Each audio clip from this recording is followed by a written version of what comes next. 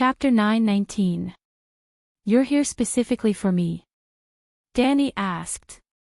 Zhonghe's lips squirmed slightly. Yes, I heard that Her Majesty is in the Holy Church. I also heard from Ai Ju earlier that King Stannis of King's Landing City made King Robert's illegitimate daughter the crown princess. Ai Ju is the Madam of Honey Peach Inn. She's well informed and probably heard about Mia Byra and Theon from the mercenaries, Camp Nu explained in a timely manner. Zhonghe, you want to be the crown princess too? Danny's mouth twitched. Zhonghe quickly shook her head as if her head was a rattle drum. I'm a prostitute. How can a prostitute become the crown princess? It's just that the long night is coming and life is difficult. I also heard that Mia is an illegitimate daughter like me, so I want to take the opportunity to make some money. You're honest. Danny was amused. Seeing the Dragon Queen laugh, Zhonghe cracked her fat lips and giggled along. After laughing for a while, Danny asked again, what evidence do you have to prove that you're Robert's son? Although King Robert slept with all the women in the inn, everyone said that he liked my mother the most. After sleeping with my mother, he took his hammer and went to war, Zhonghe said proudly. Danny's expression became very strange in an instant. Sir Clinton seems to be wronged. The dwarf touched his nose and chuckled. The madam's name is Ai Ju, right? Is she here? Danny asked. Outside the door. Camp Nu's priest responded and ran to the Holy Church hall next door. He called for the old woman who was praying under the statue of the Holy Mother. She was a tall and thin woman in her early 50s. Greetings, Your Majesty. The madam prostrated on the ground with a fearful expression. She was far more reserved than Zhong had been. Let me ask you. During the Battle of the Bell, was Robert hiding in your inn? Danny asked. Please forgive me, Your Majesty. Please forgive me. Ai Ju's powdered face was even paler. She kowtowed and begged for mercy. Get up and speak. The Queen is just curious about what happened back then. Don't be afraid, just tell her the truth. Barristan said in a deep voice. Ai Ju didn't dare to get up immediately. She only looked up at the Dragon Queen. Get up. You dare to let Zhong come to me, don't tell me you don't have the slightest idea in your heart. Danny said indifferently. Ai Ju's face turned even paler, and her body trembled even more violently, but she still stood up shakily, bowed her head, and said softly, King Robert was hiding in Zhong's mother's bed at that time. Clinton has neglected his duty. He even said that he had searched every house in Stonehall Town. The dwarf stomped his feet and sighed. He looked as if John Clinton had lost his Iron Throne. Ai Ju glanced at old Bart beside the Dragon Queen and explained, Sir Clinton, like Sir Barristan, is a knight who cherishes honor. He didn't even dare to look at a woman's chest. When he saw a woman with untidy clothes in the room, he hurriedly stopped the soldiers outside and asked us to put on our clothes before opening the door to enter. This delay is enough time for us to move King Robert to the room that has already been checked. He should have called everyone to line up in the courtyard, and then sent soldiers into the inn to search. The dwarf muttered. Sir Clinton probably didn't think that Robert would dare to fool around in the Technical Institute in such a critical situation. Barristan guessed. Why was Robert hiding in Stonehall Town? Although Robert had killed the first knight of the Seven Kingdoms, Liga, his commanding skills on the battlefield were actually not outstanding. Robert's talent was not as good as Stannis. He could be called a fierce general, but he was not at the level of a famous general. Before Stonehall Town, Robert had just lost 2 battles in a row. The first time was at Sintry Beach, where he was chased by Randall Tully from River Bend to River Gien like a rabbit. Note that he was defeated by Randall Tully, and not by the River Bend army. Randall Tully only brought his own Hornhill soldiers and fought Robert's storm army head-on. Despite being outnumbered, they won a great victory. Robert lost his soldiers and generals and fled in a sorry state. However, Randall Tully's credit was stolen by Mace Tyrell. Later, his superior made things difficult for him. He had been outside Windstop Castle and did not have the chance to participate in the subsequent battles. Because of his defeat at Randall Tully's hands, Robert led the Storm Army to flee to the north. In the north, there was Stark, Tully, and Arryn. When they fled near Stonehall Town, they were ruthlessly attacked by John Clinton. Almost all of them were wiped out, and he himself was seriously injured. He fled to Stonehall Town alone. This was why there was the Battle of the Bell later. When a normal person was completely annihilated and heavily injured, they would obediently hide in a dark corner and lick their wounds in solitude. However, Robert was indulging in wine and women in the Technical Institute, eating and drinking. After eating and drinking to his heart's content, he would play with people on the spot. Just like Joan has said, all the women in Honey Peach Inn had slept with him. At that time, John Clinton was anxiously looking for him in the town. I can't compare to Robert's tolerance. The dwarf sighed. You can't compare to Robert's dick either. They were both messing around. Robert did not need to pay, and he made them loyal to him. If you gave them money, they would despise you. Because of the grayscale disease, the dwarf was ostracized by the Red Saintess of Slavers Bay for a long time. Robert's messing around was not for nothing. He practically sowed seeds everywhere. Cersei killed more than 10 of Robert's illegitimate children. Now, she can still meet Robert's children wherever she goes. What about you? Is there a problem with your genes that makes you unable to have children? Dany looked at the dwarf with a strange gaze. What's wrong? The dwarf touched his face unnaturally. Dany shook off the strange thoughts in her mind and said with a complicated tone, so the change of dynasties in the Westeros was decided by a group of prostitutes.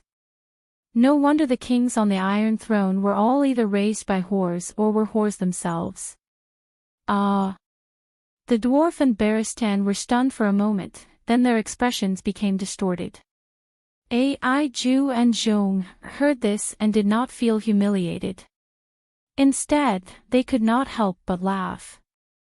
Looking at their expressions, they seemed a little smug. Dany asked the madam, "You should know that Sir Clinton represents the Iron Throne, and Robert is a rebel. Why are you helping the rebels against the king?" The madam wanted to say something but stopped. She looked at the Dragon Queen fearfully. "Just tell us the truth," Dany said. "Because the Mad King sits on the Iron Throne, but King Robert is a kind and good man." Ai-Ju shrank back and mumbled. "Did the Mad King increase your taxes?" Dany asked with a frown. "No." Ai-Ju shook her head. "Did the Mad King come to Stonehall Town to kill people?" "He has never been to Stonehall Town." Ai-Ju shook her head again. "Have you seen the Mad King?" Dany asked again. "No. I heard that the Mad King has been hiding in the Red Keep, afraid that the rebels will harm him." Ai-Ju shook her head. "Did the Mad King provoke you?"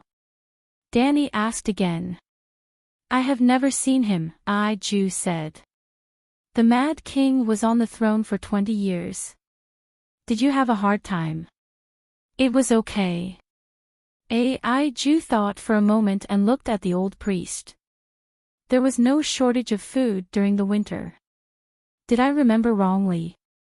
The monks of Camp New were in their 60s this year and had even lived through the reign of the Mad King. The Battle of the Ringing of the Bell was called this because the old monk had rung the bell in the Holy Church after the battle began to warn the residents to hide in their houses. Outside Stonehall Town is the Blackwater River. The land is fertile and there are abundant products. With the developed commerce, there was never a shortage of food during the winter. When King Eris was in power, merchants came here to buy food and transported it along the river to the other side of the narrow sea. Did Robert exempt Stonehall Town from taxes? Danny asked again. No. Did the good man Robert make your life better? This time, Ai-ju did not answer immediately. She frowned and thought for a while, then shook her head helplessly. It seems that nothing has changed. Then why did you rebel? Danny asked curiously. We did not rebel. Isn't helping Robert a rebellion? We only wanted to help him. We did not want to rebel.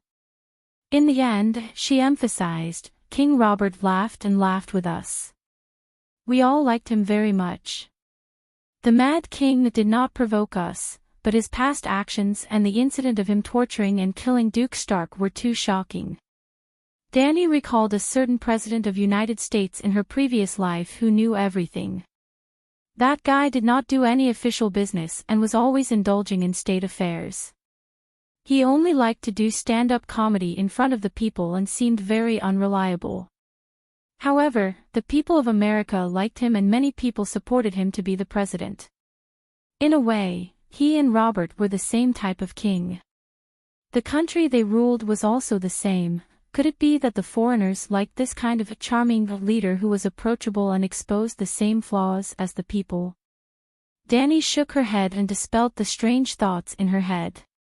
She asked the old madam, do you have any proof that Zhong is Robert's son? Everyone in Stonehall Town knows, Ai-ju said doubtfully. The others don't know. You have to convince them. At least, you have to convince Stannis, the dwarf said.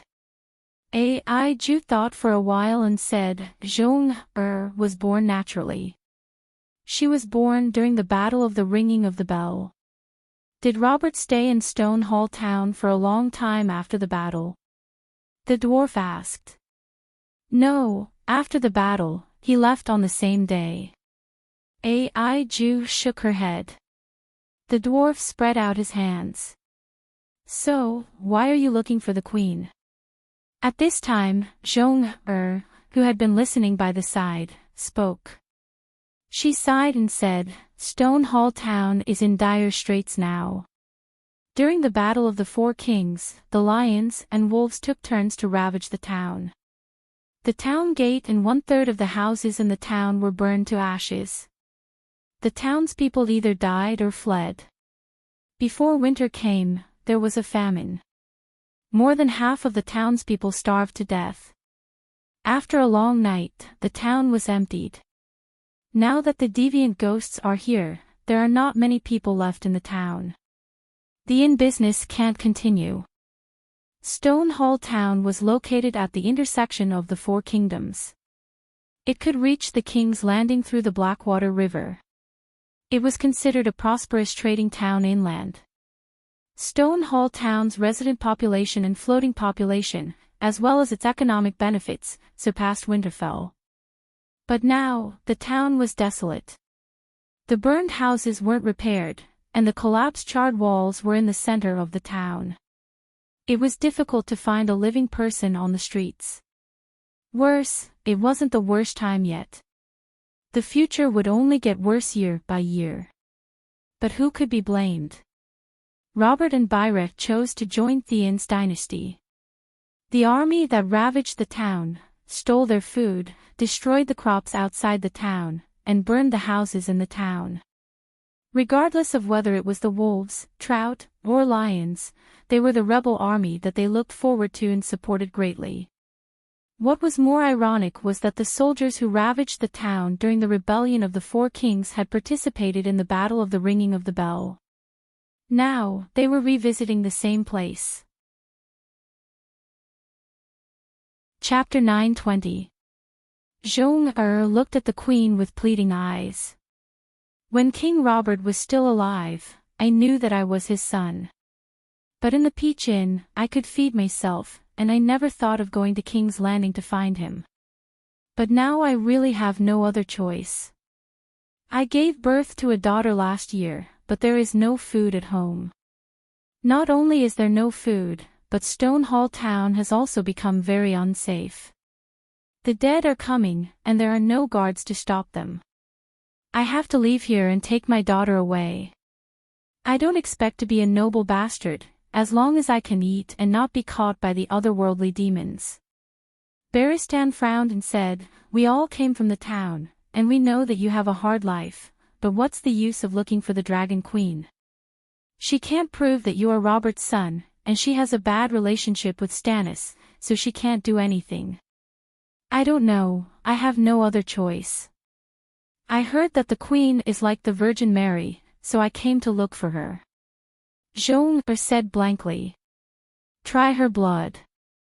Tyrion's eyes darkened, and he suggested in a low voice, "If you have the power, give her the identity of Theon Bella's illegitimate daughter."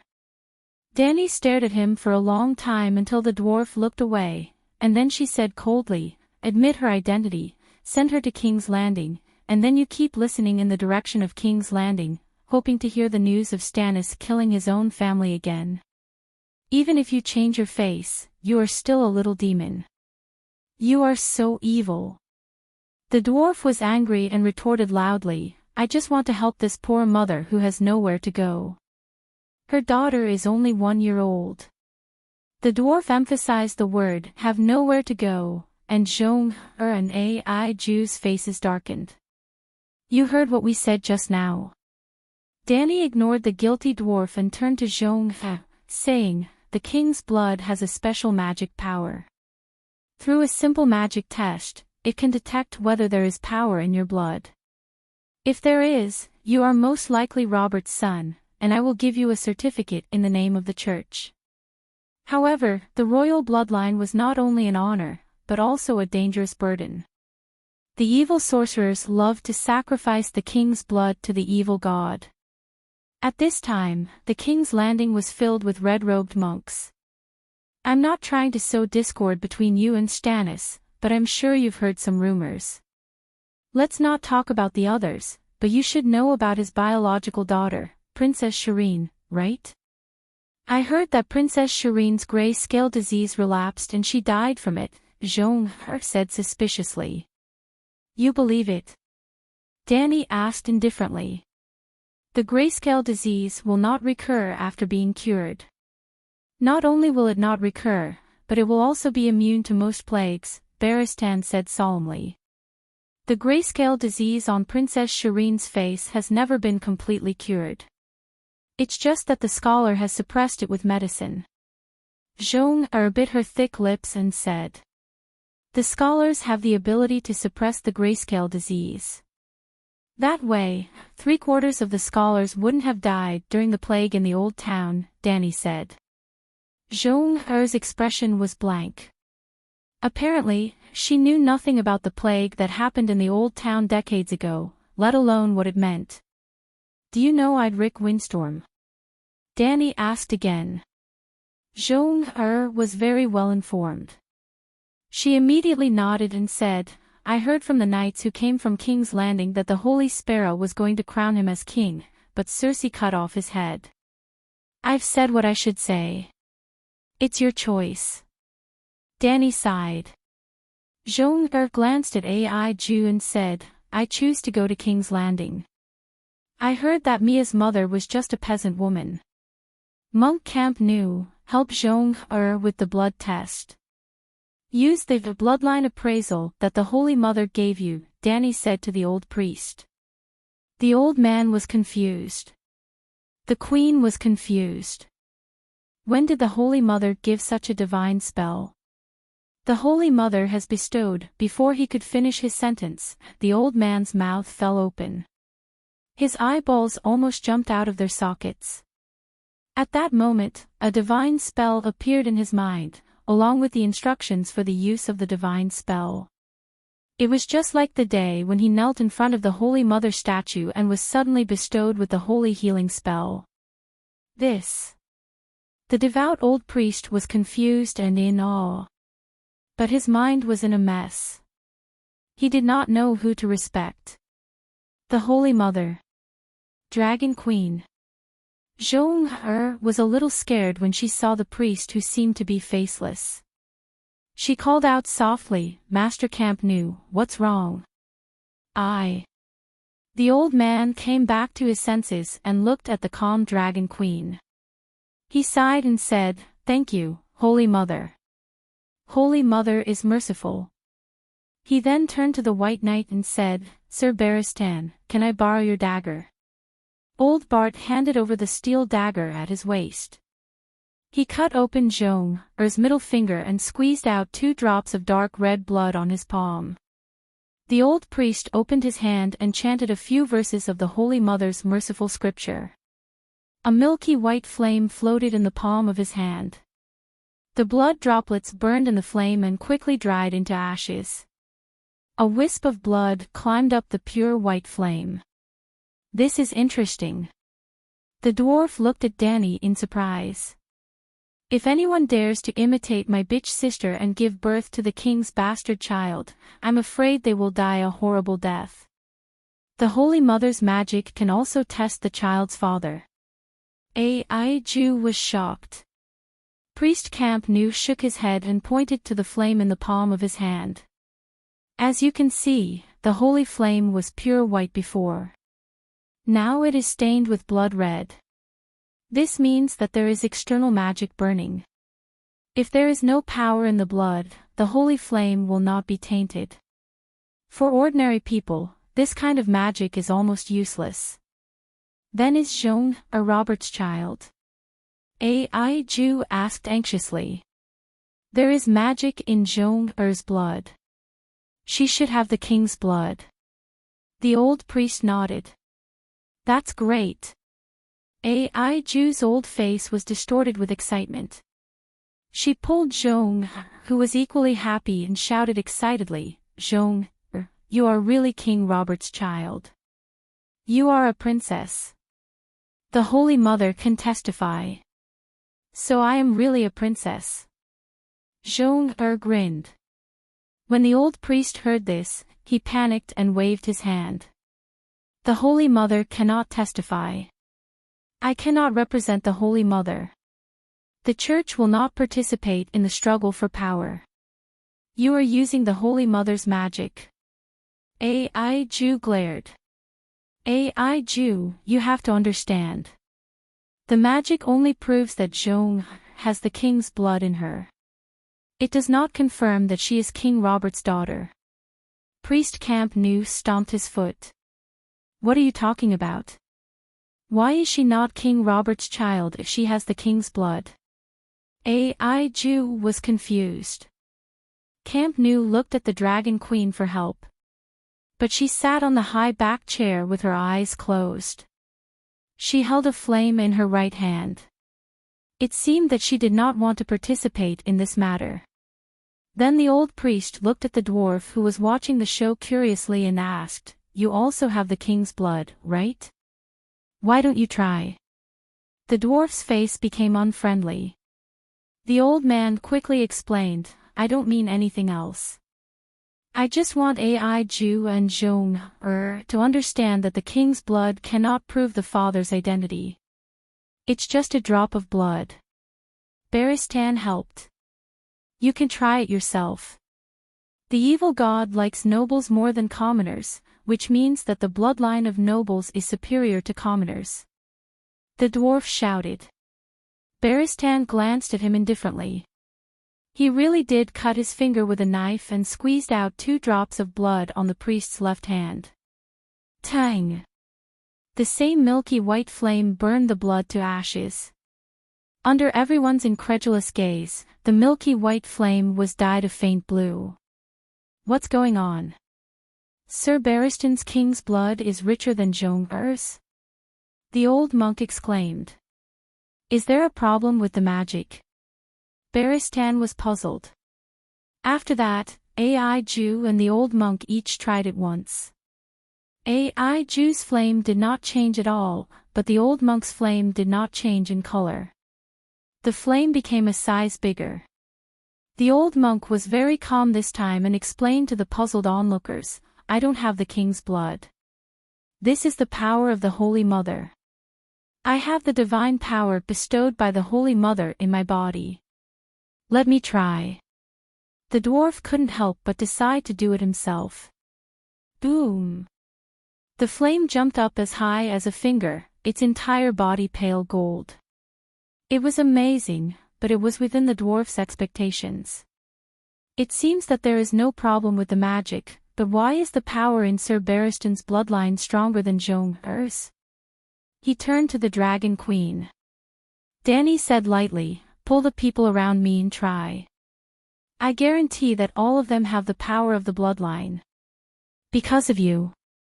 Tyrion was shocked at first, then thoughtfully, the benign contamination of high-energy magic is similar to the curse of the ruins of Valeglia, but the effect is the opposite. In addition to the high-energy power of the law, there is also the identity. Selmy is an old noble of the Stormland. Now that Sir Barristan is equivalent to my Prime Minister, it would be abnormal if the bloodline did not behave like this.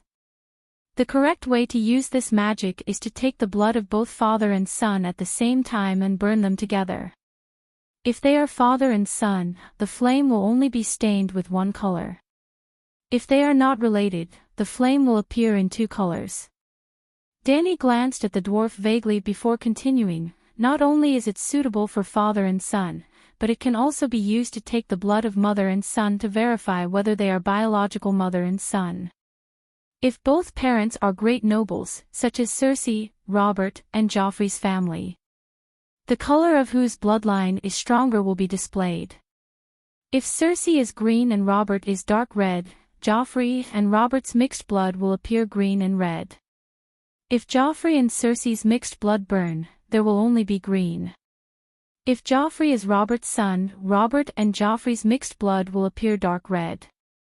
If Cersei and Joffrey's mixed blood burn, it will also be dark red. This is because Lannister's bloodline is not as good as Theon's. Why not? Just because Robert is king. Tyrion was unconvinced. How many extraordinaries have appeared in your Lannister? None. Then do you know who Theon's bloodline came from? Firstly, Theon Beyra belongs to the Targaryen branch family. Secondly, the first Storm King, God Sorrow Durin, is a powerful demigod who has lived for thousands of years. Lastly, Durin's wife is the daughter of a true god, the first generation of gods. Danny looked contemptuously at the red-faced dwarf. Tell me, what do you have to compare? Your family's ancestor, Clever Lane, was most likely a mortal who relied on his second son to cheat. He is far inferior to Stark, Handgarth, and Durrandon. Among the Westeros Duke families with more than 8,000 years of history, Lannister's bloodline was probably the lowest. Hajin Tully had not been a duke before, and Valley Aaron was an Undol bandit who had crossed the sea 6,000 years ago.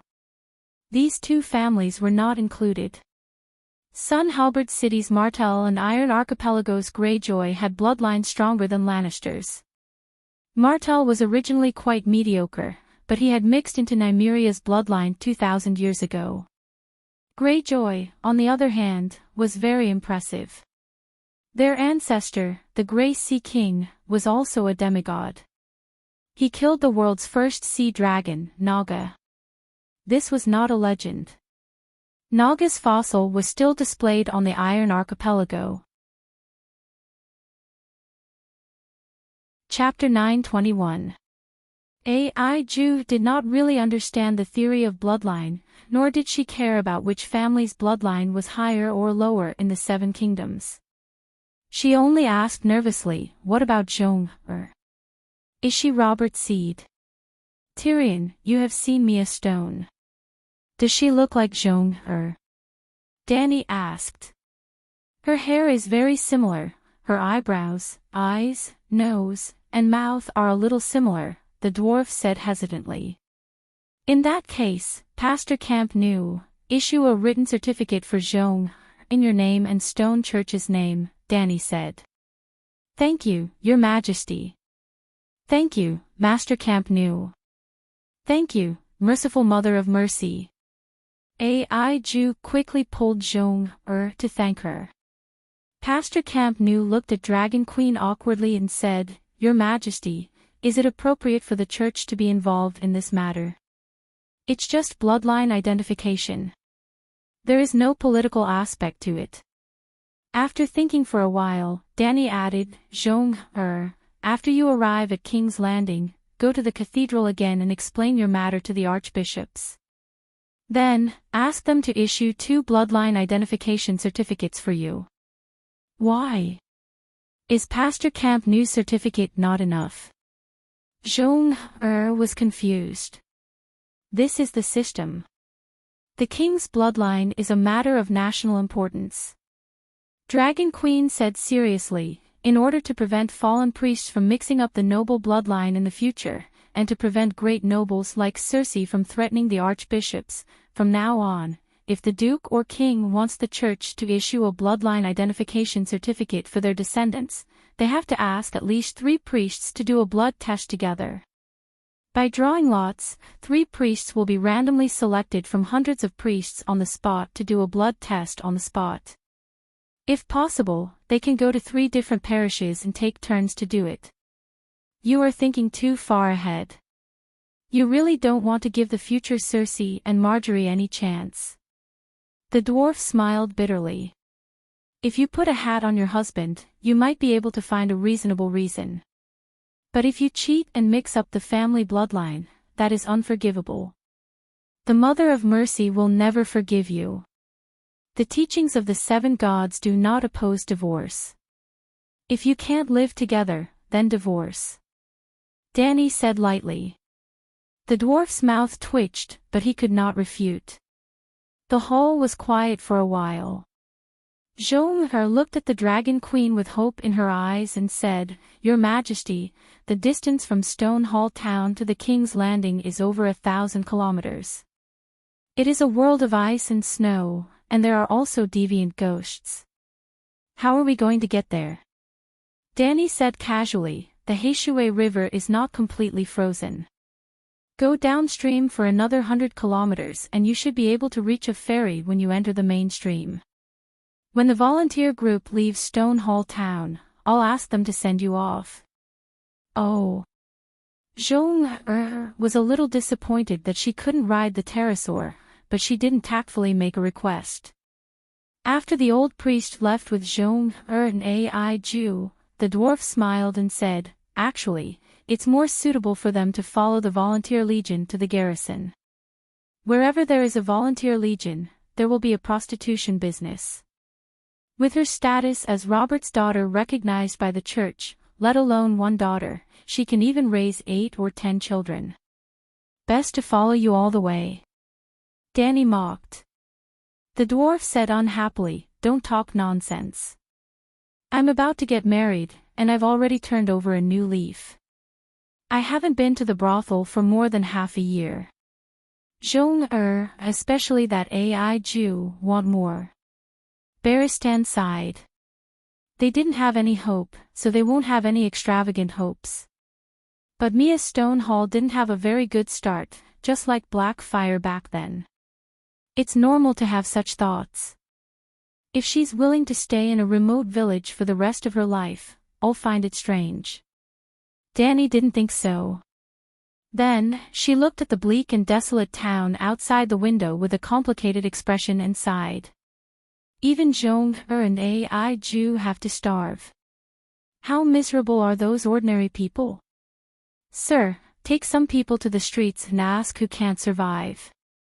Organize them to build sleds and buses and move them to other castles. Do the other castles have enough food? Barristan sighed. There has to be an income. There will be a day when there will be a shortage of food. Danny thought for a while and said, Fill the western region with 2 rivers. What? Barristan was puzzled. The dwarf looked pensive. Fill the empty western region with refugees from Riverside and Riverbend. That's the best of both worlds. The dwarf looked at Danny in surprise. It just so happens that Lannister and Casterly Rock City are empty and can accommodate hundreds of thousands of refugees. And Lannister Port has the largest fishing ground in the 7 kingdoms. After Baristan left, the dwarf asked a question that he was very curious about but couldn't say in front of others. What's the principle of bloodline appraisal? It's amazing. You didn't come up with it on the spot, did you?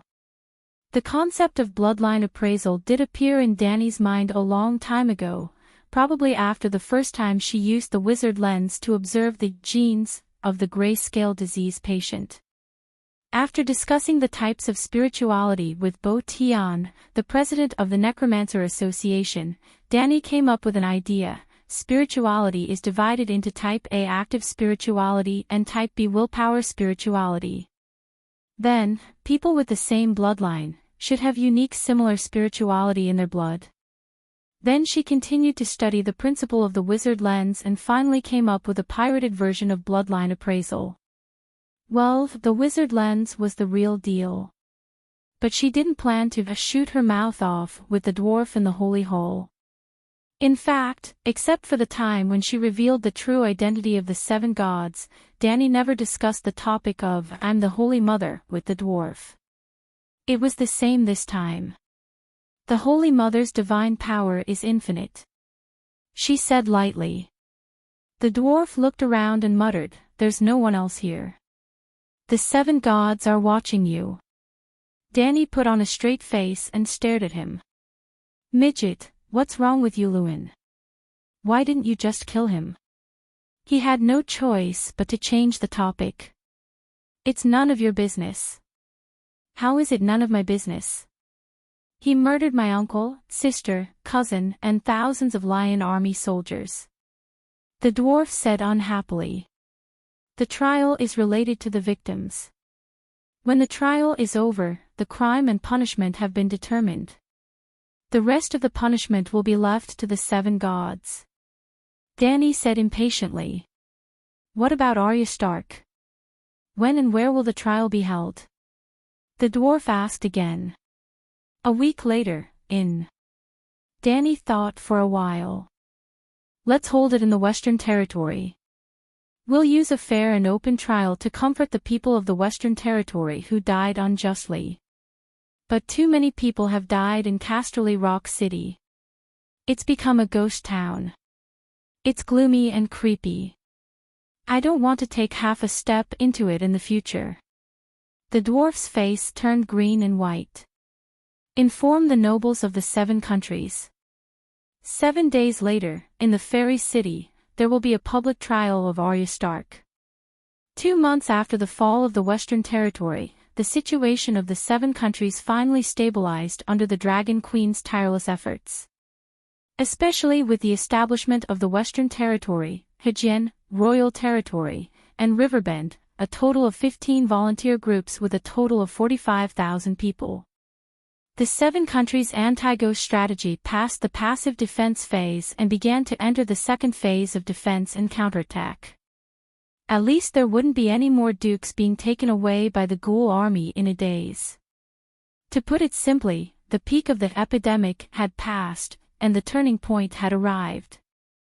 Of course, the 7 countries also suffered great losses during this period. Including the Western Territory, more than 50 earl castles and countless villages and towns had fallen. The cumulative death toll was no less than 3 million. The large-scale migration of refugees and nobles had exceeded 2 million. Other than the 1.5 million people contributed by the Western Territory, more than 500,000 people died in Riverbend.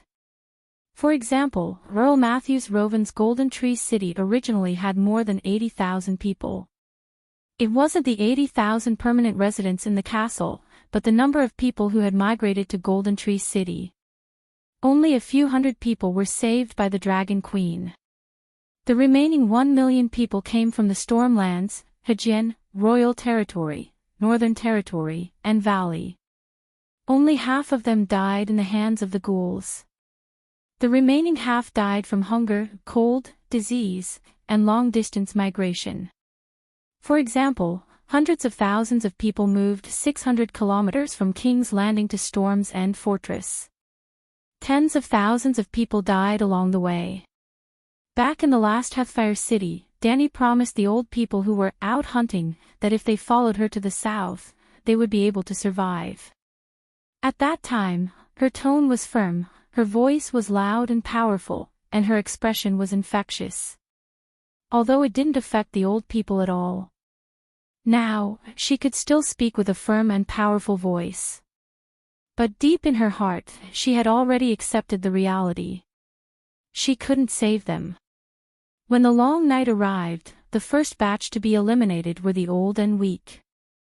Other than the most basic food, the cold and disease posed a greater threat to the old people.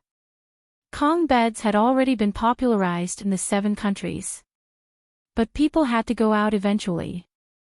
Ordinary people didn't even have winter clothes, so how could they withstand the long night that was even more terrifying than winter? Many old people went out to pee, but when the bone-piercing cold wind blew, they came back with a fever and died the next day. Especially those from the south who had never experienced a real winter. Most of them froze to death. Other things aside, if the people from the south were sent to the northeast in the real world, they wouldn't have enough to eat and there wouldn't be enough to eat. How many of them would survive? Now that the long night had arrived, the weather could be compared to Siberia's winter. How could those, children of summer, survive? 7 days later, in the fairy city. On the way from the guest room to the main hall, the dwarf cupped his hands in front of his mouth and exhaled. He stomped his feet and said to John beside him, "Today's weather is the coldest in the past few thousand years. But in the next 10 years, today's weather will be the warmest and most comfortable. Do you feel despair?" To be honest, I don't feel anything. Before the long night came, the weather beyond the Great Wall was also like this. John shook his head. The dwarf glanced at him and said, "Take off the winter bearskin coat you're wearing. I guarantee that you'll feel something. Those commoners don't even have lousy sheepskin coats." He lowered his head and looked at the dirty and old gray fur coat. He said disapprovingly, "In the north, everyone has a fur coat. Those from the north who don't have winter clothes can't survive at all. Even among the ordinary merchants in White Harbor, my gray winter bearskin isn't considered top grade. Did you know that in the past 2 months, 400,000 people froze to death in the 7 nations?" Tyrion said. John nodded with a solemn expression. "I received a court bulletin from Dragonstone Islands we've sent her. The situation is really terrible. More people will die in the future, but at least the situation that was on the verge of collapse was stabilized." The dwarf said softly, "How much responsibility do you think your sister should bear for this series of tragedies?" John slowed his steps and said in a deep voice, "I think that the grudge between Stark and Lannister will end here. It's good for both our families. What do you think?" The dwarf's eyes flashed. He also slowed his steps and muttered, "More than 800 people. We're at a bit of a loss. But you're even more in the wrong. Starting from my brother Bran, to my father, my brother Robb, Lady Catelyn, my 2 sisters. Don't you have to pay back the debt you owe them?" John stopped and stood in the courtyard covered in snow.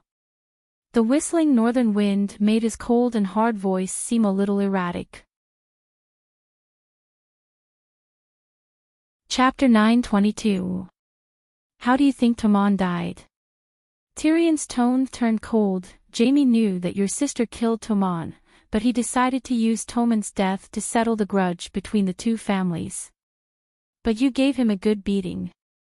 His head was knocked out, and he still hasn't recovered after half a month of rest. Arya killed Tommen." John was shocked. "Your sister already admitted it. She poisoned the cat's claws and used a shapeshifter to sneak into the Red Keep and kill Tommen. Even if she killed him, isn't it too much for Jaime to use Tommen to settle the debt with Stark's family?" John asked. "You dare to compare numbers with me?" Tyrion mocked. "You have to consider cause and effect. Why did Arya go to Casterly Rock, and why did Stark have a grudge with Lannister?" John's eyes were sharp. Tyrion stared at him for a long time before walking forward again. We will never reach a consensus if we continue this discussion. The great trial is indeed necessary. I just hope that the Dragon Queen is as fair and just as the Holy Father. Jon's tense face relaxed, and he said confidently, I believe in the Dragon Queen. She is your sister, so you should trust her even more. The change of topic thawed the cold atmosphere between the two. Sigh, sometimes I wonder if she will laugh under her blanket after seeing the empty Casterly Rock. The dwarf sighed. Jon held back his laughter, that's nothing. Lannister wiped out her family and killed her nephew and niece when they were young. She has a reason to gloat over what happened to Casterly Rock. In fact, when the news of Casterly Rock reached King's Landing, 9 out of 10 people smiled. The only one who knew better only said that the timing was not right. You Lannister should really reflect on yourselves. You always do things so ruthlessly. You will suffer retribution sooner or later. Shouldn't I be the one saying that to you? Tyrion's face turned cold again. Jon shook his head. There's no need for us to waste time repeating the previous topic. Today is the day of the trial. After that, the two of them walked all the way to the main hall of the Farman Castle. It was already packed with people. Although it was packed with people, the castle hall was only so big. It could only accommodate about 400 people. The courtroom was located in the center of the hall. The huge wooden armchair that was half a meter above the floor belonged to the Dragon Queen. On both sides of the courtroom were 3 distinct rows of seats for the nobles.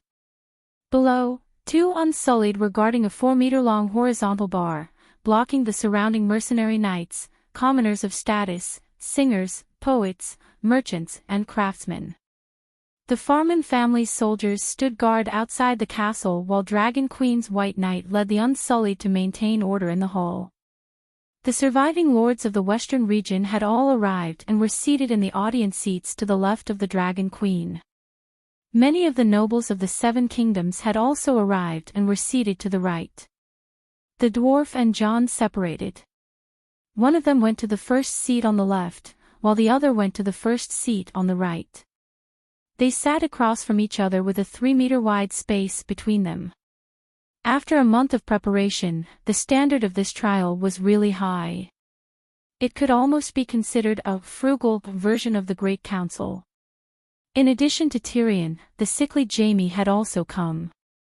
His cheeks were thin and his eyes seemed to be covered with a thick fog of pain and confusion, causing him to lose his direction in life. Sansa, who was holding her daughter, sat next to Jon. She wore a white hairnet with blue diamonds and a dark purple cashmere dress. It accentuated her graceful figure and her skin was as white as snow. Compared to the past, her face was less sharp and uneasy. Her temperament was calm and confident, and her body had the elegance and gentleness of a mature woman. Especially when she looked at the infant in the swaddling clothes, her beautiful blue eyes seemed to be blooming with spring. After the dwarf sat down, his eyes were nailed to her and he couldn't look away.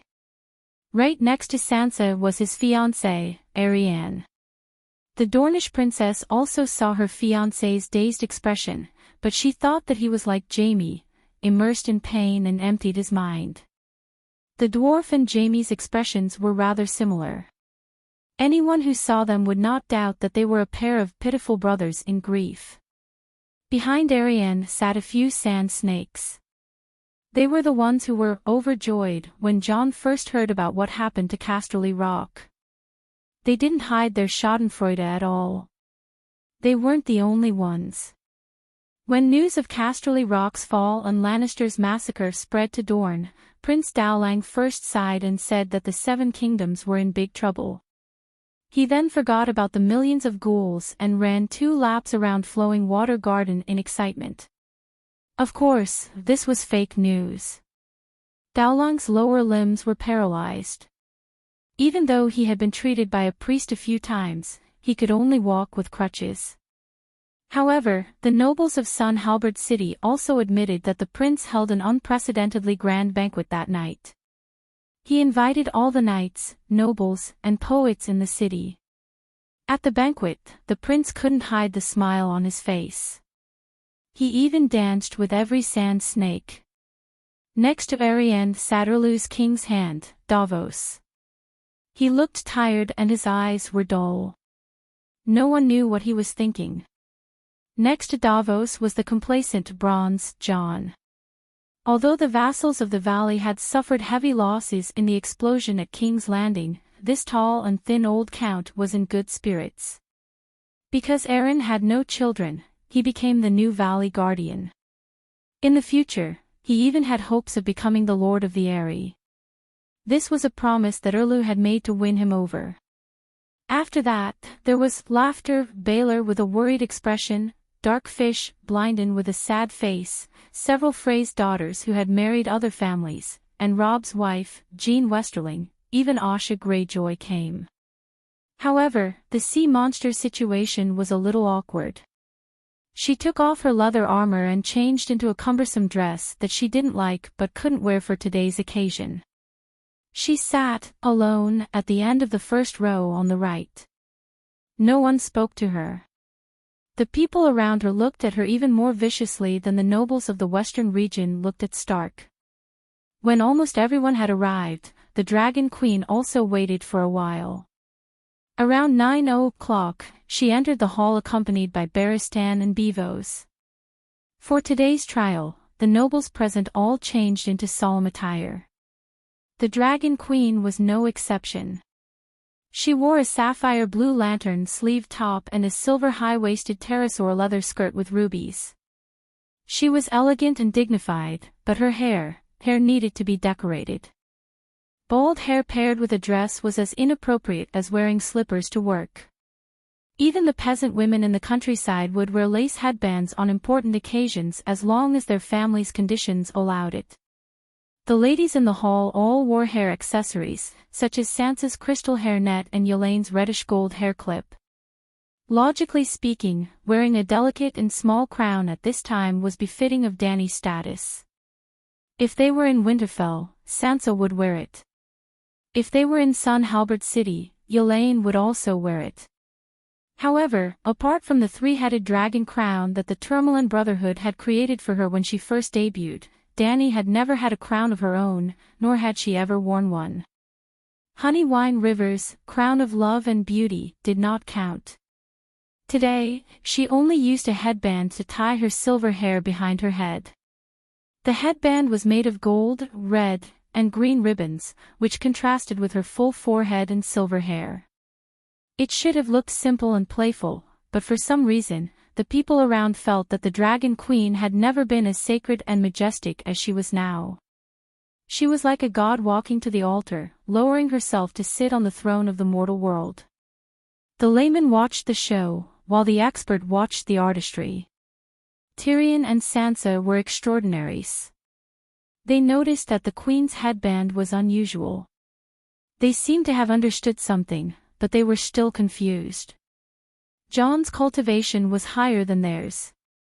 After a moment of shock, he opened his eyes wide and said in shock, "Gods, the world is singing for her.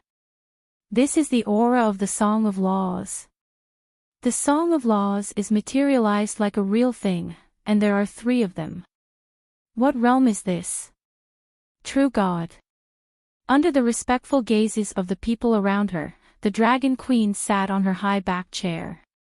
Then, 2 Unsullied wearing spiked helmets escorted Arya to the bottom of the stage.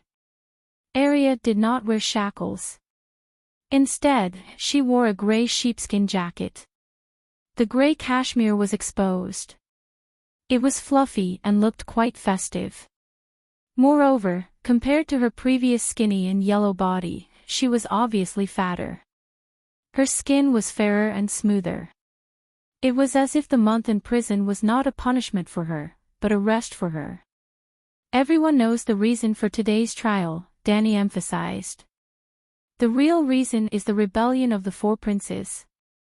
After a pause, she continued, Arya Stark's poisoning of 874 people in Casterly Rock City is just a small end to a series of immoral events in recent years.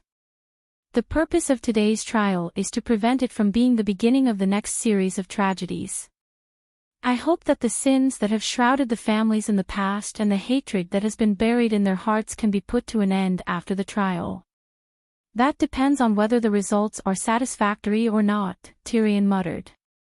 His voice wasn't loud, but the hall was silent. Everyone heard him and looked over. Dany also looked at him and said, "As the victim of the Casterly Rock City incident, tell us, how can we satisfy you?" Tyrion looked up, his gaze falling on the two Stark in front of him. "First, I need to make sure that the real culprits in Casterly Rock City have been caught. Jon Stark, tell us, is there anyone behind Arya Stark, or is there an accomplice?" Dany asked.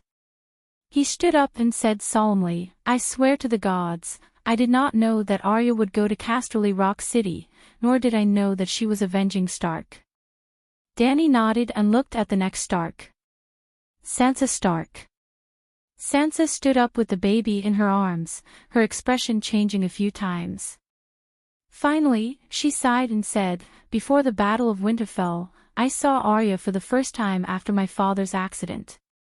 I knew that she was kidnapped to Braavos and trained to be a faceless hiss."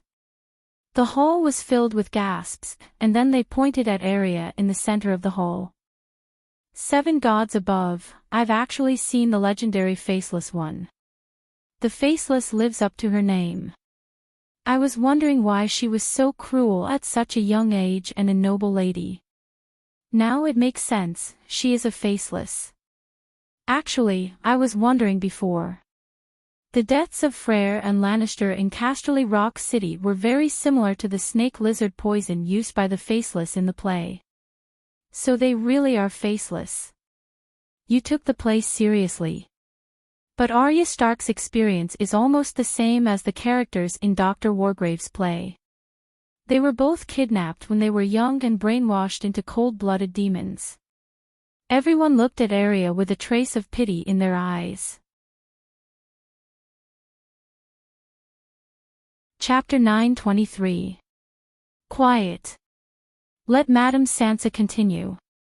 The Dragon Queen's voice was soft, but it reached everyone's ears. The noisy hall immediately quieted down. Sansa hugged the swaddling cloth tightly and looked at Arya worriedly. "I realize that my sister has become a different person. She was mischievous before, but now she's passionate and lively. She's like a ball of fire that can easily infect everyone around her. In Winterfell, we called her Troublemaker Arya, but now everyone saw it." Sansa's eyes were red, and she showed her most pitiful expression to the people around her. Just like what Professor Wargrave described in his play, Arya has been brainwashed by the Faceless One into a killing machine without a sense of self. She has become cold and heartless. Woo-woo, she began to cry, her face stained with tears. The men felt pity for her. Arain, Viper, and Asha watched. Although they cursed her inwardly, they couldn't help but lick their lips. Their hearts felt dry. It's all the House of Black and White's fault. The Braavosi plotted to brainwash my poor sister to interfere with the political situation of the 7 kingdoms. Sansa hugged the baby, sobbing and complaining. As she tightened her arms slightly, little Catelyn let out a wail and started crying. "Baby, don't cry. My poor little Catelyn, you haven't seen Aunt Arya, have you?" She opened the cloth bag made of gold mink, revealing a small red face the size of a palm. Her purple eyes were wide open, and she was crying to Arya with a pout. Arya, who had been stupefied, seemed to have been pricked in the heart by a needle. Her eyes became unusually gentle. "Sigh, you're all poor children. You lost your father at such a young age." Sansa was still rambling, crying as she complained. "You're okay. You have my upbringing. Aunt Arya lost her parents when she was only 8 years old. She was kidnapped by the world's most terrifying assassin organization. Poor thing. This pair of orphans and widows crying together was indeed lethal. The people around them were moved. Even the people of the western region looked at Stark with less malice. Dany treated it as if she was watching a drama and watched it with great interest. However, the dwarf felt as if he was sitting on pins and needles. He could not tolerate the mistress' performance anymore. Otherwise, he would not be able to continue with the trial today. Ahem. Tyrion cleared his throat and avoided the topic. Lady Sansa, we all sympathize with little Catelyn. His Majesty Stannis' actions of sacrificing living humans are outrageous. Everyone's attention was attracted by the dwarf. Davos glared at him, and Sansa's blue eyes, which were red and swollen from crying, flashed with dissatisfaction. Tyrion said calmly, but the question for the Queen now is, do you know about Arya Stark's plan to poison the innocent people of Casterly Rock City? The last time I met Arya, she was on her way to Riverrun. Sansa did not deny knowing about Arya's revenge plan. Like me, she never forgot about revenge. Stark may not be Lannister, but he still pays his debts. Sansa emphasized as she looked at the two Lannister. So, you also participated in the rebellion at Casterly Rock? Dany asked. No. Sansa shook her head. I wanted revenge, but I also understood that not all Freys and Lannister were guilty. Everyone knows that Aegon and I led 2,000 Valley Light Cavalry to attack River Contracture City. At that time, I only wanted to kill the main participants of the bloody wedding, but Waldfrey escaped with his descendants. Even so, I did not kill the babies of River Contracture City. When she said this, Sansa stared at Jaime and Tyrion. She spoke very loudly about the babies. Tywin killed the real Gabe, a baby, and a 4 or 5-year-old princess. Dany's expression was calm, but Elaine and the Sand Snake's expressions changed. The surrounding nobles also understood what Sansa was trying to say, and their eyes flashed. Jaime looked down, his expression dim. The dwarf gritted his teeth and reminded her again, Lady Sansa, please answer the Queen's question. Did you participate in the tragedy at Casterly Rock? I said, no. Sansa shook her head again. I am not talking nonsense, and I am not trying to change the topic. I want to tell everyone that Stark is not a devil. My revenge is only against those who have cursed the 7 gods. My target is Fry, then Cersei, and Lord Tywin. Arya and I are the same. Lord Tywin is responsible for the bloody wedding, and Cersei, Lannister and Joffrey are responsible for my father's death. Our plan for revenge is clear. Sansa looked at Jaime and said meaningfully, I believe that Sir Jaime can testify for us. What? Everyone was stunned. Lannister had already been exterminated by Stark, and Stark was still asking Lannister to testify that Stark did not plan to kill all the Lannister. That was ridiculous. Even more ridiculous was that Jaime nodded with a pained expression and admitted, yes, I understand. Even the most inhumane Stark did not want to take revenge on all the Lannister. But how did the incident at Casterly Rock happen? Everyone thought that the most inhumane Stark was Arya, including Jon, but everyone knew that it was Madame Stoneheart. Madame Stoneheart had even forgiven Jaime. She would not go after the people in Casterly Rock who were more innocent than Jaime. It was because of this that Jaime said that the grudge between the lion and the wolf ended in Tommen. I swear to the Holy Mother that I only knew that Arya was going to Riverrun to seek revenge on Freyr.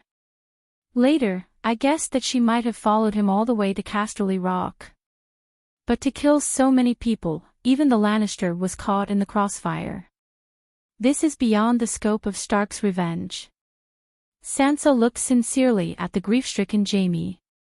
Dany gestured for the widow to sit down and shouted into the air, Bran, come out. It's your turn now. While everyone was still confused, a large raven descended from the air vent and landed on Arya's head. I am Bran Stark, this generation's three-eyed raven. After introducing himself, the raven turned to the two Lannister. I swear to all the old gods that, like Sansa, I knew that Arya was going to seek revenge on Freyr, but I did not participate in the rebellion in Casterly Rock. Tyrion narrowed his eyes and questioned, Bran, in the past month, you have shown your omniscient abilities to the militia. How could you not pay attention to my sister's revenge on Freyr? If you were, why didn't you stop it? Or are you the mastermind behind it? I paid little attention to Arya's revenge, the raven said calmly. Because I predicted that the Lannister and Freyr would pay for their crimes. This is the power of fate. I saw that fate would uphold justice for Stark, so I was not obsessed with revenge. Jaime was shocked. You predicted that Arya would poison 800 people in Casterly Rock. I once saw Tyrion's lonely figure in the future. Do you understand what I mean? Bran said. Other than the imp, the other Lannister are all dead. Everyone was shocked, then doubtful. The raven is lying, right? To wash away your sister's crimes, you can even tell such a lie. Tyrion mocked. Bran said coldly, I am not targeting Lannister. If the Dragon Queen did not change fate, 90% of you would have become undead. When the night is over, the total population of Westeros will not exceed 300,000. This is the original script. Think about it, which one of you will be among those 300,000 people? You are lying. You cannot believe the words of a shapeshifter. I still remember old Nan's story. Shapeshifters are as evil as wraiths. As soon as Bran finished speaking, the hall was filled with rebukes and curses. Bran ignored them and stared at the gnome whose expression was changing and asked, You don't believe me? I believe you. The gnome suddenly laughed. Without the Dragon Queen, without the Megalosaurus, without magic, Winterfell would have fallen first. Then, 1,000,000 ghouls would have swept through Hajin, and 10,000,000 ghouls would have swept through the Seven Kingdoms. It is unimaginable that 300,000 people would have survived. Everyone calmed down and could not help but be stunned. The gnome did not seem to be wrong. Up to this point, who had not killed a ghoul or seen an army of ghouls? Now that they understood the horror of the ghouls, they were 100% sure that the situation of the Seven Kingdoms was not good. But without the Dragon Queen, the Westeros would have fallen. They could not help but raise their heads to look at the throne. The Dragon Queen's expression was calm, and her eyes seemed to be asleep. She held a ball of red flame in each of her hands. Green ribbons flashed in the flame in her left hand, and there seemed to be a fire crow in the flame in her right hand. What was she doing at this sacred moment? She was definitely not sleeping. Was she meditating and cultivating? The Dragon Queen said calmly, Don't look at me like that. We are different. I am multitasking. I am cultivating and listening to your debate. I am also burning the ghouls in Hajin with Bran. There is a small gathering of ghouls near the Bend Inn. The green dragon is breathing fire to burn them, Bran immediately said. Everyone was stupefied. The difference in their realms was too great. Don't change the topic. The gnome's face was distorted. He stomped his feet and shouted, It is meaningless to pretend that the Dragon Queen does not exist. She is alive and well in front of us, and she is the child of the era. So, the future you mentioned does not exist. Bran, you are quibbling. The Dragon Queen really changed her original fate. Bran sighed. Why did your fate change, but the fate of Casterly Rock City's destruction did not?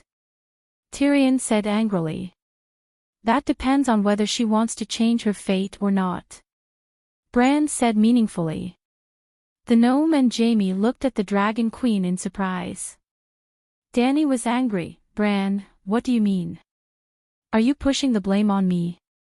The big crow was silent for a moment, then said, I did not mean that. I just wanted to tell Tyrion that in the Westeros, fate really does exist. Anyone who violates the teachings of the gods will not be able to escape the judgment of fate. Maybe there are people who are stronger than the gods who can change fate, but they will not help sinners escape punishment. Robb's experience at the Red Wedding was also fate. He was the first to break his oath and violate the sacred marriage contract. Fry was the executor of fate. Highcourt Tyrell, Hajin Tully, Arryn Valley, Stormlands Beira, Theon, and even Targaryen before that did not escape the judgment of fate. It was because I understood this that I turned a blind eye to Arya's behavior. She is also a part of fate. I do not need to scheme against Casterly Rock City. The hall was silent. The gnome, Jaime, Sansa, and Jon, everyone looked at the big crow with shock in their eyes. Even Dany was bewildered. What was Bran hinting at? Or was he just trying to divert her attention? What are you talking about? Are you crazy? The gnome seemed to be listening to someone speak with his own voice. I also feel that some of my recent thoughts are crazy. The big crow looked at Dany and said. Chapter 9:24. Without waiting for Dany or the dwarf to ask, the big crow shook its head and said, Don't ask me why I think and say that. I'm also going with the flow in the river of fate. You're not deliberately mystifying us and fooling us with words we don't understand, are you? Tyrion said suspiciously, Let me tell you, I stopped using this little trick after I turned 12, because it's too low-level. I'm the Green Prophet. Do you understand what the old gods mean to the Green Prophet? The big crow looked at the dwarf, its red eyes solemn. I swear to all the old gods that what I'm saying today is true. The dwarf fell silent, conflicted. At this moment, second Grandpa Blinden spoke, Bran, you said that what happened to the Tully family was also the judgment of fate. Why? The big crow did not immediately answer second Grandpa's question. Instead, it flew in the air and looked at everyone around it. Nobles, civilians, and the Queen. It's really rare for everyone to gather together in such an orderly manner today. I'm afraid there won't be another chance like this in the future. Therefore, I feel that today is the day of judgment for Arya. We can also hold the great council and great judgment that Dragon Queen has been planning for many years. I'm the Green Prophet, the guardian of this generation of Westeros. Perhaps, I can't stop the arrival of the Long Night, but I know everything that has happened to Westeros. In my eyes, you have no secrets. Westeros have no secrets. At this moment, the big crow's red eyes flashed with a bright red light. It was extremely dazzling. Everyone saw an image flashing quickly in that pair of strange red eyes. It was obviously not clear, but it seemed very familiar, just like. A thought flashed through their minds, and they suddenly realized that those were the secrets they had buried deep in their hearts. Everyone was shocked. The next moment, the red light in front of them disappeared, and they returned to the judgment hall in reality. The people and scenery did not change, but their mentality and the way they looked at the big crow had changed. It was not lying. It knew everyone's secrets. It was too terrifying. What do you want to do? Dany asked in surprise. Do what you've always wanted to do. The big crow landed back on Arya's shoulder and turned to second Grandpa. We're all guilty. What crime? Hey, you asked blankly. You've betrayed your vows. Crow said. Dany had a strange look on her face. Was Bran going to blow himself up and expose his grandfather's dark secrets? You mean the War of the Usurpers? Hey, you argued, that's because His Majesty Aerys cruelly killed your uncle. He's Tully's son-in-law. The motto of the Tully family is family, responsibility, honor, Old Blackfish emphasized. No matter what other people thought, he and his nephew Idmu tried their best to live up to the family motto. There were a lot of Seven Kingdoms number 1 in Game of Thrones. For example, the number 1 General Robert, the number 1 Swordsman Arthur Dane, the number 1 foster father Jon Arryn, the number 1 best friends Robert and Ned. If one were to select the best uncles and relatives in the Seven Kingdoms, it would definitely be Idmu Tully and Old Blackfish. For the sake of Stark, they were willing to sacrifice their families. His uncle was even willing to be his nephew's savior. At that time, Idmu had never seen the girl's face. The Fry family's appearance was similar to that of Weasel's. They were all ugly. Even though he had sacrificed everything, sometimes Robb would scold and criticize his uncle in front of outsiders. However, his uncle would still smile and accept punishment.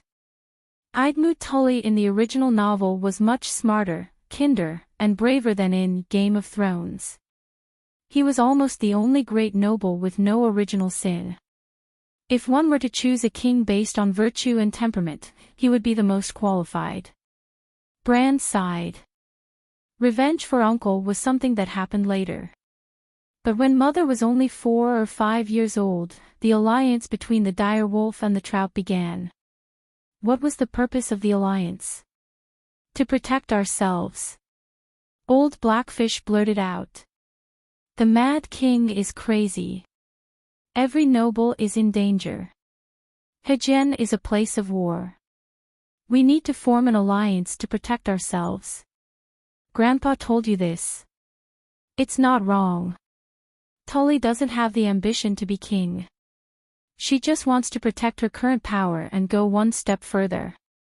Hejjen was connected to the Royal Territory, the Valley, the Northern Territory, the Western Territory, and the River Bend. It was definitely a place of war. But at the same time, if Hejjen was strong enough, it would be easy for it to expand. Before Aegon landed, the overlords of the Seven Kingdoms often appeared in Hejjen. Aerys was in power for 20 years. Only in the last few years did chaos appear. If they were prepared to form an alliance to protect themselves, it would be reasonable. But when Stark and Tully had the initial marriage plan, it was in the 10th year of Aerys's reign. Before the War of the Usurpers, you should carefully observe the marriage relationships of the Westeros families. Maybe you can understand something. At this point, Bran stopped and let everyone think. Even Dany fell into deep thought when he reminded her of this.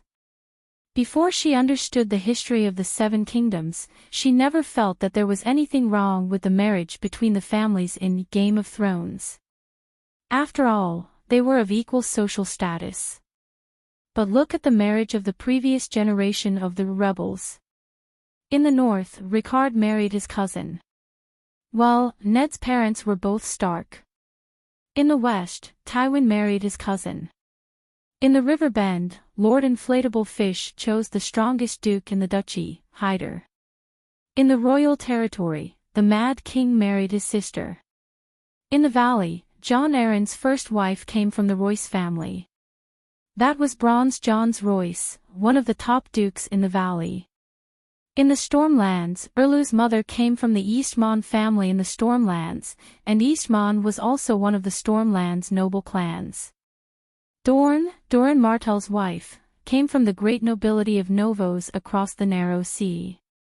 It had to be explained here that although Dao Lang was free to love, his marriage was not out of the realm of political demands.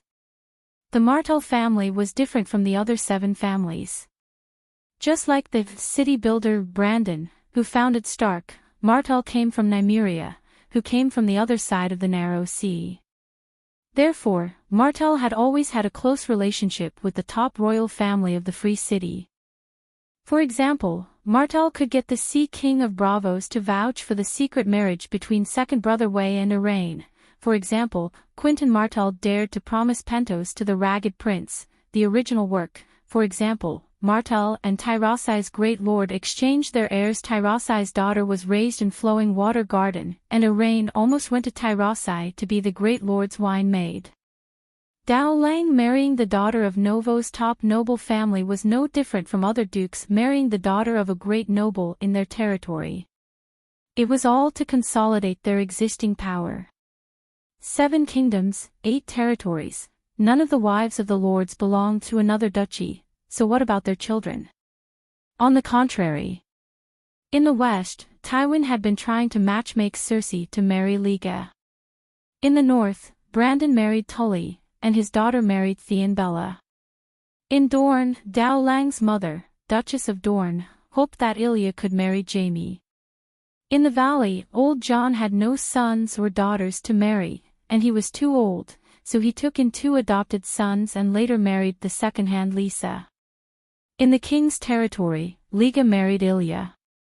Riverbend seemed to be as stable as an old dog, but in fact, it was because they did not have children of the right age. If Marjorie was born 10 years earlier, it was very likely that she would have become Liga's wife. During the War of the Usurpers, Targaryen's relationship with Tyrell was much closer than Dorne's. Old Rose almost became Targaryen's daughter-in-law in the early years, and Targaryen also had a son who was adopted in the High Court. Comparing the marriages of the parents and juniors, it could be seen that the political situation of the 7 kingdoms in the later period of the Mad King's rule was very explosive. It was like a warehouse full of barrels of gunpowder. When everyone understood this, a thoughtful expression appeared on their faces. Bran then continued, in the 300 years after Aegon unified the 7 kingdoms, there were very few cross-border marriages, and the marriage of the children of the Duke's family was even rarer. So, when Stark and the Tully family formed an alliance, the other dukes were already on guard. Under the Mad King's rule, the nobles did not feel safe in the political atmosphere, forcing them to subconsciously imitate Stark and Tully's alliance. Dorne's original goal was to form a marriage alliance with the Western region. But Tywin did not like Dorne. He was more willing to choose his old friend of many years, the Mad King Aerys, and let Cersei marry Liga. But Tywin had been ruling the 7 kingdoms for more than 10 years, and his power had reached the peak of the dukes. Aerys, who was mad but not stupid, rejected him and chose the weaker Dorne. The marriage alliance between the Wind's Rest Castle and the Dire Wolf, Robert and Lyanna, was beyond everyone's expectations. Theon and Stark did not have any friendship, and looking back, they were also surprised by this marriage. That was the work of a scholar. Everything was arranged by fate, for my ambitious grandfather to meet the radical faction in the City of Knowledge. When the Wolf, Fish and Stag alliance was first established, Duke Aeron also joined in. No matter who sat on the Iron Throne, at that time, they could no longer tolerate the alliance of the 4 Grand Duchies with Stark as the core. It was also at that time that fate began to punish Stark, through the hands of the Mad King. After that, fate's sword of punishment fell on Targaryen's head, and 14 years later, it was the turn of Hygin, the Valley, and the Western region. Under the stunned expressions of the people around him, Bran looked around and said coldly, "No one can escape the final judgment, this is fate. You cannot believe in fate, but it has always been above all living things. It does not care whether you believe in it or not." Tyrion said blankly, "Bran, are you serious? The plans of the radical scholars in the City of Knowledge, Duke Rickard's ambition, are all true. Why would I lie and slander my own grandfather?" Bran turned to the Dragon Queen. "Your Majesty does not seem surprised. Aren't you omniscient and omnipotent?" "What do I know?" "You already know," Dany said. Silence. Bran was silent. Blackfish was silent. Bran's words were too shocking, it was difficult for them to adapt. Everyone in the hall was silently digesting the information that they had just heard that almost changed the history of the 7 kingdoms. Or rather, the truth of history was only revealed to them now. "Why is it like this?" Blackfish murmured blankly. "Why is it like this?" Blackfish was not the only one who thought this, everyone was asking the same question in their hearts. No one knew who they were asking. Stark, the root of all evil. Suddenly, Princess Ariane lamented. The disasters of the Seven Kingdoms in the past few decades seemed to be all because of Stark. The War of the Usurpers was rooted in Stark's ambition. The direct cause was Lyanna running away from the marriage, and Bunyan Stark did not report it. The War of the Four Kings, Lady Catelyn kidnapping Tyrion was at least the trigger. Now, the variant Ghost King is Stark, and the fall of Casterly Rock City that caused the collapse of the situation was also caused by him. When everyone heard this, they were stunned, and then the way they looked at Stark changed. Under the accusation of everyone, not to mention the normal Jon and Sansa, even the abnormal Arya shrank back. Chapter 9:25. The Big Crow said indifferently, "Today is the day of judgment. I won't hide Stark's crimes, and I'm prepared to take responsibility. We'll take the punishment that belongs to us, but we won't take the blame for anything that doesn't belong to us. Sorry, we won't take any of it. My grandfather was ambitious, but who doesn't have ambition in the game of power? It's not wrong to be ambitious, it's only wrong that he did something wrong. If there are 100 crimes in the War of the Usurpers, Stark will only take 5, and the rest will belong to the other families. Isn't 5 too little?" Tyrion shouted. "I said, it's only wrong that he did something wrong. What did my grandfather do wrong? He only facilitated the marriage between Stark, Tully, and Theon, and then. Did he kill anyone unjustly?" "That's because he died early," a noble shouted. Bran nodded. "I admit that. If he didn't die early, he would have committed more crimes. But you can't use things that didn't happen as evidence to convict. In the game of power, dying early is also a kind of luck. Dying early means making fewer mistakes." He sighed. The dwarf's expression twisted. He wanted to refute loudly, but Bran's words made sense. Ricard was the one who started the War of the Usurpers, but he and his unlucky son had been killed by the Mad King long ago. Betraying the monarch and dying at the hands of the monarch was already considered atonement. Moreover, because the father and son had died so miserably, it added a lot of sympathy for Stark. It could almost be considered a kind of accumulation of good karma. Then what about his father, Tywin? It seemed that dying early meant fewer mistakes. If he was still alive today, who knew how many sins his father would have committed? Moreover, his death was also very miserable. It seemed that he was accumulating good karma for Lannister. The dwarf was a little confused. Dany muttered to herself for a moment and said, "Ricard violated the principles of a monarch and was one of the instigators of the turmoil. He committed a heinous crime. But my father's actions towards him and his son were also heinous. Let them cancel each other out.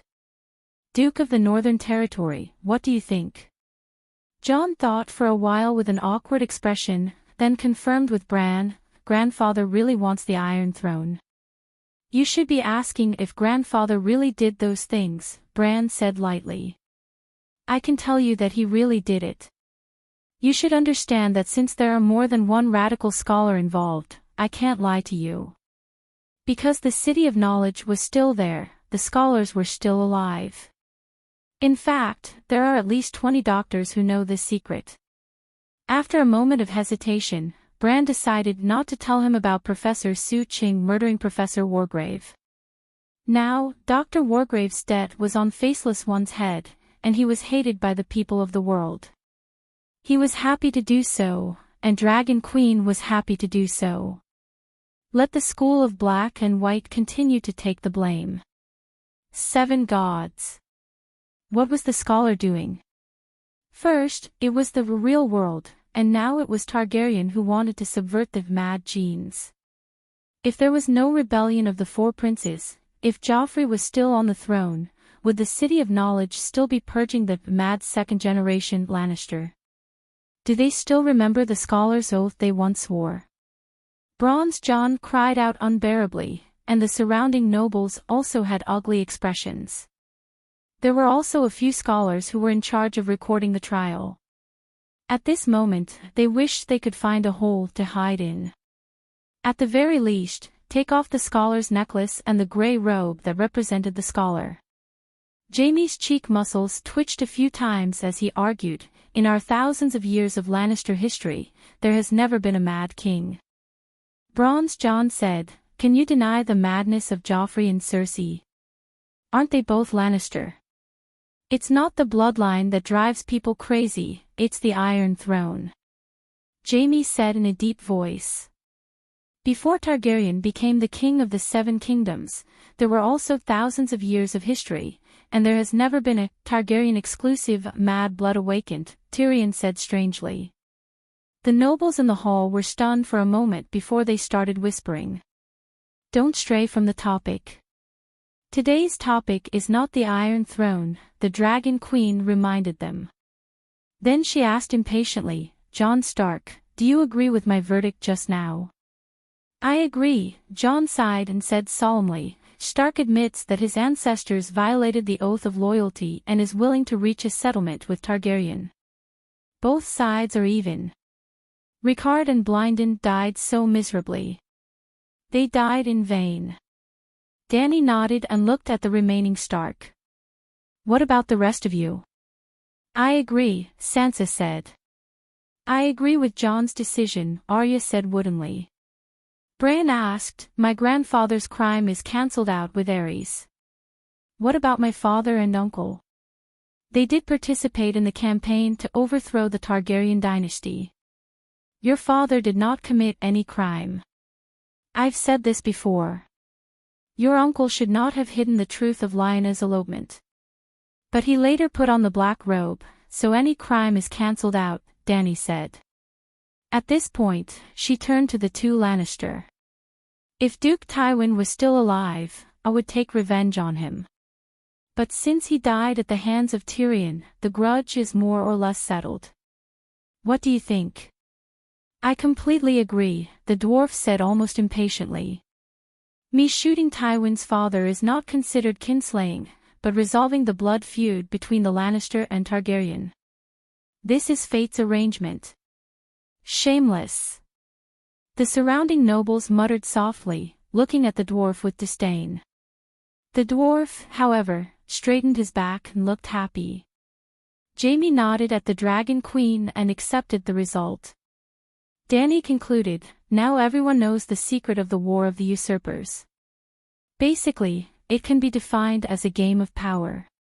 In the game of power, there are no boundaries between right and wrong, between good and evil. Aerys, who was thought to be completely crazy, was actually just defending his royal power. Stark, who was thought to be the victim, was actually the initiator of the game of power.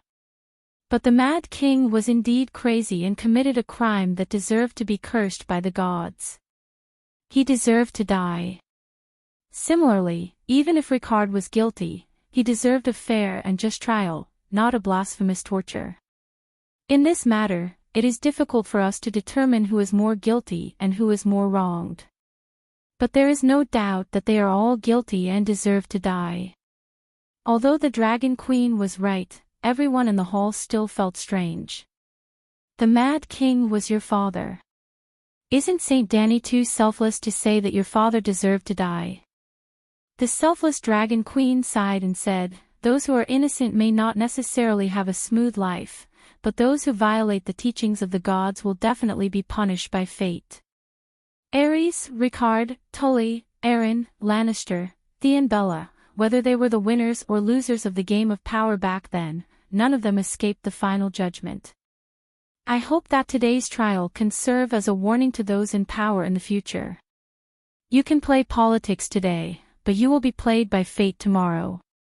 If those in power don't play games of power, what do you want them to do? The dwarf asked. Dragon Queen said sternly, be a model for the people in terms of virtue, and seek peace for the people in terms of behavior. After doing these two things, if you still have the energy and time to play games of power, the seven gods won't object. Then, her expression became cold, and she said indifferently, "But if as a lord, you can't protect the peace of the land, can't ensure that the people have a place to live, have a place to farm, have a reward for labor, have support for the young, have support for the old, and still waste the people's money and start wars for your own selfish desires. Then, I promise, even if the king doesn't punish you, even if the laws of the 7 kingdoms don't punish you, when you go to hell, stranger will teach you to repent for 1,000,000 years. 1,000,000 years. The nobles' faces paled. They didn't seem to be qualified, noble lords. Did they have to repent for 1,000,000 years in hell? They subconsciously touched their chests. Feeling the shape of the pouches containing the atonement scrolls behind their clothes, they quietly breathed a sigh of relief. Merciful Holy Mother, long live the true dragon, King of the 7 kingdoms, Danny rise. The nobles were anxious, and the commoners, merchants, craftsmen, and bards in the outer circle were collectively in high spirits. In the Westeros where fart, cattle, and horses were all the property of the nobles, the Dragon Queen's way of judging the nobles by the people's livelihood was very novel and also very exciting. She didn't wear a crown, but they sincerely hoped that she was their queen, and they hoped that she could transform the 7 kingdoms into a kingdom that was like heaven. Danny waved her hand, and the excited cheers stopped, and the hall returned to silence. Now, the trial of the participants of the War of the Usurpers is over, and we should return to the original case. She glanced at Arya, but since the 3-eyed crow volunteered to answer everyone's questions, why don't we go back to the original case? Then, why don't we follow the timeline and put an end to the terrible things that happened in the Westeros in the past few years? In the end, we can judge Arya Stark. After all, everyone knows that the tragedy in Casterly Rock wasn't a single event, but a small end to a series of events. What do you think? She asked. Only by resolving the hatred can we unite and fight against the deviant ghosts, Barristan said loudly. I've been tired of the chaos in the 7 kingdoms for a long time, and I can't ask for more if the Queen can clean up the filth and return the 7 kingdoms to a better place, Bronze John said with emotion. The Onion Knight beside him smiled bitterly. The 7 kingdoms were broken, and they needed a new trial to re-establish the glorious knight's faith, but it would be great if his king could do it. Just as he thought about it, the nobles of the western region and River Bend shouted, "In the past few years, the king and the great nobles have betrayed their oaths and trampled on their honor. Only a great and glorious knight queen like Her Majesty has the right to hold a public trial for everyone in the 7 kingdoms. We are all convinced." The other nobles and the commoners in the outer circle shouted in agreement. Sansa had a complicated look in her eyes. There was envy and jealousy, but deep in her heart, she didn't think there was anything wrong with their words. Except for the Dragon Queen, no one had the right to hold a public trial. The Queen is so popular everywhere she goes. The fat eunuch Beworth muttered and took out a piece of dried squid from his coat pocket. He tilted his head and quietly put it into his mouth to chew. Danny glanced at him and clapped her hands, saying, "Since everyone agrees, let's begin. Starting from the War of the Usurpers, any question of morality and honor can be brought up for trial. Who will go first?" "Me." Old Bart raised his hand and looked at the big crow with a complicated expression. Did Robert really laugh when he saw the bodies of Princess Rhaenys and Prince Aegon? Danny face-bombed. He laughed and kicked Princess Rhaenys' head because her eyes were wide open, as if she was looking at him. "Aw." Chapter 9:26. "Aw," the hall was filled with cries of surprise. The sand snake's cries were the loudest and angriest. "Robert deserves to die. Mother Mary, please send him to the 7 levels of hell." Elaine gnashed her teeth in anger. I was his white knight for 14 years. 7 gods." Old Bart held his head in agony. King Robert has already received his retribution. As the representative of Theon Barot, Davos had a complicated expression. He did something that caused him to lose his honor, but he did not murder the two princes. He wanted to eliminate the root of the problem and pursued me for more than 10 years. In the end, when his illegitimate daughter came to me for help, I helped her, Dany said. Davos's old face was red. He could not refute her words. Robert had been dead for so many years. Dany did not want to make things difficult for an old knight. She said, Bran, tell us about the case of Varys swapping the babies. Varys is also a Targaryen, this was a huge bomb. Even Dany was shocked. Sigh, in front of the three-eyed crow, all schemers who boast of their wisdom are like self-satisfied clowns in a stage play. From now on, the people of Westeros will be much more obedient, but fear might make them. Tyrion looked at the big crow who was analyzing Varys' scheme in detail. His eyes flickered. He moved closer to Jaime's ear. His voice was as soft as a mosquito. What do you think he's thinking? How does he plan to end this?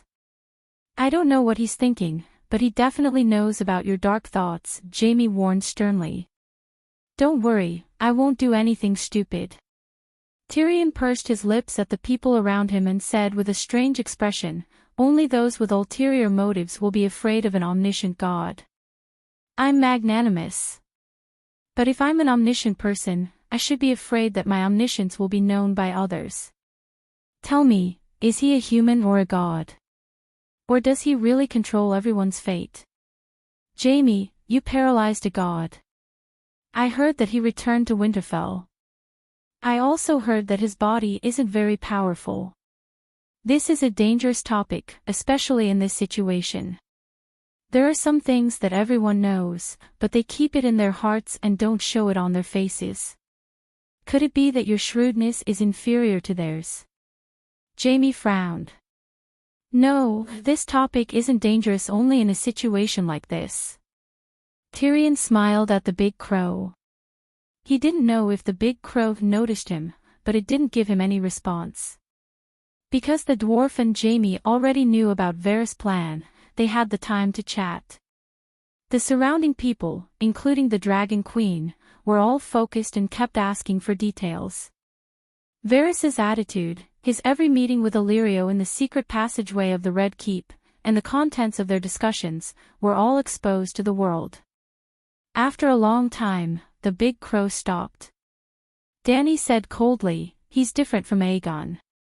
Aegon is innocent, but he's guilty. I won't admit his identity, and I won't let him off easily.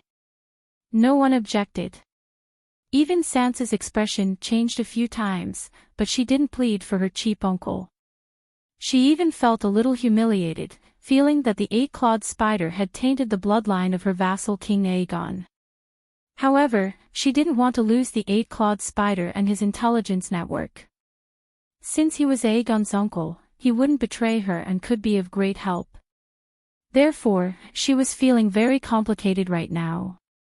Who murdered Duke Jon Arryn? Was it Lannister? Bronze Jon raised his hand and asked. Was it you? Tyrion nudged Jaime and laughed. I might stab him to death, but I won't poison him.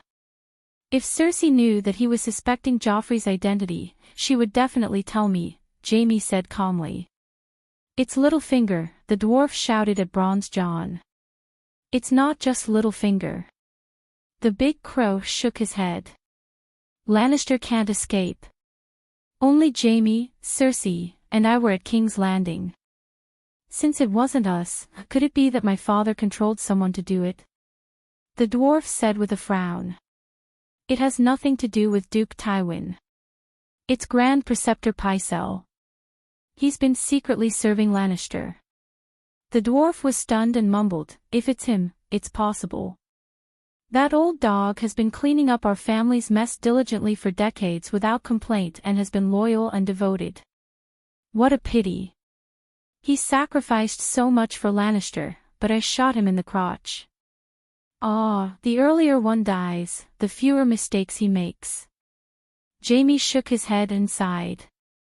Bran said, "The one who poisoned Duke Jon Arryn was Lady Lysa." "Ah, another one who poisoned her husband," everyone exclaimed.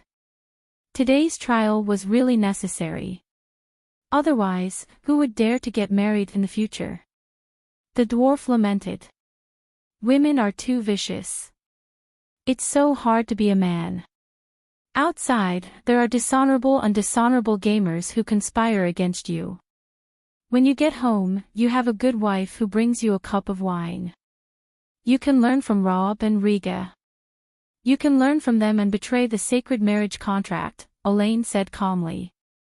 Look, this woman is so vicious. The dwarf pointed at his fiancée and smiled at Jaime. We haven't even gotten married, and she's already cursing me. Sansa felt uncomfortable and said coldly, "This is the trial hall." The dwarf rubbed his nose and stopped teasing. Jon frowned and looked at everyone's faces. Bran continued, "After Duke Jon Arryn was poisoned, Scholar Corman, who served the Eyrie, could have saved him. In fact, under the effects of the antidote, Duke Arryn's condition had already improved. Then, Grand Tutor Pycelle intervened and sent Scholar Corman away, cutting off Duke Arryn's medicine. Scholar Corman understood Pycelle's intentions, but he did nothing. So, Scholar Pycelle and Scholar Corman were also involved in Duke Arryn's murder. Bronze Jon frowned. Scholar Corman was the exclusive scholar of House Arryn. He swore to devote all his loyalty to House Arryn. Dany sneered. Pycelle was once the exclusive scholar of House Targaryen. Nobles can break their oaths, Night Watchers can break their oaths, 7 gods can break their oaths, so naturally, scholars can too. In the past, it was normal for Westeros to break their oaths. At this point, she turned her gaze to the red-bearded Jon and said, "I heard that in Robb Stark's will, he casually wrote that he would use a few prisoners to exchange for your freedom from the Night Watchers Commander-in-Chief. He didn't say it casually. Robb's words were very serious. Also, it wasn't a few prisoners, but a group of prisoners." Jon awkwardly explained. "See, this is the true attitude of the nobles towards sacred oaths." Dany looked around at everyone and slowly told a story. There was a young couple. They were very unfilial. They often didn't give their old mother food and often beat and scolded her. Not long after, the poor old mother starved to death. Guess, where did the mother go after she died? "The Holy Mother of Mercy took her to heaven to enjoy life," a woman piously said. "The Holy Mother will definitely punish that couple and send them to hell," a noble lady beside her said angrily. Dany nodded and said, "Miss Farman is right.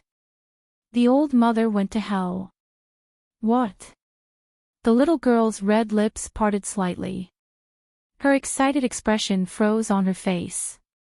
She mumbled, "Your Majesty, you must have misheard. I just said that the ones who went to hell were that couple." "Yes, it's that couple." Dany sighed. "This is a cycle. The old mother also had a time when she was young. When she was still a daughter-in-law, she also dealt with her mother like this. Her children watched from the sidelines and learned from her. Then, when she became an old mother, her children became her." Miss Farman was enlightened. She exclaimed, "I see. If the king himself treats sacred oaths as child's play, then his subjects will treat oaths of loyalty as child's play too. The king of the north, Robb, first broke the sacred marriage contract and set a price for the oaths of the Night Watchers. Then, Walter Frye and Roose Bolton can also set a price for their loyalty. In the end, everyone will lose respect for oaths.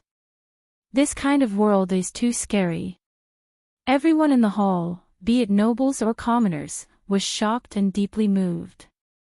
Especially the few Stark, whose expressions were especially complicated.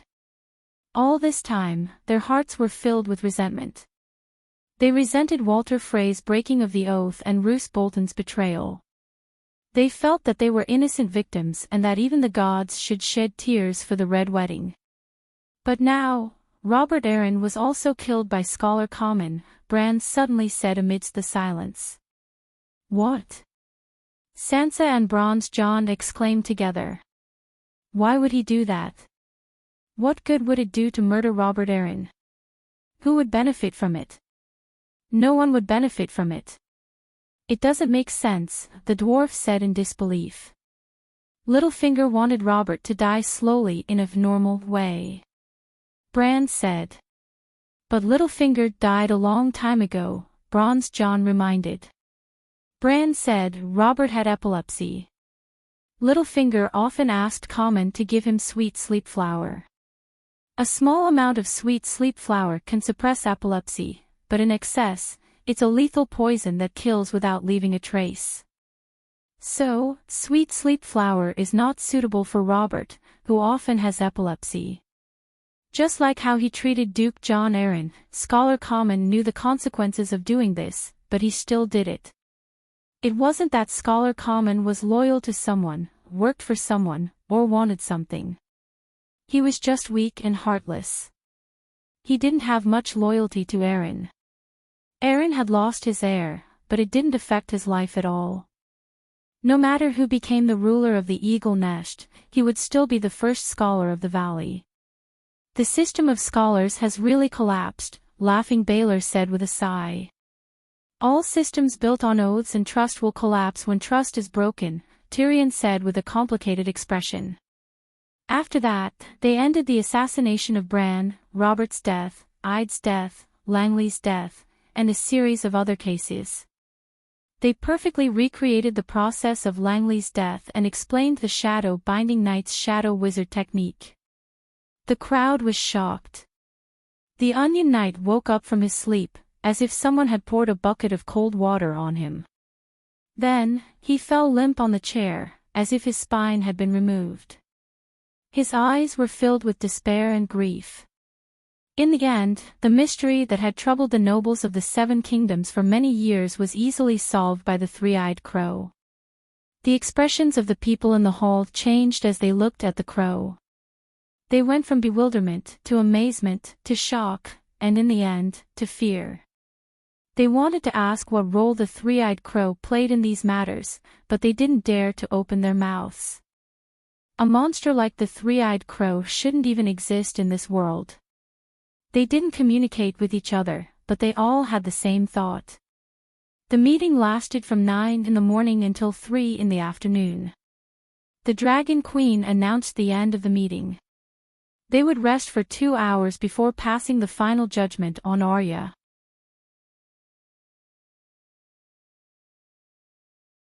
Chapter 9:27. During the intermission, they had a late lunch. Jon and Sansa returned to the guest room that Count Farman had prepared for them. Bran, why did you do this? Sansa questioned him. What did I do? The big crow's expression was calm. Sansa was worried. You shouldn't have provoked the Great Council. Today's purpose was to put Arya on trial. Why did you expose your ability to help others? They won't be grateful for the accurate information you provided. They will only fear you and try to destroy you. Jon nodded and said, Sansa is right. Bran, you are in danger now. Even in Winterfell, you are not safe. All your secrets and even your fate are in the hands of one person. This fear comes from human nature and cannot be eliminated. People will not think about what the three-eyed crow did to Westeros and the entire human race. Fear and anxiety will drive them to do anything. But you are not a god. Your body is so weak.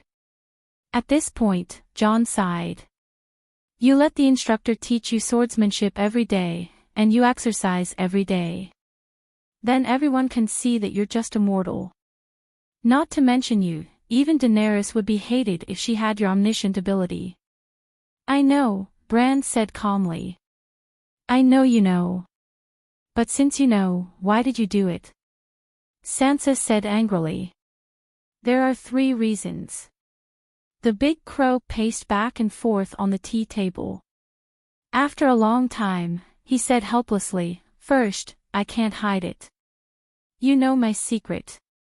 Dany Rise knows it too. Not only does she know it, but she also blabbered and told everyone about the three-eyed crow's history and ability. So, those who can hurt me know my ability. Those who fear me but don't have the ability can't hurt me. Why did she reveal your secret? You are the guardian of Westeros. Sansa said unhappily.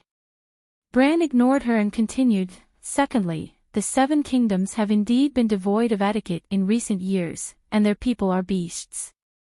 As the guardian of Westeros, I have the responsibility to help the Human King change this situation. Human King. Sansa screamed.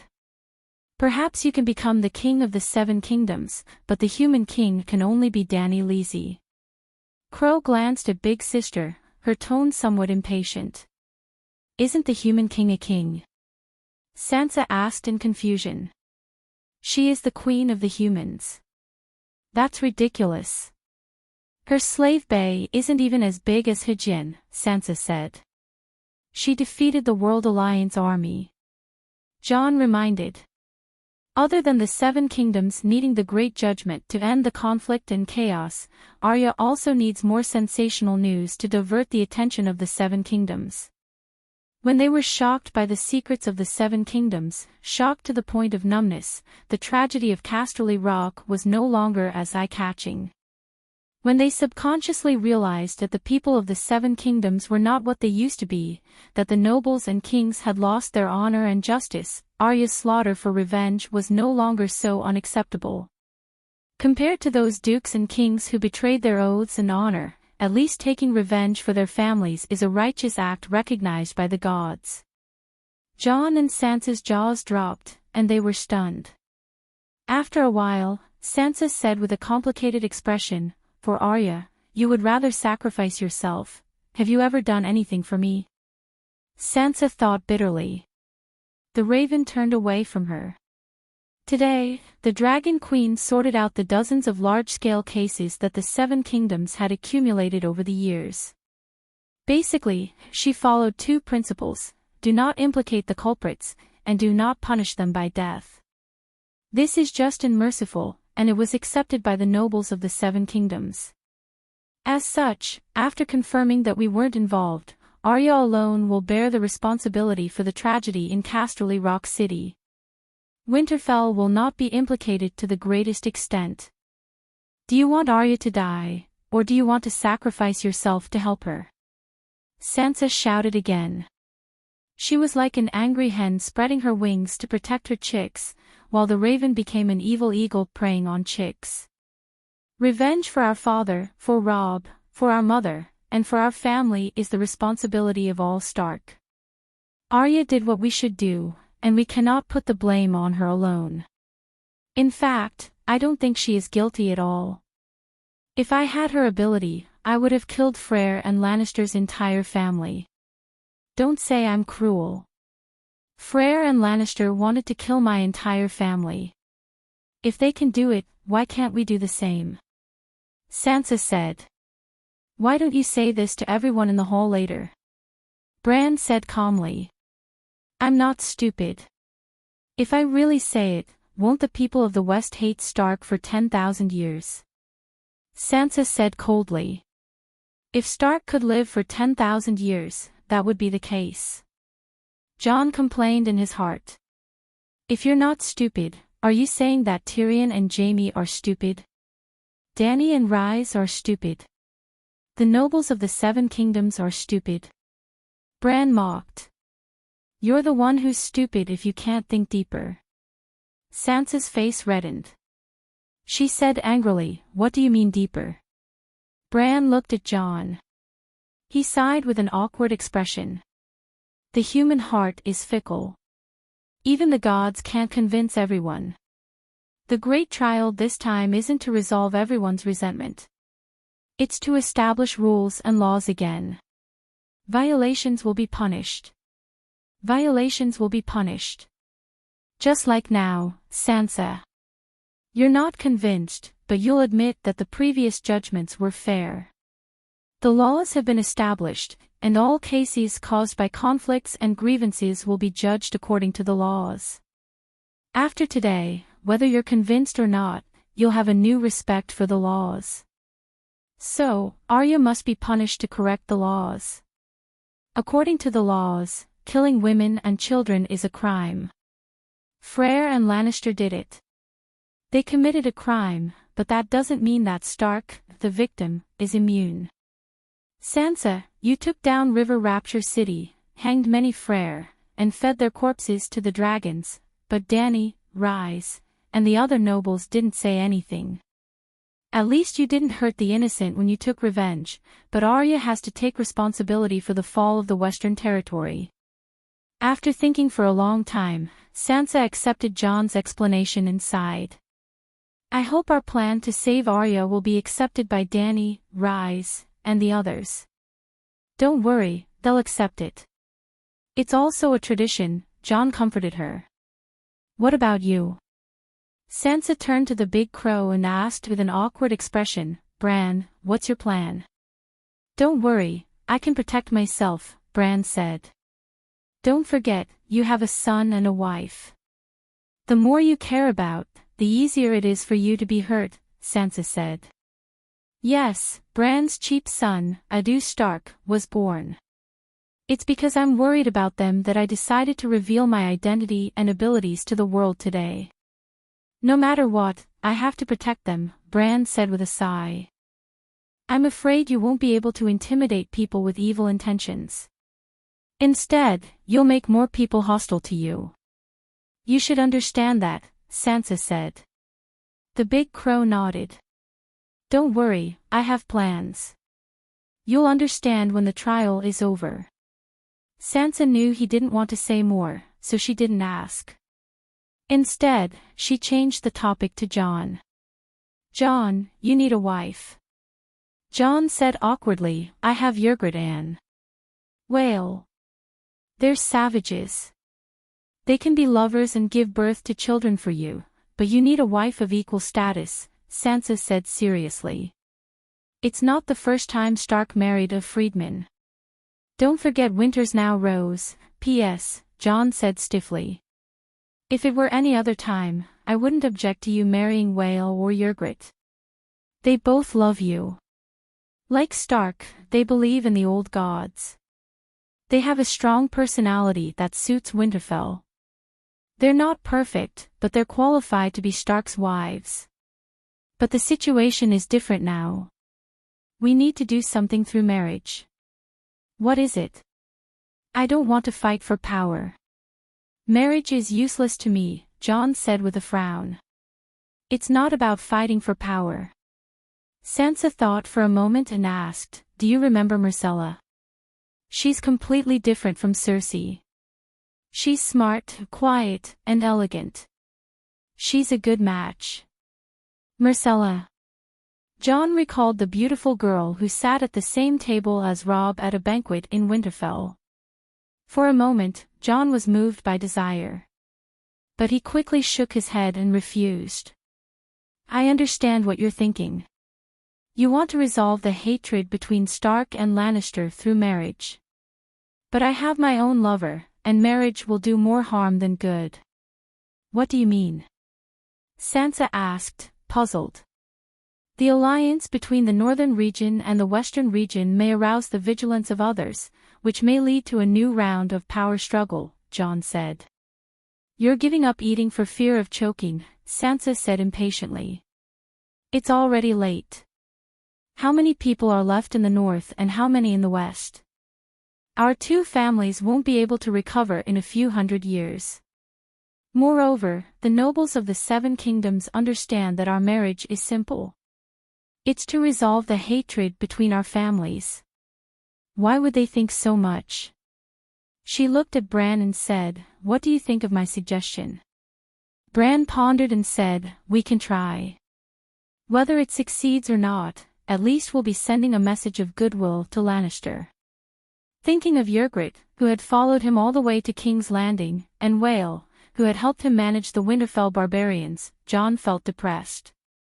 He couldn't help but mock, if you really want to resolve the hatred, why don't you marry Tyrion, Sansa? I see that you two are flirting with each other. It's better to be lovers openly than secret lovers. You. Sansa's face turned pale with anger.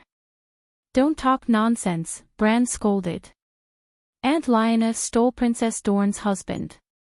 That's already made son Halberd City bear a grudge against us.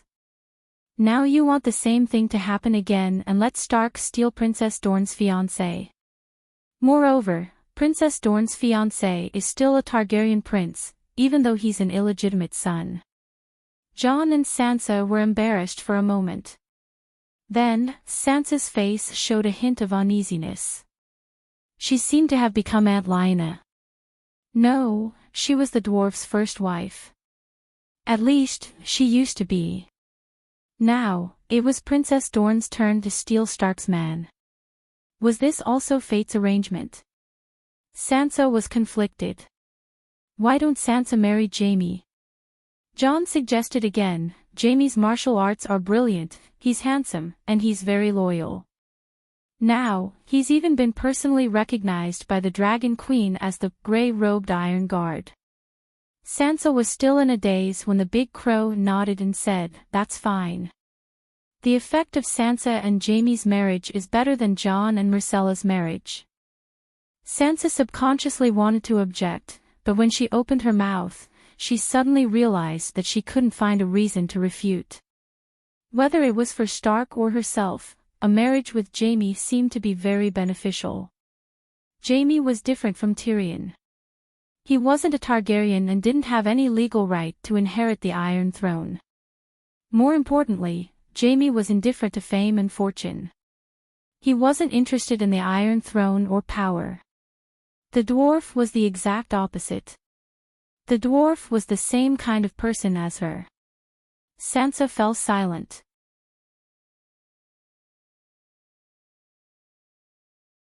Chapter 9:28. Bran, you know everything that happens in the Westeros, don't you? Just as they were about to leave the lounge and return to the main hall to continue the Great Judgment, Jon, who had already stood up, stopped in his tracks and looked hesitantly at the big raven. Bran seemed to have sensed something. After a moment of silence, he asked, "What do you want to know?" Who is my mother?" Jon was hesitant at first, but when he asked the question, he could not control his excitement. "When I left Winterfell for the Great Wall, my father told me that he would tell me everything the next time we met. I hoped that one day I could see my father in Dark Castle, but all I got was bad news." Jon's eyes reddened. "You are Stark, our brother." "That is certain," Bran said. Sansa smiled and comforted him. "You don't know. When I was young, I always thought that you and Arya were my father's children because we don't look like him."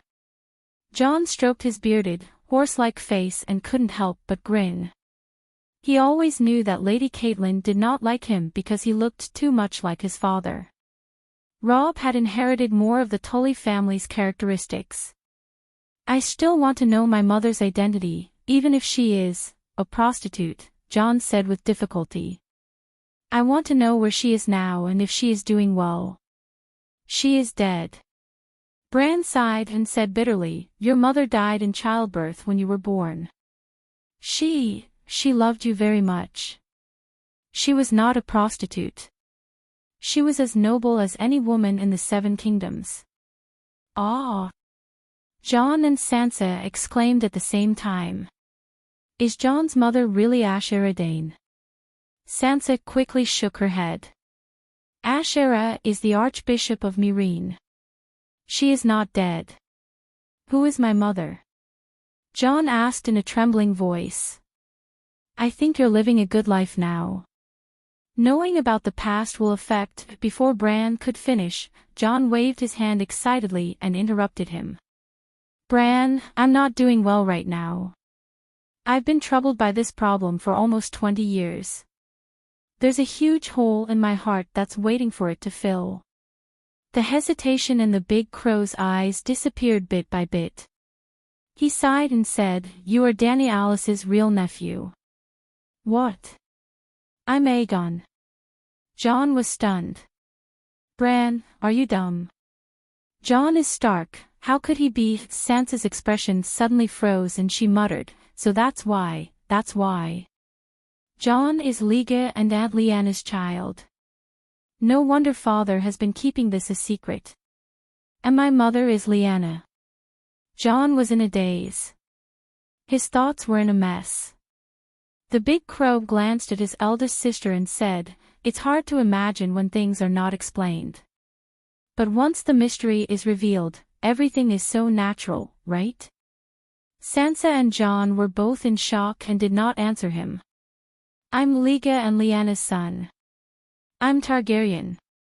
John fell back into the chair and mumbled with his head in his hands. "You're Stark, our brother," Bran said. After her expression changed, Sansa asked with a hoarse voice, "Does Dany Alice know John's identity?" The big crow looked at her deeply and said, "She may or may not know." "Then does she know or not?" "What do you think?" Sansa asked. "She probably doesn't know. Just like many people, she won't suspect John's identity subconsciously. But with her intelligence, if she really has a feeling, she might be suspicious," Bran said. "Feeling? What feeling?" Sansa was puzzled. "Ask John if he has an inexplicable sense of closeness to Dany Alice and Tyrion. My mind is in a mess. I don't know." John shook his head. "Then no. John doesn't have any Targaryen characteristics. Instead, he's a pure Stark," Sansa hurriedly said. "Can I still be Stark?" John smiled bitterly and looked at the big crow. "Why don't you be the Duke of the Northern Territory, Bran?" "Father. Father's title should be inherited by you. After Robb, you're the first in line, and then there's Rickon." Bran said sincerely, "Don't be silly. My identity and abilities have been exposed. How can I be the Duke of the Northern Territory? And your identity is no secret to me. I've never thought of taking Winterfell from your hands. Because you're our brother. Unless you despise Stark's identity and think that Targaryen is nobler and want a better future." No, why would I despise it?" John waved his hand. Although Bran was telling the truth, Targaryen was nobler and had a better future. He didn't despise the identity of the Duke of the Northern Territory. Becoming the Duke of the Northern Territory was his childhood dream. Although it was quickly shattered by the cruel reality. He hesitated and said, "Rickon, in the Westeros, there was no edict of favor. Being the second son was very miserable. There was no right to inherit. It was even worse than being a productive knight. A productive knight would at least have a piece of land and a small castle. Blyndon's grandfather intends to let Rickon inherit Riverrun City," Sansa said hesitantly.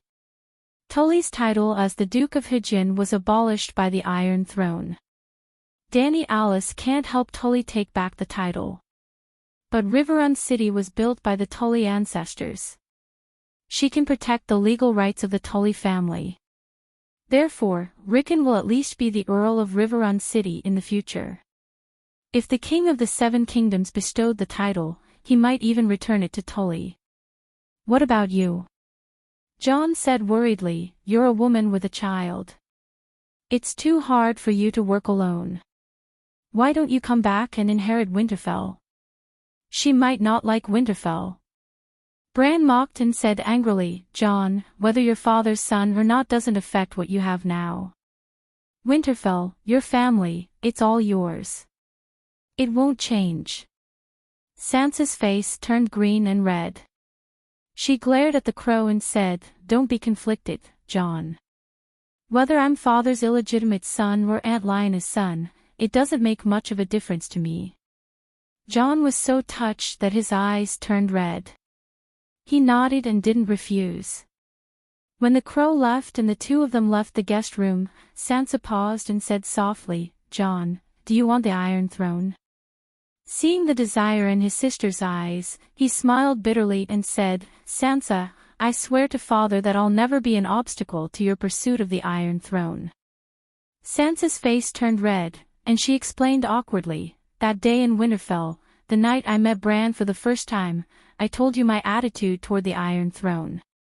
I desire the Iron Throne, but I'm not crazy about it.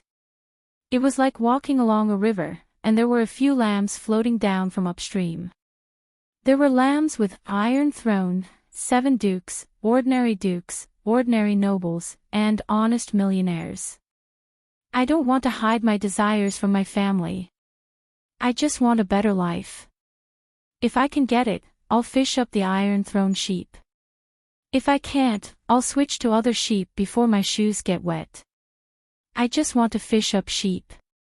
I don't want to fall into the river and become a Sansa sheep for the tourists to fish up." After pausing for a moment, she continued with some reluctance, "If you come to the riverside now and reach out your pole for the Iron Throne sheep, I'll change my target. If you're not interested, I'll continue fishing for the Iron Throne sheep."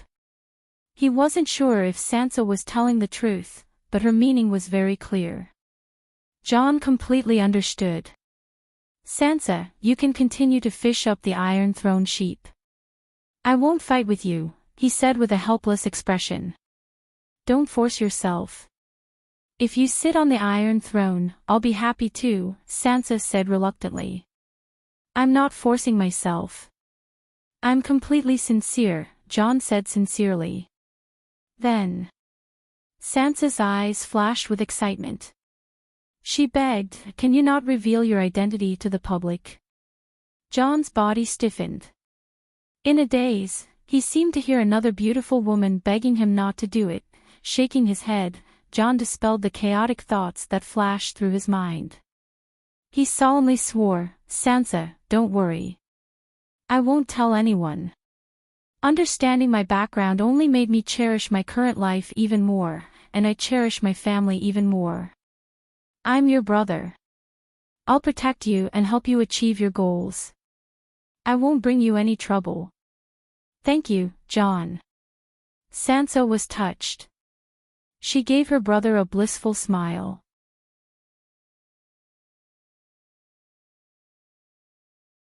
Chapter 929. When they returned from the intermission, Dany immediately noticed Jon's abnormality. From time to time, he would look at her with an intimacy that gave her goosebumps.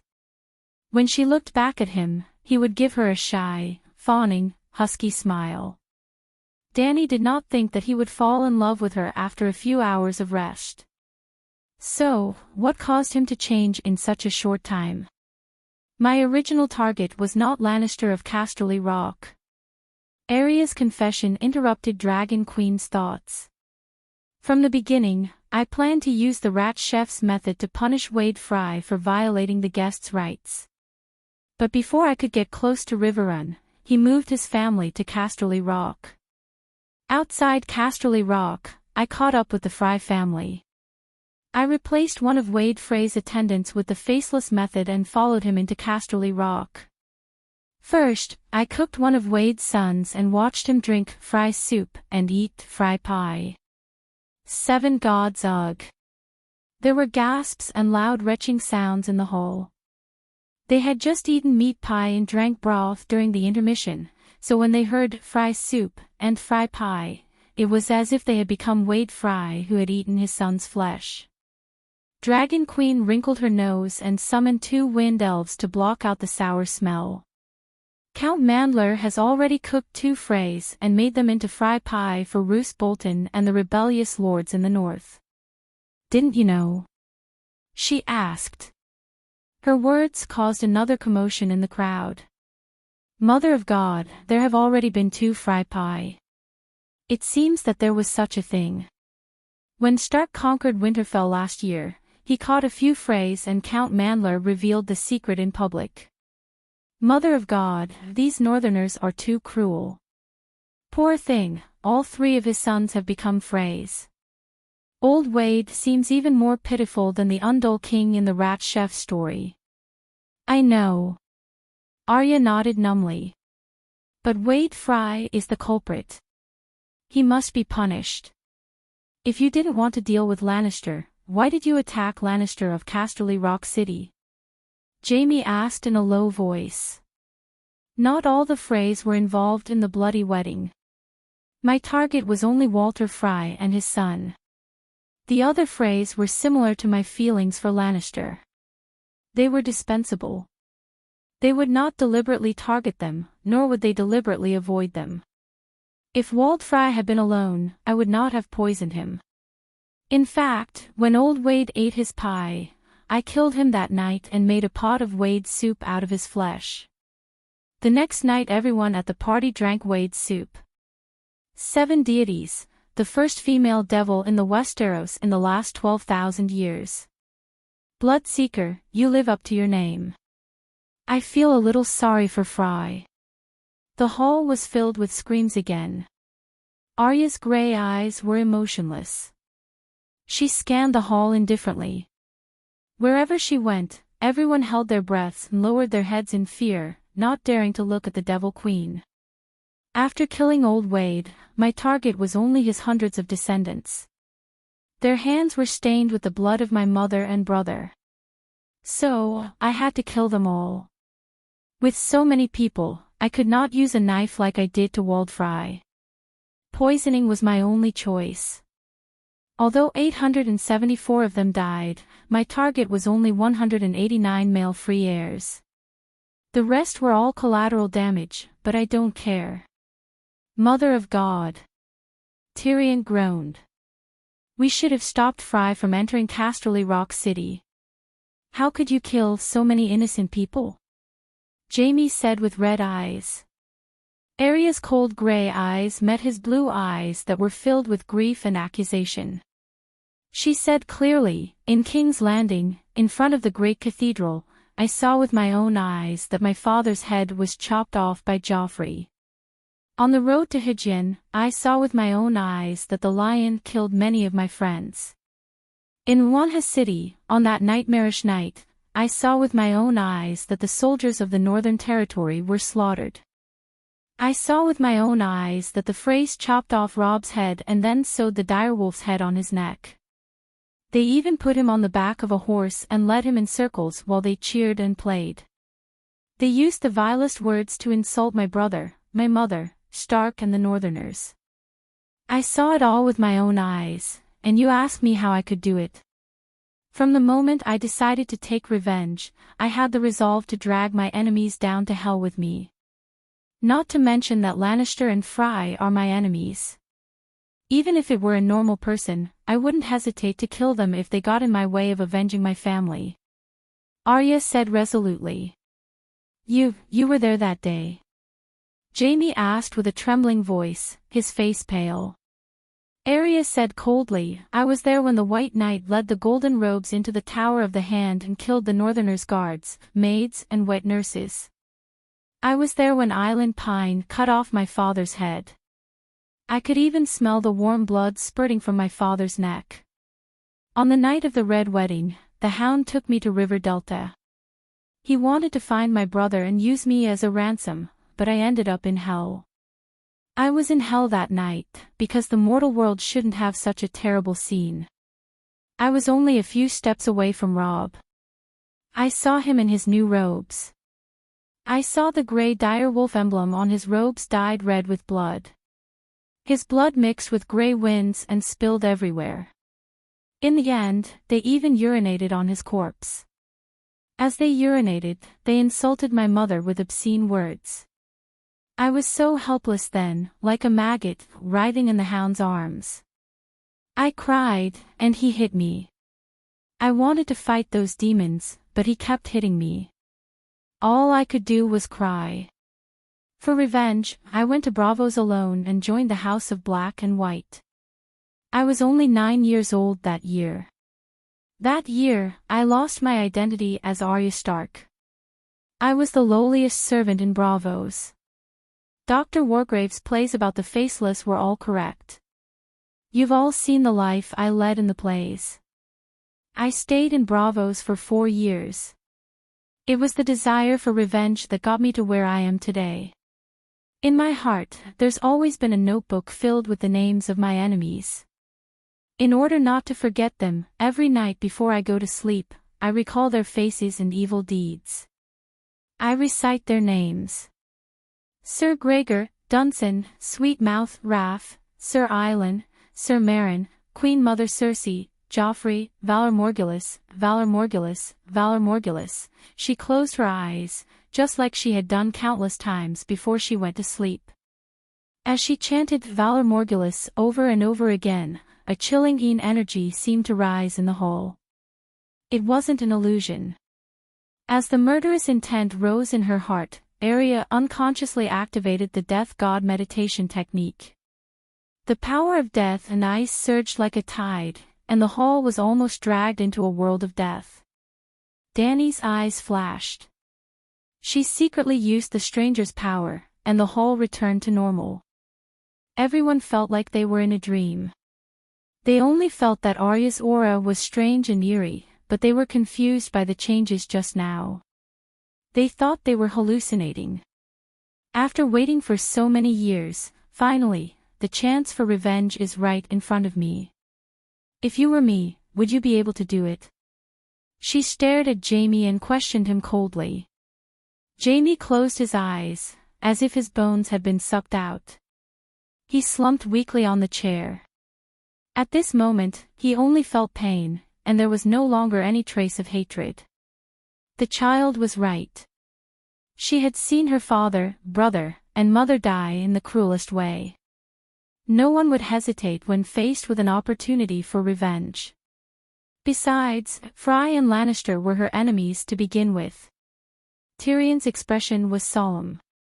He had nothing to say. Jon's eyes were filled with pain and pity. He wanted to say something but stopped. Words of comfort were too shallow. He even started to blame himself for not being able to protect his sister and letting her go through such a terrible experience. Sansa covered her mouth and wept silently. When the others in the hall looked at the stupefied Arya again, there was no more hatred and fear in their eyes. Instead, there was more sincere sympathy and respect. If they were in Arya's shoes, they would not hesitate when the chance for revenge came if they saw their family being tortured and killed one after another. Or rather, they would not think that Lannister and Fry were innocent at all. They would kill their enemies, men, women, old, and young, without leaving a single one alive. Even Dany was deeply shocked. She had always seen Arya as a bloodthirsty child who killed mercilessly wherever she went. She had never considered the impact of the outside world on her. As Arya said herself, when she was 9 years old, she stood in the crowd and watched helplessly as her father was beheaded a few steps away. She could do nothing but cry. She went through a lot of hardships and finally came to River Delta from King's Landing thousands of miles away.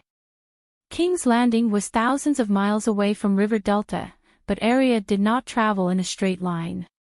Instead, she made a big circle between the rivers. When she was hoping to hug her mother and brothers for comfort, the greatest tragedy happened to her. The Red Wedding took place in front of her eyes. She watched helplessly as the wolf's head was sewn on her brother's body. That was why she longed for power. She went to Braavos. When she had power, no one could stop the return of the goddess of vengeance. Speaking of which, Arya was the most affectionate and righteous of the wandering Power Rangers. Why did she put Hound on Arya's blood list? Because Hound killed Butcher's underling, Michael. At the Ruby Beach, she had a duel with Michael with wooden swords. Emperor Joe had a chance encounter. Why was Arcane Mountain on the blood list? It was not because Arcane Mountain did anything to her or Stark. It was because of Arcane Mountain's atrocities in Helen Castle. They burned, killed, and looted. Who was that, Sweetmouth, Raff? He killed Arya's little friend, Milo. Wave Crow Yuluin was recruiting Night Watchers in King's Landing. Arya disguised herself as a boy and hid in the team. Milo was a member of the Night Watchers. There was also the White Knight, Sir Marlon. He killed Arya's dance teacher. The chief swordsman of the Sea King who taught her the water dancer. There were many more. They were listed with Ide's murderer. Arya remembered them well. It showed that she was indeed a vengeful person. It also showed that she was a loyal person. Looking at the whole book of the Song of Ice and Fire, only she, Dany, and Rhys had taken revenge for the ordinary people at the bottom. Of course, Arya's loyalty could not deny the fact that she was a blood child. Many times, she would kill people for small things. For example, people threatened her, scolded her, beat her, or robbed her. In general, Arya was a chivalrous person. She did things based on loyalty. If she was not happy, she would kill. She would kill one person in 10 steps and would not leave anyone behind. Sigh, tell me, how should we punish her? Sir Jaime, Tyrion, you are involved. You go first. After a long silence, Dany sighed. Your Majesty, you decide. I will accept whatever the result is. Jaime's expression was dejected. There was no hatred or relief in his eyes. There was only endless desolation. I think. The dwarf's eyebrows seemed to be twisted into a fried dough twist. Arya has a good reason for revenge. But so many people died in Casterly Rock. I can't accept her being acquitted. What do the Freys think? Dany looked at the Freys.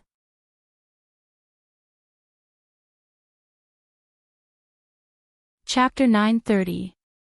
No matter what the Freys did at the Red Wedding, they were one of the victims. Today, 3 Freys had come to attend Arya's trial. Meriadoc, Arielle Frey, and Mare the Frey, mother and daughter. Clearly, this was the result of the Dragon Queen's careful selection. Maria Dane was William Dane's sister. Fat Veda, whom Roose Bolton had once considered a lifesaver, was her second daughter. More than 800 people had died in Casterly Rock. Most of the Freys' wives and daughters had died as well, but Maria was an exception. It wasn't that she was lucky, but that she had been very unlucky in her early years. Her husband, Merry Frey, had been hanged by Madame Stoneheart a few years ago. Without her husband, she had a hard time living in the crowded river delta, so she took her daughters back to her parents' home. Misfortune was a blessing in disguise, and a blessing in disguise. For the past 3 years, she and her 2 daughters had been living in Derry City, which had allowed them to avoid River Delta and Casterly Rock. Well, after the Derry family's male heirs had been killed by the Demon Mountain, the first daughter of the Derry family had become the heir. Lannister had also taken a fancy to Derry City, and the one-armed hero, Lannister, had become the rightful Earl of Derry City. In order to justify it, Lannister had married Maria's eldest daughter, Arielle, who was known as Olly the Gatekeeper. Lannister had cuckolded Jaime, and fate had punished him. His wife was called Olly the Gatekeeper because she was promiscuous and would open the gates for every knight who approached. When Olly was 14, she had been caught fooling around with 3 grooms in River Delta. Later, her parents had no choice but to marry her off to a lowly knight. When her husband died in the War of the 4 Kings, Olly was lucky enough to become the first heir to Derry City. She was the eldest daughter, and Lannister had come to take over. It was no exaggeration to say that Olly was the most promiscuous woman in the game. Lannister had come to King's Landing to become a monk mostly because his wife was fooling around, and she disliked him for not being able to fool around. It was said that all the men in Derry City who were second in rank had knocked on Olly's door. Once, when Jaime passed by Dai Ruaching, the concierge, Olly, seduced him in front of her husband. The scene was extremely awkward. As soon as Jaime left, Lancel went to the great cathedral. However, the Dragon Queen couldn't stand Olly using the Derry family's name to become the best product in the 7 Kingdoms. She stripped Olly of her title in Dai Rui City, but helped her obtain the right to inherit One River City. Olly was Old Wade's granddaughter and was qualified to inherit the Frey family's title and territory. As William Derry's niece, the Dragon Queen would protect her and ensure that she could live a free life. However, she could only wander around as Fry. Even if she became the most promiscuous lady in the history of Westeros, Frey's name would go down in history, and it would have nothing to do with Derry. Regarding this, Ollie was overjoyed. She was so grateful that she cried out loudly, "Dragon Queen's gift." Ruan River City, known as the first city in Hejin County, was exchanged for the old and dilapidated Dai Rui City, which couldn't even be found on the map. Only a fool wouldn't make the exchange. Well, the first city in Hejin County wasn't Rapid City. In the early days, it was Haluan Castle, and later it was Ruan River City.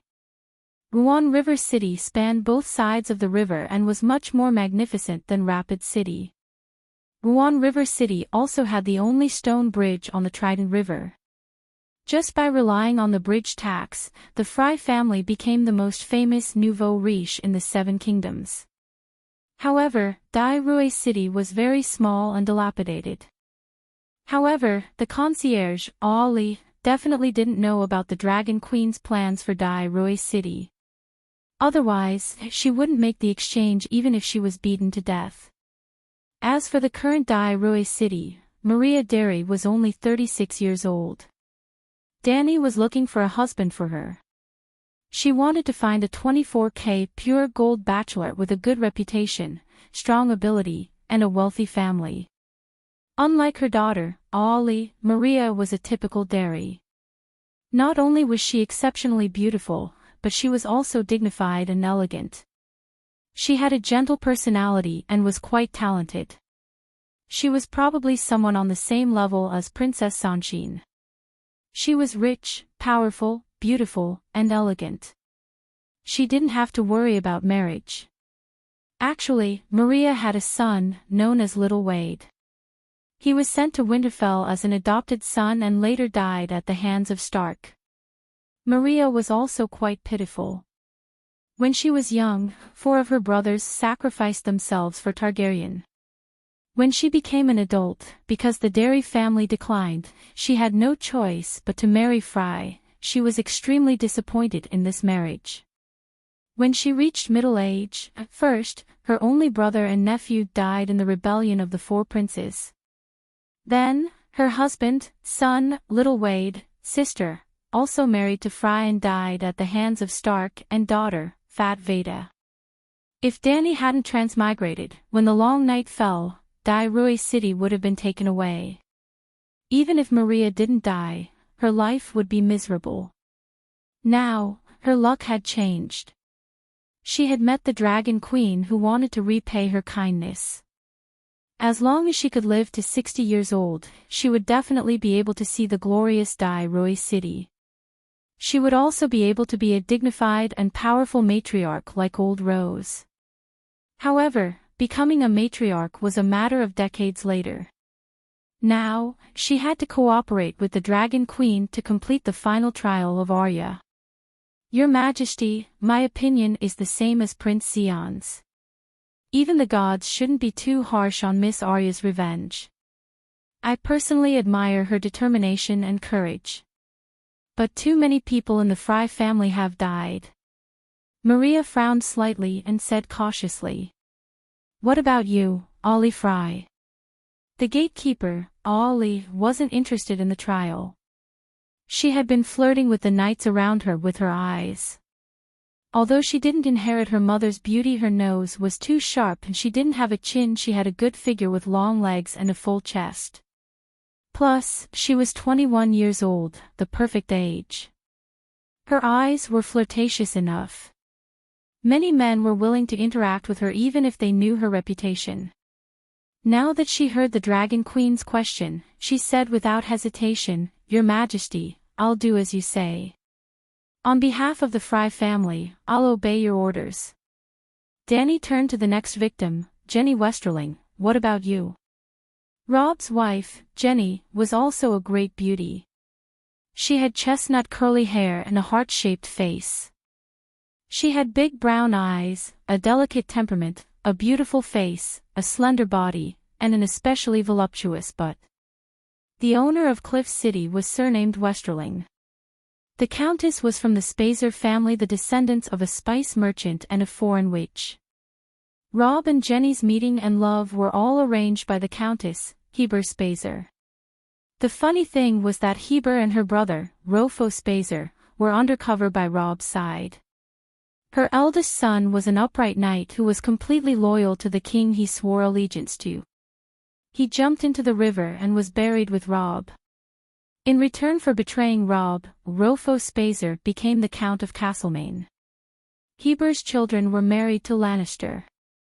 Because of this, Arya only killed Spazer, Heber, and Rofo's family in Cliff City. She did not harm the Westerlings in the city. Jenny, her father, and her younger brother were all alive. After the Battle of Winterfell, as Castlemaine Castle was not repaired and there were no soldiers guarding it, the new Count Rofo brought his family and moved to his brother-in-law's house next door. In fact, before becoming the Count of Castlemaine, Rofo Spazer was the acting mayor of Cliff City. He helped his brother-in-law manage his territory when he was away fighting. The last time Arya slipped down from Cliff City, the rope she used to fall down the battlements was still there and had not been taken away. It was not a mistake. Arya did it on purpose. It was to remind the patrolling soldiers that an assassin had entered their house. Hurry up and clean up the bodies. The whole city should be on alert. Do not let the other ghosts steal the city again. Therefore, even if Dany did not appear, Cliff City would not have fallen suddenly like Casterly Rock. Today, Count Gavin and his eldest daughter Jenny of Cliff City were here. However, only Jenny was the victim's family and sat in the first row. Even though his wife was dead, Count Gavin's opinion was not within the Dragon Queen's consideration. My mother is guilty. My uncle's family is guilty. I am ashamed of their actions. They betrayed Rob. They deserved it. Arya's revenge for her brother and mother was not wrong. I represent the Westeros and Spazer.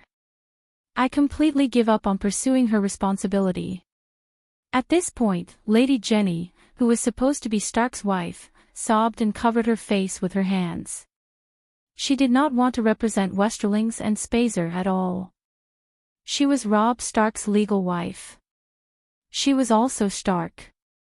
However, after what her mother had done, she did not have the face to mention Robb and their marriage. That marriage was legal, and blessed by the 7 gods. However, it was still a shameful conspiracy. Dany sighed and said, "Jenny, your mother's actions brought shame to your family. However, you and your brother's loyalty is enough for Westerlings to face anyone, even Stark." The Starks had complicated expressions. However, they did not comfort Robb's wife like Dany did. This was the first time they met her officially. They were not much different from strangers. However, Robb was their brother for more than 10 years. Now, their brother's reputation was ruined because of a strange woman. How could they not feel the slightest bit of resentment? On the other hand, the nobles in the hall were more objective and rational. They all expressed sympathy for Jenny. We can confirm that only Arya Stark was involved. The other Starks were not involved. All the victims think that Arya's revenge was justified. They also think that she killed too much.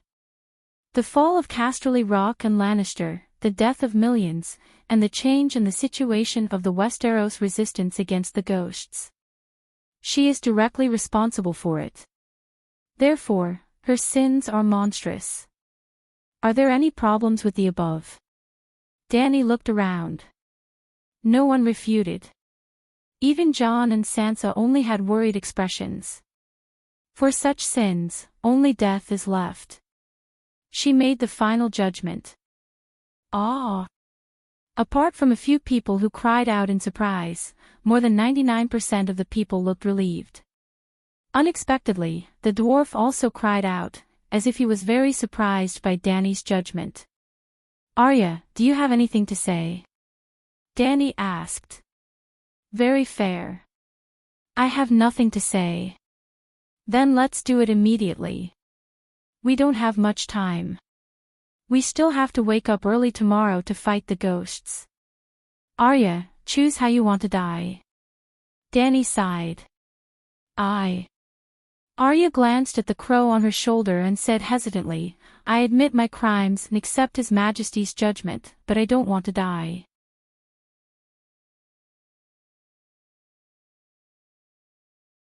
Chapter 931. You admit your crimes and accept your punishment, but you don't want to die. What do you want to do?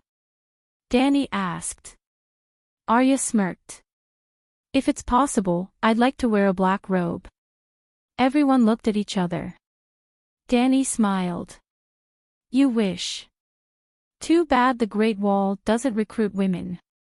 Your Majesty, the Great Wall has 12 castles. You can choose one of them and set it up as a female battalion. Women should have the chance to wear black if they make a mistake, Arya said. Your suggestion is good. I'll keep it in mind. But even if the new rule is to be implemented, it has to wait until the Great Wall is repaired and the long night is over.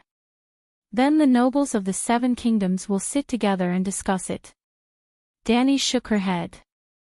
Arya wanted to say more, but the crow on her shoulder pecked her ear and said, Your Majesty, Arya can wear the grey robe and swear to join the Sisters of Silence and serve the 7 gods forever. Holy shit. The dwarf slapped his forehead and cursed. I've never seen such a shameless person. A woman joining the Sisters of Silence is no different from a man joining the Night Watch, right? Jaime didn't understand his brother's reaction, but he thought it was reasonable. You don't understand. This is surrender, offering, and being in the same boat. The dwarf covered his face and groaned. Jaime really didn't understand. Dany looked at Arya strangely. You're willing to join the church? Arya hesitated. She turned to Jon and Sansa. They nodded. I'm willing. Dany asked again, Do you know what the Silent Sisters are? Arya thought for a moment and said, The Sisters of Silence are special nuns. They only serve strangers, and they swear to abstain from sex and silence. That's why the Silent Sisters are also known as the Strangers' Wives. They wear grey robes and use a hood to cover their faces, only revealing their eyes. Their daily job is to be a mortician and take care of the bodies. Dany nodded. She scanned the people in the hall and asked, What do you think? In theory, giving up one's worldly identity and status and swearing an oath to join the Sisters of Silence can indeed exempt one from the death penalty. Count Farman slowly said. She can become Nun Silence, just like how a man can become a Night Watcher after donning the black robe, laughing Baelor said. The Holy Mother is merciful. Repenting her sins to the 7 gods for the rest of her life can also offset her sins. Bronze Yon nodded in agreement. A group of neutral nobles did not object because this was also in line with the traditions of the 7 kingdoms. Joining the Silent Sisters was the only way out for women who were guilty but didn't want to die. Then put on the grey robe and join Sister Silence. Dany couldn't find a reason to object. The expressions of the Stark and the others relaxed, while the dwarf's eyes were filled with resentment. Well, that's all for today. Dany stood up and was about to announce the end of the meeting. Wait.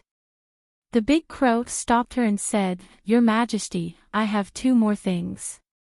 What's the matter? Dany sat back down curiously. Your Majesty, Arya has caused great harm to the Western region and the 7 kingdoms. Punishment is necessary, but more importantly, compensation is needed. Dany was even more surprised. How do you plan to compensate the 7 kingdoms and the Western region?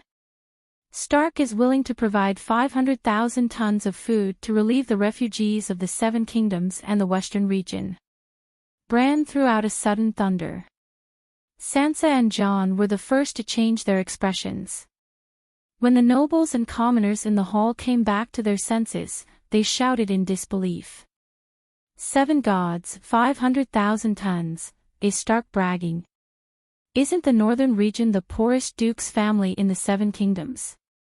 During the Battle of Winterfell, they even asked the nobles of the 7 kingdoms to provide supplies and knights.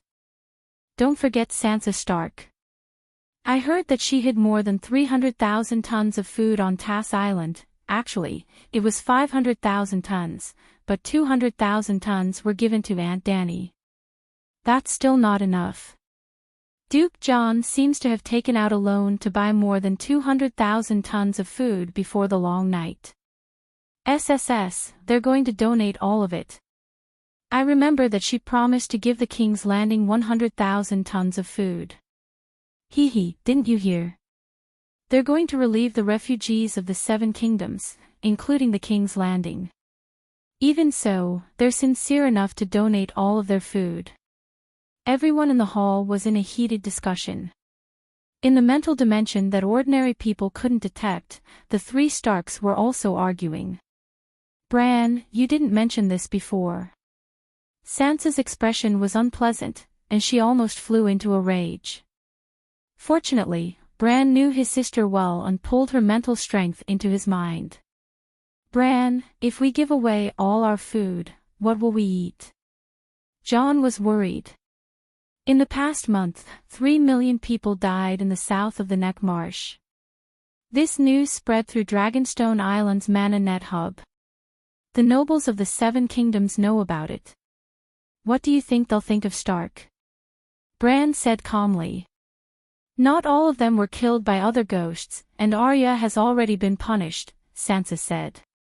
It's hard to calm the people. Bran sounded helpless.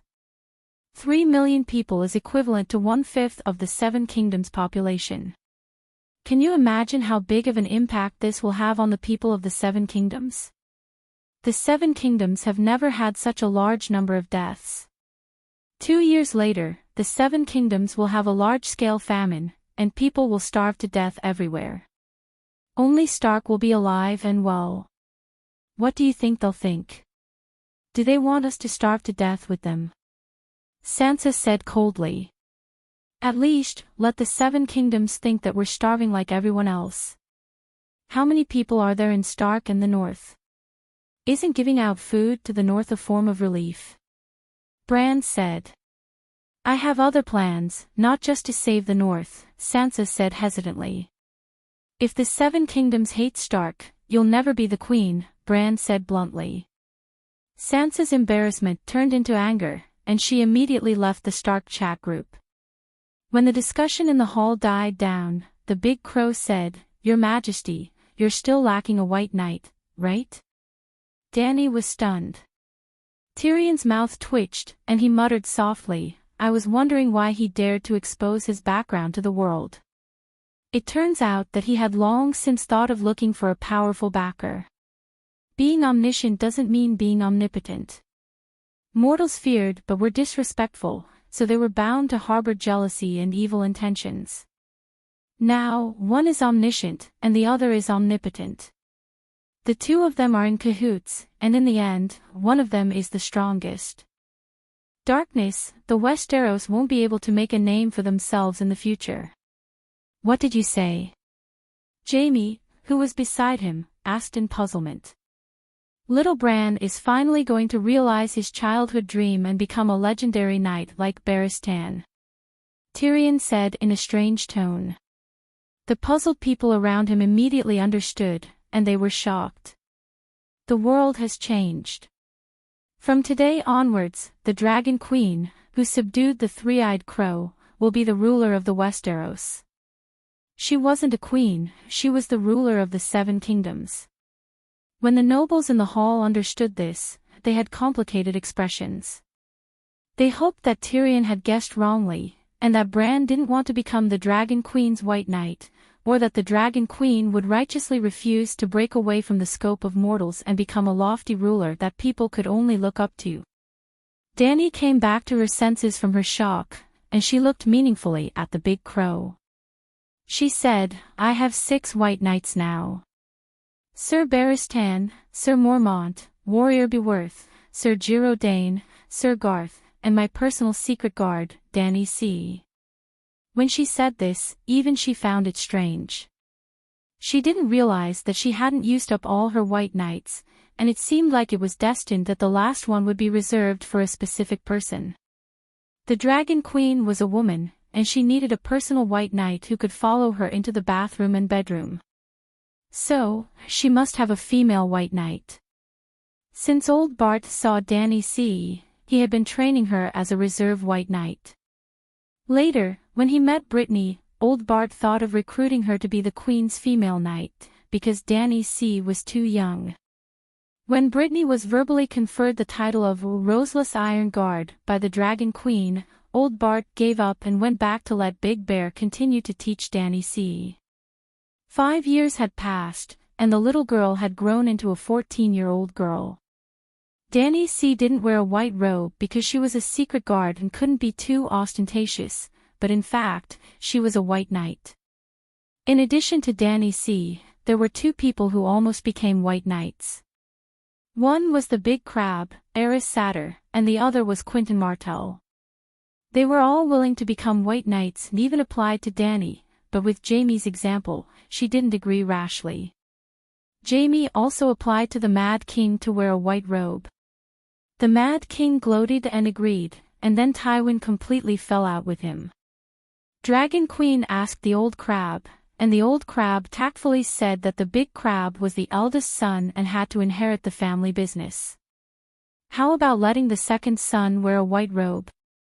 Danny didn't object, but the little crab didn't want to give up the title and fief.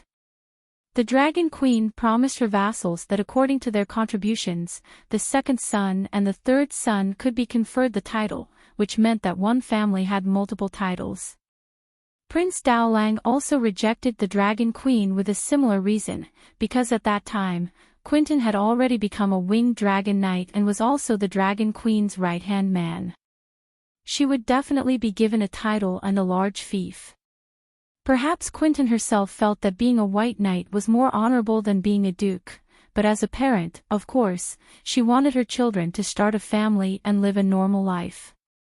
As a result, the Dragon Queen's last white knight position had been empty all these years.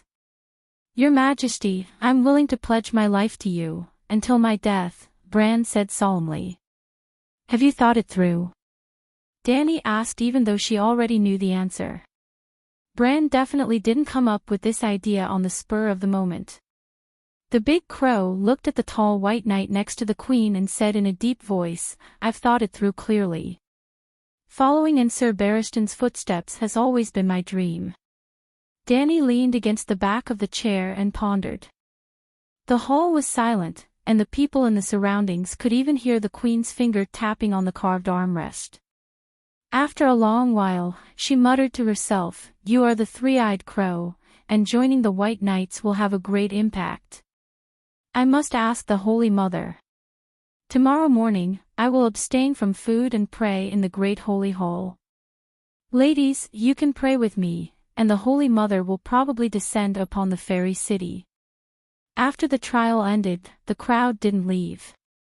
Instead, they were invited by Count Farman to a large banquet, but the atmosphere wasn't very lively. The ladies were quite happy, and they gathered together and talked about the old case solved by the three-eyed crow today, as well as the Holy Mother's descent tomorrow. The three-eyed crow and Arya were also the focus of the discussion. However, the nobles had a lot on their minds. After the three-eyed crow defected to the Dragon Queen, how will the Seven Kingdoms situation develop? They were all pondering this question, but they didn't dare to discuss it openly.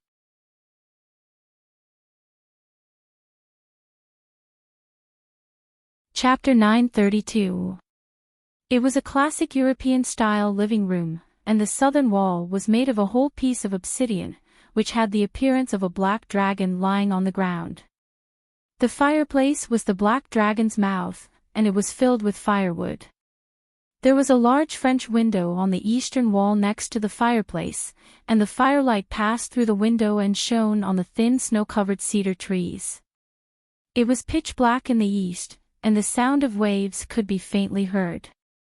Danny took a cup of lemon black tea from Eli's hand, and she leaned comfortably on the soft couch. She said, "You have been exposed, and you want to seek refuge from me. This isn't the main reason." The great crow landed on the Megalosaurus's horn, and it said slowly, "The three-eyed crow's mission has changed because of your appearance. The three-eyed crow isn't an independent life form, and we don't have any personal feelings. We are just a will that protects the world. It's also because the will is pure enough that the three-eyed crow can become the Westeros god. In the past innumerable years, we have tried our best to make the world a better place." When the great crow saw the dragon queen's disapproving expression, it paused for a moment before it sighed and said, "I understand that in this process, we might harm an individual, a family, or even an entire kingdom. But humans are just a species living in the world, and humans are insignificant compared to the world itself, let alone a kingdom. Humans are insignificant, and kingdoms are even more insignificant, while families and individuals can be ignored.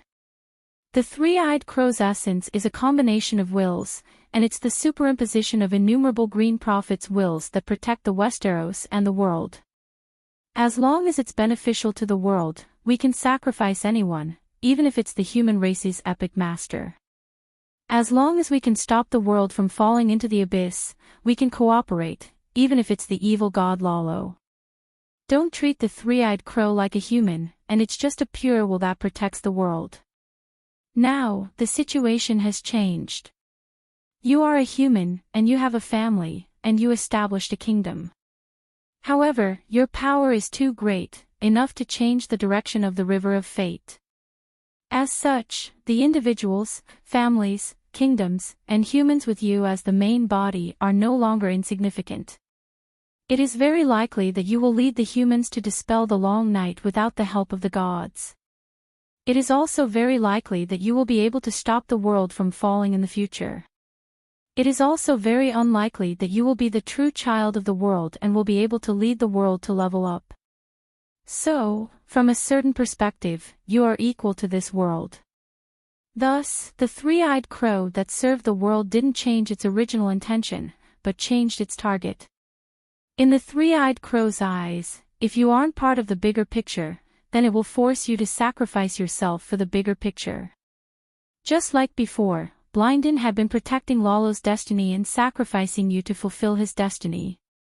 But once you become the bigger picture, anyone can sacrifice themselves for you. Danny stared blankly and hesitantly asked, "Why would you have such thoughts?" "I mean, I always knew that I was part of the bigger picture, and that I should be the most important person in the world. But you didn't have such a correct understanding before."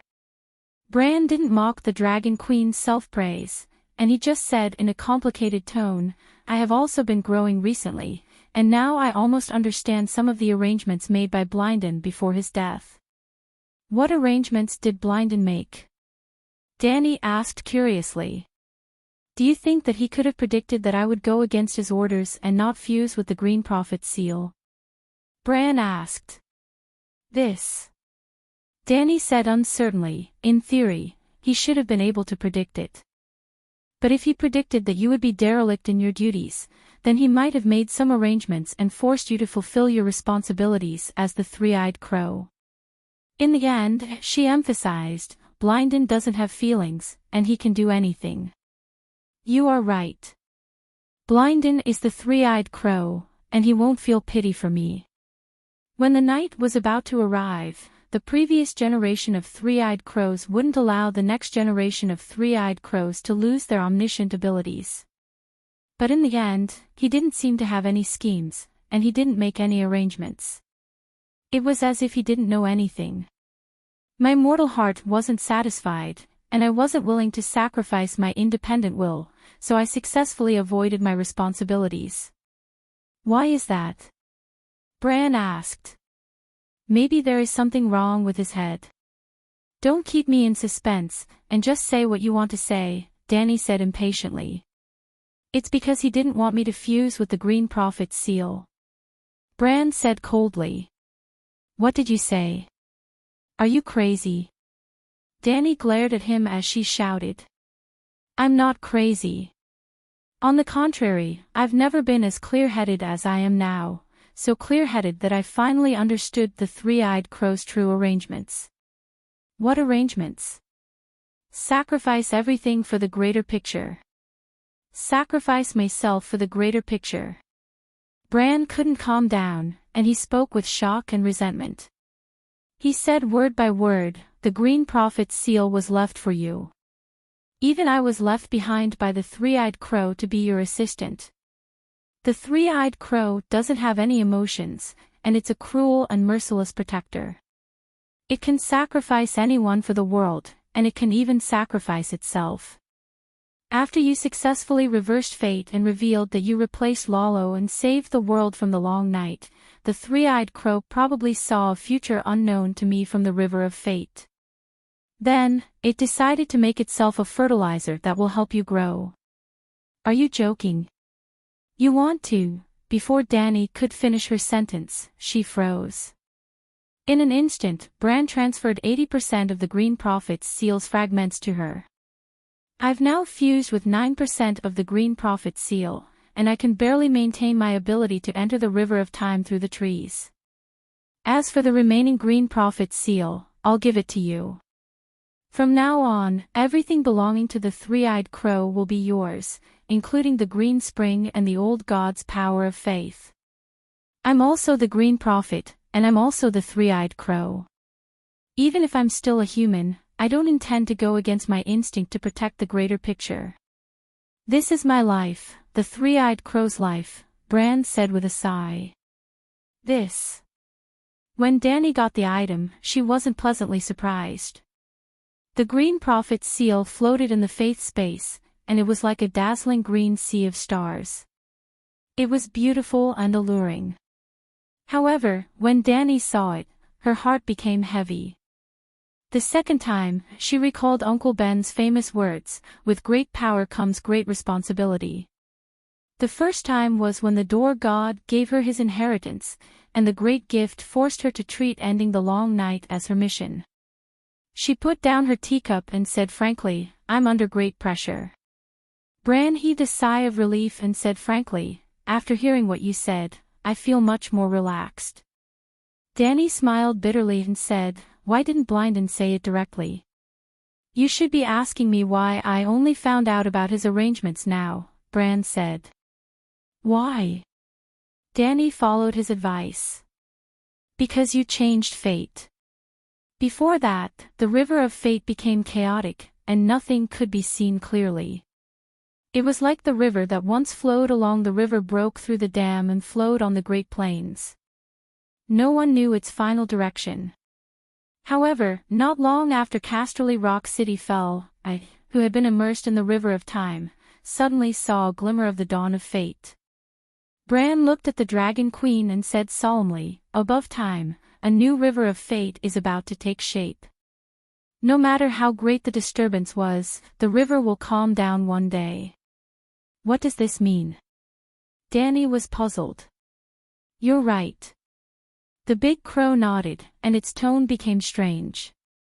"The key is that I was the first to see the dawn of fate, and I was the only one. To the gods, the river of fate is still chaotic, and there are no signs of it being reformed." "You really saw the dawn? Are you hallucinating because you've been too tired recently?" Dany looked doubtful, and asked with concern. "I heard that Edu Stark was born."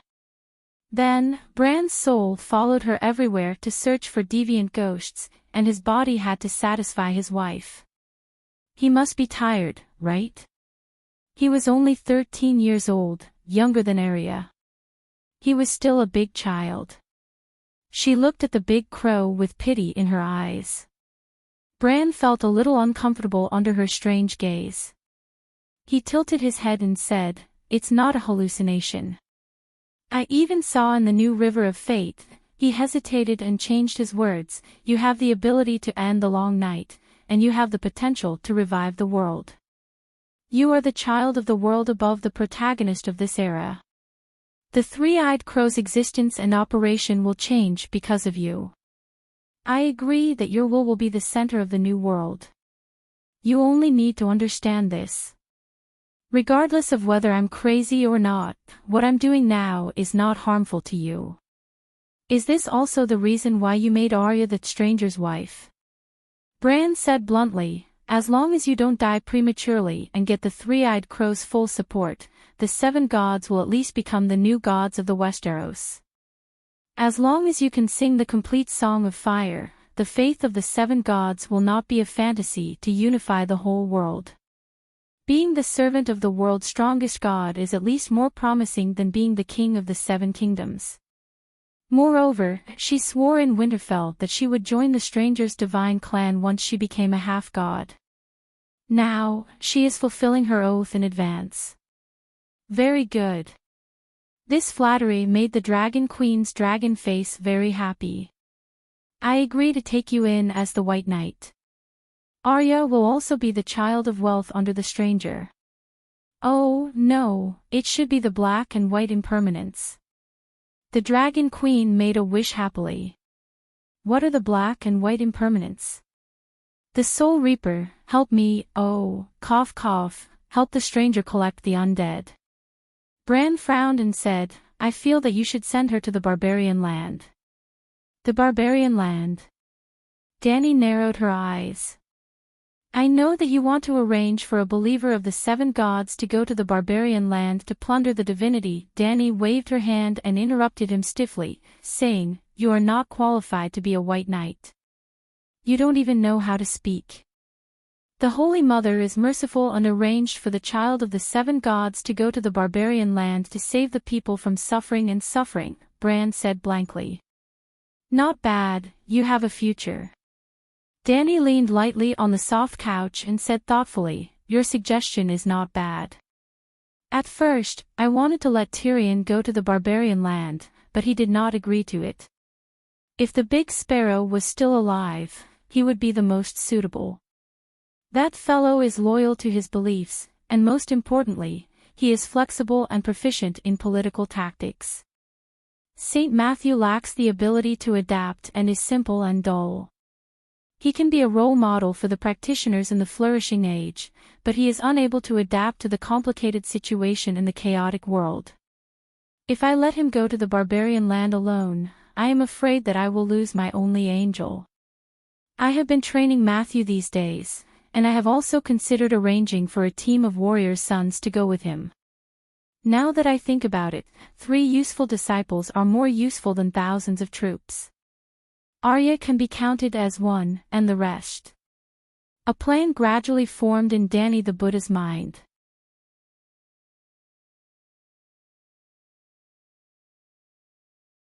Chapter 933. What plans do you have for the future?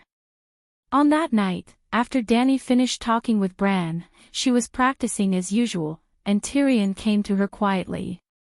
What plans?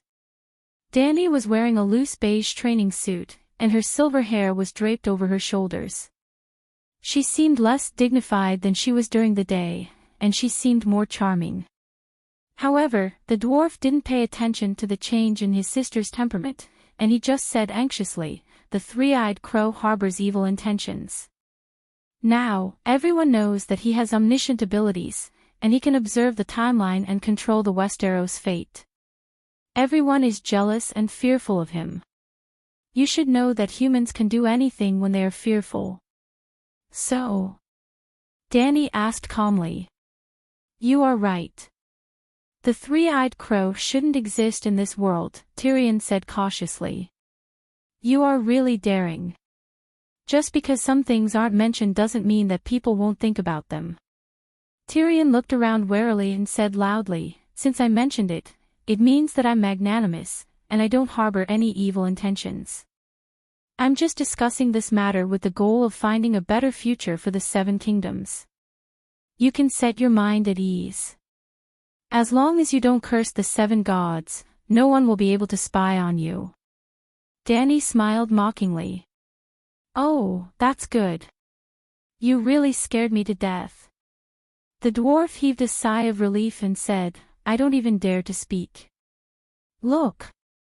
As long as the three-eyed crow still exists, the Seven Kingdoms people will have to live in fear, and the whole world will be gloomy. The three-eyed crow needs to exist. It doesn't have any selfish motives, and it has been using a method that certain wise mortals don't like, which is controlling fate to protect the world. Danny spoke calmly. You didn't say that before. You are certain wise mortals. Tyrion opened his eyes wide. Did your will get distorted again? Danny cast him a sidelong glance and handed him a basket full of disdain. I'm still wise, but I'm no longer a mortal. The three-eyed crow, which isn't under my control, shouldn't exist. But, time has changed, don't you understand this principle? Tyrion looked at the Dragon Queen in horror and said through gritted teeth, the dragon slayer of the past has become an evil dragon. I am the mother of dragons, Danny said calmly. You are overthinking this. A mortal like you isn't qualified to attract the three-eyed crow's attention. All of a sudden, a familiar voice transmitted from the fireplace, and it made the dwarf wet his pants. Bran. The 7 levels of hell. The dwarf raised his head in horror and saw a large red-eyed black crow standing on the obsidian wall.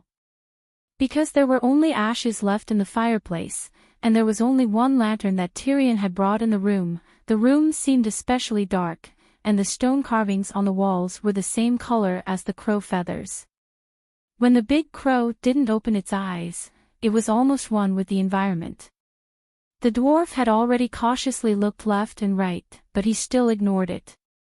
The dwarf clamped his pants tightly and shouted with a distorted face, Didn't you say that no one could detect it except the 7 gods? She didn't lie. As long as she wanted to, no one could eavesdrop on her conversation. But, I didn't eavesdrop, and I stood here openly, the large black crow said. You heard everything? The dwarf asked dejectedly. I don't need to hear it. I know what you are thinking with just one look. If I want to, I can clearly see what you will do and say in the timeline. At that time, you won't even know what you will say or do, Bran said calmly. Damn it. The dwarf was flustered and exasperated, and he decided to throw caution to the wind. He shouted, This is the reason why we can't tolerate you. I know, Bran said softly. You know, but you don't care. Tyrion calmed down. Did you know that the three-eyed crow's inheritance has been passed down for several million years? Bran sighed and said in an ancient tone, the human race's short 10,000 years of history is less than 1% of the three-eyed crow's existence. Before the human race, all living beings in the Westeros, such as the forest children, giants, and strange creatures, knew about the three-eyed crow's existence. They all worshipped it and respected it as a god. All living beings in the world knew the significance of the three-eyed crow's existence, and they all sincerely praised it. They even hoped that their will to protect the Westeros would be integrated into the Green Prophet's seal. It was because of this that the three-eyed crow became the Westeros god. The three-eyed crow became the Westeros god, but it wasn't because we called ourselves the Westeros guardian god, but because the Westeros and Westeros living beings chose us. Actually, when one heard the name, Green Prophet, one should understand the Green Prophet's status among all races. But, everything changed after the human race entered the Westeros. The forest children were people who sang praises to the earth, and their love for the world surpassed their own. It was because of this that an existence like the three-eyed crow appeared. But, the human race loved itself more than anything else. Now, you don't know what the Green Prophet is, and what the three-eyed crow is. But, in the past 12,000 years, our existence wasn't a secret to all races, including the newly arrived human race. The human race's reverence for the Green Prophet originated from their fear, and such a state wouldn't last for long. Because of this, after the Undulls invaded, the illusory 7 gods quickly replaced the old gods. Tyrion said slowly, the human race had reason to fear the Green Prophet. The three-eyed crow didn't care about the human race's attitude toward it, but it was willing to sacrifice everything for the Westeros. This was because the three-eyed crow's essence was the combination of all the Green Prophet's will to protect the world. Its existence was to protect the Westeros. When reality proved that the world would be better without the three-eyed crow, it chose to destroy itself without hesitation, Bran said bitterly. Destroy itself. Tyrion was startled. From today onwards, there won't be any more three-eyed crows, and I'll be the last one, Bran said sadly. Tyrion cast a glance at the Dragon Queen and muttered, "Why are you so resolute?" "Maybe. I just wanted the three-eyed crow to announce its crimes, and if it did, it would be judged and its actions would be restricted in the future. Don't you understand? The three-eyed crow is a will, and it doesn't have any emotions or fear. It will only do what is within its power and will benefit the world. If you judge it, it doesn't care, and it will still do what it should do in the future. It doesn't even care about its own existence and death, so why should it care about the human race's likes and dislikes? So, when there's a will that's as strong as it, one of them must disappear. Now, that will has appeared. She's the child of the world, and her significance to the world far exceeds that of the three-eyed crow, who can only abide by the rules. The three-eyed crow also wanted to make progress, but its ability was just there. Bran emphasized in a deep voice, in the end, the three-eyed crow chose to give the world a better place, and the Westeros changed their world. You. Tyrion looked at the Dragon Queen and spoke bitterly. Dany nodded slightly. As a Targaryen, do you feel proud? No, I'm afraid. The dwarf hugged his head, and he was even more despairing than before. I'd rather the three-eyed crow continue to be the Westeros world. At least it doesn't have any emotions, and it won't target anyone. But you do, and you will. Fool, you're my family, and I'll treat you well, Dany said with a gentle smile. Tyrion shivered. If I leave the Westeros, I'll be able to avoid the three-eyed crow, right? Maybe after the long night, I should go back to my fief, Jean Island. I love Slave Bay. The scenery there is great, and there's also the Red Saintess and Free Maiden. I love freedom. Bran shook his head and said, if she can only stay in the Westeros, then she can't be considered the child of the world, and it's impossible for her to make the three-eyed crow abdicate. The dwarf had a bad guess in his heart, and he said in a trembling voice, could it be that she can still control the world? As long as she can stop the world from falling, she'll be the world's sky. If she can lead the world to rise, then she'll be equal to the world, Bran said. Tyrion felt dizzy, and his vision blurred. He felt like his future was bleak, and an illusion appeared before his eyes. 5 colored evil dragons surrounded the world, and the world was as small as a soybean in front of the demonic dragon. Then, the Dragon Queen stood on the black dragon's head, and strong winds blew around her. Lightning flashed, thunder rumbled, and dark clouds covered the sky. Her sinister laughter echoed throughout the world. That kind of future is too dark and suffocating, he said in fright. The world will rise, and the eternal summer will be here forever. Humans won't have to worry about the dark and cold eternal night. That kind of future should be bright and desirable, Bran said. Do you believe what you just said? Tyrion mocked him. The big crow shook his head. In the three-eyed crow's eyes, that's the most beautiful world. In my opinion, it's indeed a bit depressing.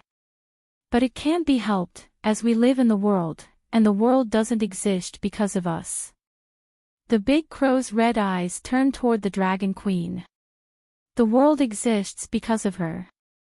Dany sneered and said, if you have the energy to worry about the future, then it's better to take care of the present. The eternal night hasn't even ended yet. Tyrion slapped his forehead, and he remembered the purpose of his trip. He said, the nobles are afraid of the three-eyed crow, and now that Bran has become your white knight, their fear of him will be transferred to you. What plans do you have for the future? I will kill deviant ghosts and train hard at the same time, Dany said matter-of-factly. Tyrion thought for a moment and changed his tone. Do you know something? Today, many nobles seem calm on the surface, but they all have an impulse in their hearts. They want to question the three-eyed crow. How much has he interfered with their fates in the past years? They even suspect that the three-eyed crow is related to the many things that happened in the Seven Kingdoms. But they all play dumb, and they don't dare to ask him. A mortal trying a god. Bran mocked him. If the Dragon Queen wasn't here, the three-eyed crow wouldn't even give them a fart. It's just like how a mortal doesn't care about an ant's will. Aren't you a mortal? Bran sighed and said, I'm a mortal, but the three-eyed crow isn't. Today, everyone condemned Stannis for using the Blood Wizard spell to kill his relatives, but no one thought about trying Lollo, who carried the evil divine power for him. Tyrion shook his head and said, the nobles know their own limits, and what's the point of mentioning something that can't be done? Believe it or not, if you tie up Lollo and place him in the hall, they will surely be more righteous than anyone else. After today, the fear and doubt in their hearts will destroy their sincere respect and worship for you, even if you really end the long night. I came to look for you to warn you that this might be Bran's plot against you, and he wanted to transfer his hatred to you. But now, I realize that I guessed wrong. He paused for a moment and stared into the Dragon Queen's eyes. But, you don't want to be feared and hated by the Seven Kingdoms people while you shed blood and sweat for them, right?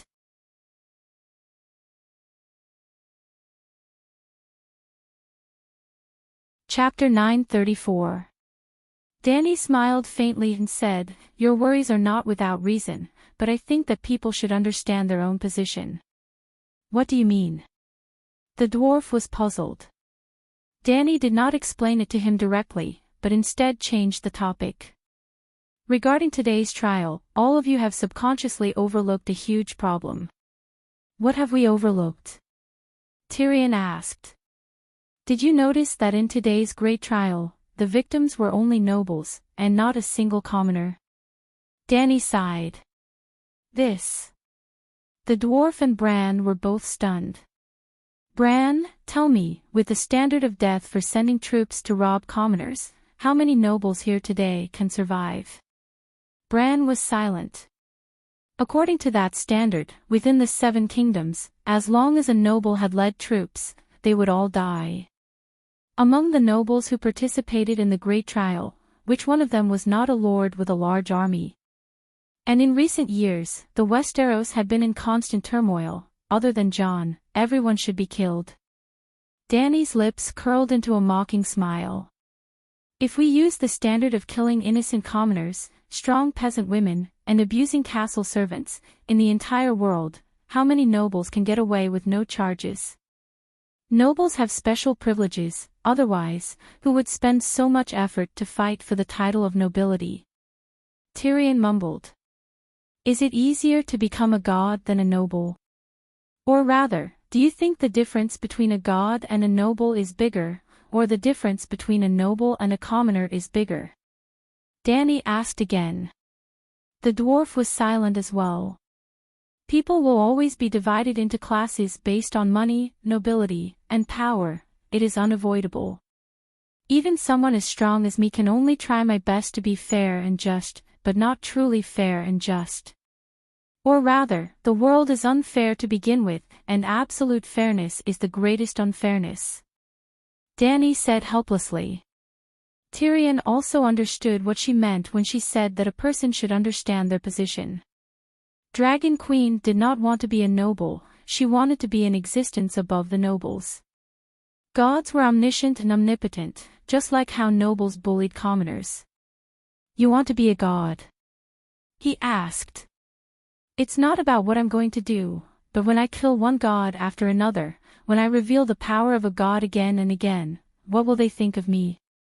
Tyrion smiled bitterly. Looks like I was worried for nothing. You don't have to do anything special. As long as you keep it up, they will treat you like a god. No one would be jealous of what a god has. Then, he shook his head and said, no, not necessarily. There must be people who covet the way to become a god. They won't be afraid of you, but they will be jealous of you. Because you were just like them, a mortal. Then train hard. Recently, 45 castles have built magic schools in the river bend. Anyone who is jealous of me can join the magic training class themselves. The passage to a higher level is open. Can you imagine the future world? Danny smiled meaningfully. Tyrion was stunned for a moment before he muttered, in the future, contrary to the real world, there will be a flourishing civilization of gods and magic. The big crow poured cold water on him and said, if you want to develop the institutionalized magic civilization that the Queen envisioned, you won't just have to stop the world's decline, you will also have to make the world rise by a few levels. Danny rolled her eyes and waved her hand to drive him away. It's already late. Tyrion, you should go back. What about him? Tyrion stood up and pointed at the big crow. We are exchanging supernatural knowledge. Danny could not help but get excited when she said that. Since he had become her follower, she could read the three-eyed crow's 1,000,000 years of experience. Why don't I also stay?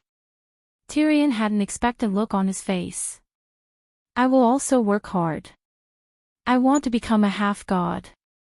You don't have the qualifications. You should focus on improving your magic power. The next morning, in the fairy city's great sage hall. The tall, white, mottled wooden door was tightly shut. 4 white knights, Barristan, Beavis, Geralt, Dane, and Garth, stood in front of the door. Hundreds of nobles and madams were gathered in the corridor outside the door. Some of them craned their necks to take a look, while others whispered to each other. There were also many people who didn't speak, but communicated with each other with strange gazes. In front of the great sage hall, there was a platform for the archbishop to preach to ordinary people. The area was also filled with bored commoners. They weren't as reserved and cautious as nobles, and they were gesticulating at the great sage hall's gate while discussing loudly. Can't the Dragon Queen communicate directly with the Holy Mother? Why does she still need to abstain from food and pray this time? Jaime asked in confusion. In a private room on the second floor of a restaurant beside the great sage hall, Tyrion, Jon, and Jaime were eating seafood hot pot by the window. Westeros didn't have hot pot, but after the Dragon Queen stayed in the fairy city for a while, hot pot became popular in the city. The people even gave the hot pot with charcoal a name called Dany's Small Stove. Tyrion scooped a bowl of milky white soup with a spoon and said casually, the three-eyed crow is extraordinary, so we have to treat it seriously. After drinking a mouthful of soup, he looked at Roland, who had a hesitant expression, and asked curiously, you didn't invite us here just to treat us to a meal, right? If you have something to say, just say it. It's like this. Jon looked at Jaime sincerely and said, I apologize to you for what happened to Tommen. The trial is over, Jaime said, shaking his head. The trial is over, but I still have to apologize to you personally for Tommen's death. Jon's expression became complicated. I don't know how it feels to lose a son, but when the news of my father's death reached Dark Castle, I felt as if the sky had collapsed, and everything in front of me turned black and red. At that time, I only had one thought in my mind, and that was that no one could stop me from taking revenge for him. I was almost beheaded by Commander Mormont because I rode a horse and became a deserter that night, he said with a bitter smile. Jaime put down his fork and sighed. Jon, you are very sincere, and I should be sincere in return. I feel pity and relief for Joffrey and Tommen's death, but I don't feel sad, at least not as sad as when you lost your father. Ah. Jon was stunned. They are your sons, aren't they? Yes, but their identity. Jaime's cheek muscles were tense, and he said with difficulty, it's not because they are illegitimate children, but, you know, the way people look at them. I feel sorry for them, but I can't change their situation. Maybe they can start a new life in the stranger's world of death, where no one will criticize them, and they can be happier, at least better than suffering in the human world. When I think about it this way, I don't feel so sad. Tommen may be in heaven, but Joffrey will definitely go to hell, Tyrion said with a smile. Jaime glared at him. You have a good chance of reuniting with Joffrey, so take good care of him for me. Hee hee. Tyrion looked at the cathedral, and a smile of superiority appeared on his face. After a moment's hesitation, Jon asked awkwardly, Jaime, do you have any plans to get married? The dwarf and Jaime were both shocked. You want to marry Lannister? Who will marry Jaime? Tyrion frowned. Sansa, Jon mumbled. The 7 gods. Jaime shouted. I know what you are thinking. You want to mend the relationship between the two families through marriage, but Sansa, he looked at his brother. The dwarf's face was twisted, and it seemed to be turning green. Jon also noticed Jaime's gaze and the dwarf's expression. He frowned and said, Tyrion and Sansa's marriage has been annulled, and he is now Princess Elaine's fiancé. Jaime shook his head. Forget it. The relationship between these people is already messy enough, and I really don't want to get involved. Besides, I don't love Sansa at all. I won't marry someone I don't love. Jon was a little embarrassed. Who were the ones with messy relationships? However, seeing Jaime's straightforward rejection, he did not insist. He only reiterated, Stark will do his best to support the reconstruction of Casterly Rock. If one day the people of Casterly Rock go hungry, then the people of Winterfell will also go hungry. Thank you. Jaime's gaze softened. He sighed and said, if our parents could sit down and talk peacefully, perhaps there wouldn't be so many tragedies. I can't imagine Pops and I'd sitting together and chatting. The dwarf chuckled. Jaime and Jon looked at each other awkwardly and laughed as well. In the afternoon, Saint Dany finished her prayers. The doors of the Holy Church opened. The nobles and commoners tidied themselves up and walked in. They lined up behind the Dragon Queen according to their status. How did it go? Before entering the Holy Church, Sansa pulled Jon nervously. Jaime rejected a marriage without love, but he also expressed his acceptance of our goodwill. We have achieved a small part of our goal. Jon said casually. Sansa heard this and heaved a sigh of relief. That's good, that's good.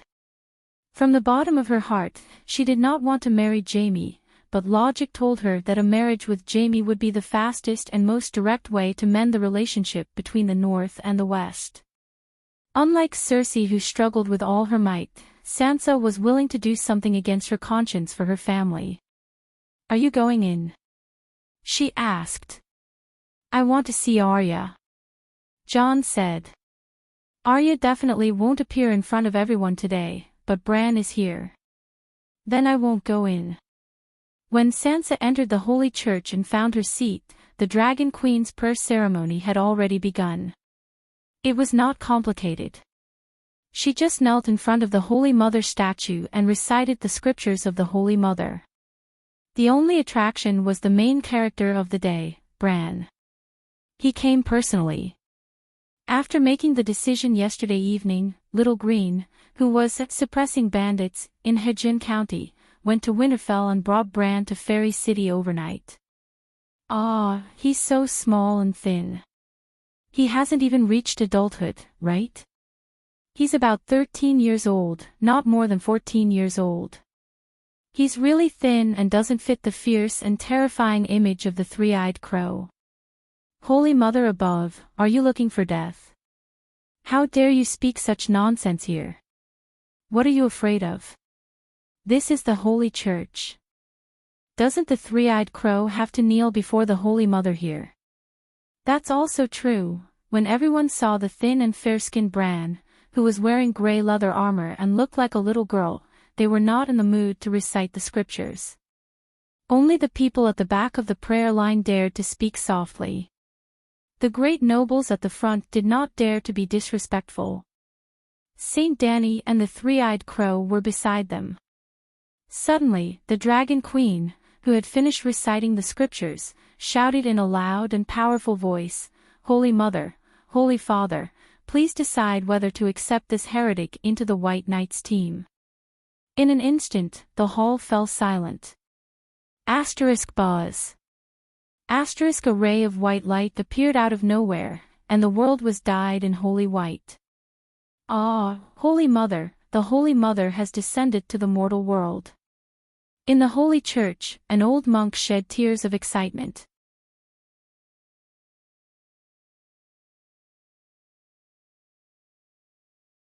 Chapter 935. Holy Mother, the Holy Mother is merciful. Tears streamed down Sansa's face as she stretched out her hand. She wanted to touch the dignified and benevolent giant figure in the air. Before today, she had never thought that she could be so pious. She was not the only one. When the milky white holy light filled the entire world, everyone in the Holy Church felt the call from heaven. The scenery in the fairy city's sacred hall disappeared, and only boundless white light was left around them. It was as if they had followed the white light to heaven.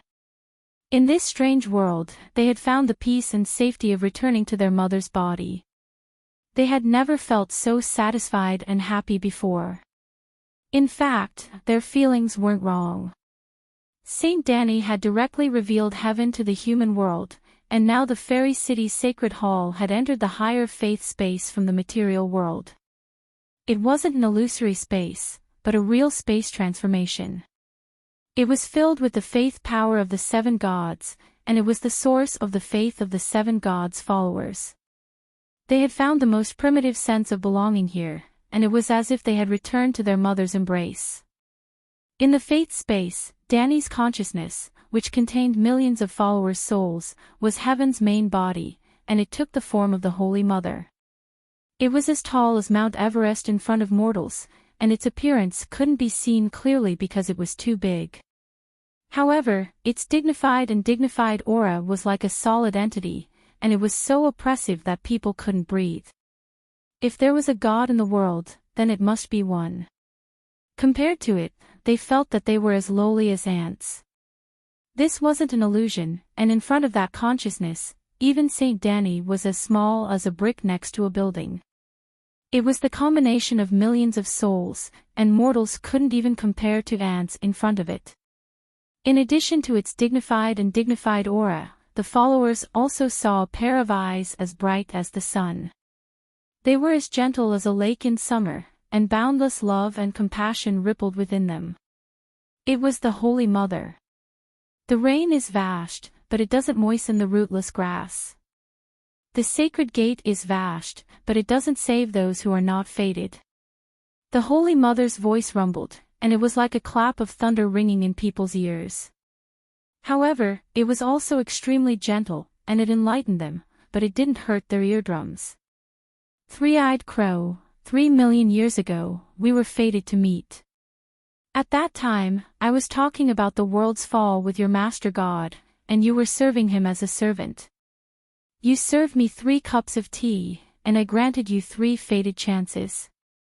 Times have changed, His Majesty the Wind God has fallen into an eternal slumber, and I have sincerely saved you twice. Today is your last chance. Ask your soul, are you willing to give up all of the three-eyed crow's divine abilities and glory, and follow me to cultivate the Tao of compassion? The many excited believers were startled. So, the Holy Mother and the three-eyed crow were old acquaintances. 10,000 years ago, what kind of pretentious act was that? They were terrified and in awe. However, the three-eyed crow had only poured 3 cups of tea for the Holy Mother. Their relationship couldn't be considered close, right? To serve tea and water, wasn't he just a servant? It turned out that the three-eyed crow was the wind god's servant. This meant that the wind god should be an old god. The Holy Mother was truly benevolent. Because of the 3 cups of tea, she had converted the three-eyed crow 3 times. However, the Holy Mother said that she wanted the three-eyed crow to give up on its divine ability. Moreover, he cultivated the Tao of mercy. Mercy. This was a huge advantage. He was merciful and could not know all of their secrets. Perfect. The nobles wished that they could accept the Holy Mother's summons on behalf of the three-eyed crow. The three-eyed crow seemed to have heard the crowd's wishes. He raised his head and said loudly, "Holy Mother is merciful. I'm willing to convert to the Holy Church. The night is long, and the world is in danger. The human race is in danger, and the 7 nations are in danger.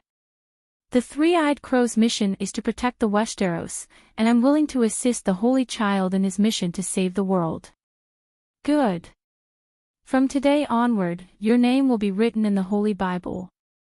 After you finish your mission in the mortal world, you will shed your mortal body and enter the heavenly kingdom.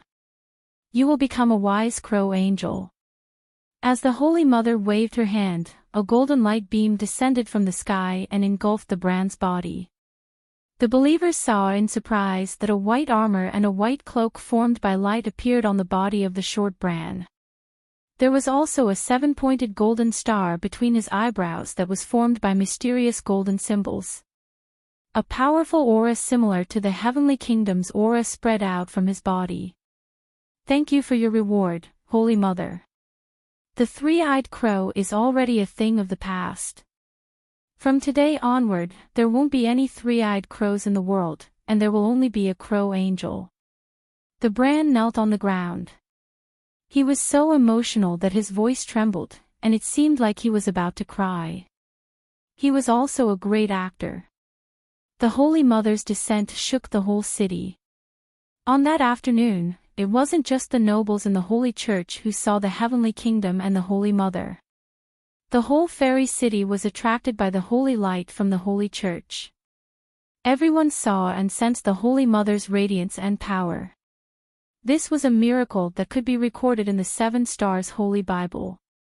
It was a real miracle, and more than 100,000 people witnessed it. At that time, countless believers knelt on the ground on the streets and on the docks, weeping bitterly. They stretched out their hands toward the Holy Church in the city to take the gentle light. They opened their mouths and confessed their sins to the lofty Holy Mother. After this matter, the 7 nations were shocked by the Holy Mother's great miracle. The Holy Light White Knight, the Crow, became a household name. Everyone knew about the three-eyed crow, and while they were afraid, they also rejoiced. The crow demon had been turned into a crow angel by the Holy Mother. Great power and omnipotence belonged to the Holy Mother, and they were relieved. At the same time, after the believers of the 7 nations understood the significance of the Wind God and the three-eyed crow to Westeros, they revered the 7 gods even more, and their faith became more devout. Even the old gods had converted to the Holy Church. Even though Saint Danny announced that day that the old gods had been bought by the 7 gods, the old gods' business wouldn't close down, and they would still be open for business. The customers who had bought the old god service didn't need to refund or change the package, and the Holy Mother would provide the old gods believers with the optimized new 7 gods old gods faith service. This meant that other than the services promised by the old gods believers could also enjoy the benefits of the 7 gods believers. Many of the 7 gods believers were unhappy. Why didn't the old customers get any benefits, and they were treated worse than the new customers? The plan to spread the religion and raise the land that you mentioned last time hasn't started yet, right? On the 2nd day after the Holy Mother's descent, when Danny was about to leave Fairy City and start a new round of deviant ghosts, the dwarf came to her hesitantly. Raise the land to spread the religion. Danny was stunned for a moment before she reacted. You're talking about the mission team, aren't you? Spreading the religion and protecting the religion is just a cover, the real purpose is to slay the demons. Have you changed your mind? She asked curiously. Seeing that she wasn't excited at all because of his volunteer, the dwarf was a little anxious. I've thought it through. As a Targaryen, I'll fight for the family business for the rest of my life. It's enough to have Jaime for Lannister and Casterly Rock City. He's the Guardian of the West and the Duke of Casterly Rock City. I've been training St. Matthew recently. Danny said strangely, for the past month, I've been taking St. Sparrow and taking turns to give him political lessons. Currently, I've almost trained him into a benevolent old politician, and I'll send him to the barbarian capital in 2 days. Danny was in a hurry to slay the demons, but why hadn't they sent him to the barbarian capital after waiting for more than a month? Even in modern society, after completing the job interview, there would be employment training before the official job. St. Matthew wasn't as clever as the dwarf, so he could only be trained. Dragon Queen was now passing on to him the advanced experience of the most powerful country in power struggle every day. As long as he could learn 50% of the skills of any treacherous official in the history of the Celestial Empire, he would be able to laugh proudly in the Jade Sea. Of course, the treacherous officials of the Celestial Empire might have compatibility issues with the fantasy world, so some of the experience needed to be localized. The Great Sparrow could be considered a famous treacherous official in the mainland. In the history of the Westeros for 10,000 years, he was the only one who could make the Queen Regent naked on the street. In the past month, he had personally taught his little brother his experience of dominating the King's Landing. The same bachelor, the same teaching materials, the same classes, but some students have especially good grades, even if they play around every day. Why, talent. The dwarf pointed at himself and said confidently, St. Matthew may be more devout than I am, but in terms of power struggle and the ability to handle chaotic affairs, he will never be as good as me, even if he has the guidance of a famous teacher. His master is also not as good as me. He emphasized. Do you know who his masters are? Shameless boasting. Danny sneered. No matter who it is, they are not as good as me. My master is Tywin. The dwarf said proudly. If you put your father among them, he probably won't survive past 1 episode, Danny said sarcastically. Who are they? Tell me, what great achievements do they have? The dwarf said unhappily. There's a eunuch who dared to call a deer a horse in front of the civil and military officials and the king, and everyone agreed. Can your father do it? The dwarf was stunned.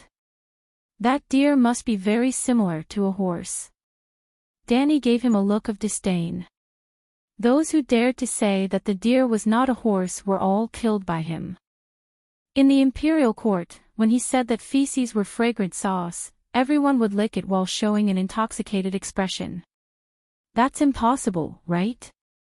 The dwarf jumped and shouted, You're lying, how can anyone cover the sky with one hand? And he's a eunuch, don't tell me there are no nobles in the kingdom. Or maybe it's a small country with few people, a small city-state. Danny sneered again. That empire has tens of millions of people, more than 1 million soldiers in armor, and many famous officials and generals. Its national strength is so strong. After a pause, she sighed. There was once a general who buried 400,000 enemy prisoners alive. Think about how strong that empire is. You're lying, I don't believe it. The dwarf did not hesitate and denied it 3 times in a row. You can't accept this. There are even more vicious things after this, do you want to hear it? Danny asked. I'm not listening, you're lying. The dwarf shook his head vigorously. There has never been a country with 400,000 soldiers, even the World Allied forces that besieged Slave Bay didn't have 400,000 soldiers. Then forget it. Danny stood up and prepared to leave. Wait. The dwarf stopped her and asked anxiously, I haven't solved my problem. Danny did not sit back on the chair and look down at him. She asked, Why did you change your mind? Tell me the truth. The dwarf said with a complicated expression, Yesterday, the Holy Mother descended, it was too exciting. That was a real god, the huge pressure of the soul made me feel like I was a maggot beside the Megalosaurus. I never thought that a person could be so strong, I never thought that the gap between humans would be so big, so big that it made me despair. If I don't become a god, I'll be an ant. His eyes were firm, and he said resolutely, I'm not satisfied, I want to become a god too. You're ambitious, very good. Danny nodded, and asked, why don't you work hard to cultivate, instead of going to barren land?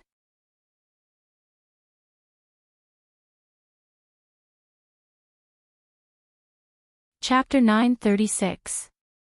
Training is too slow. Let's take the past month as an example. Other than fighting deviant ghosts, I've been training.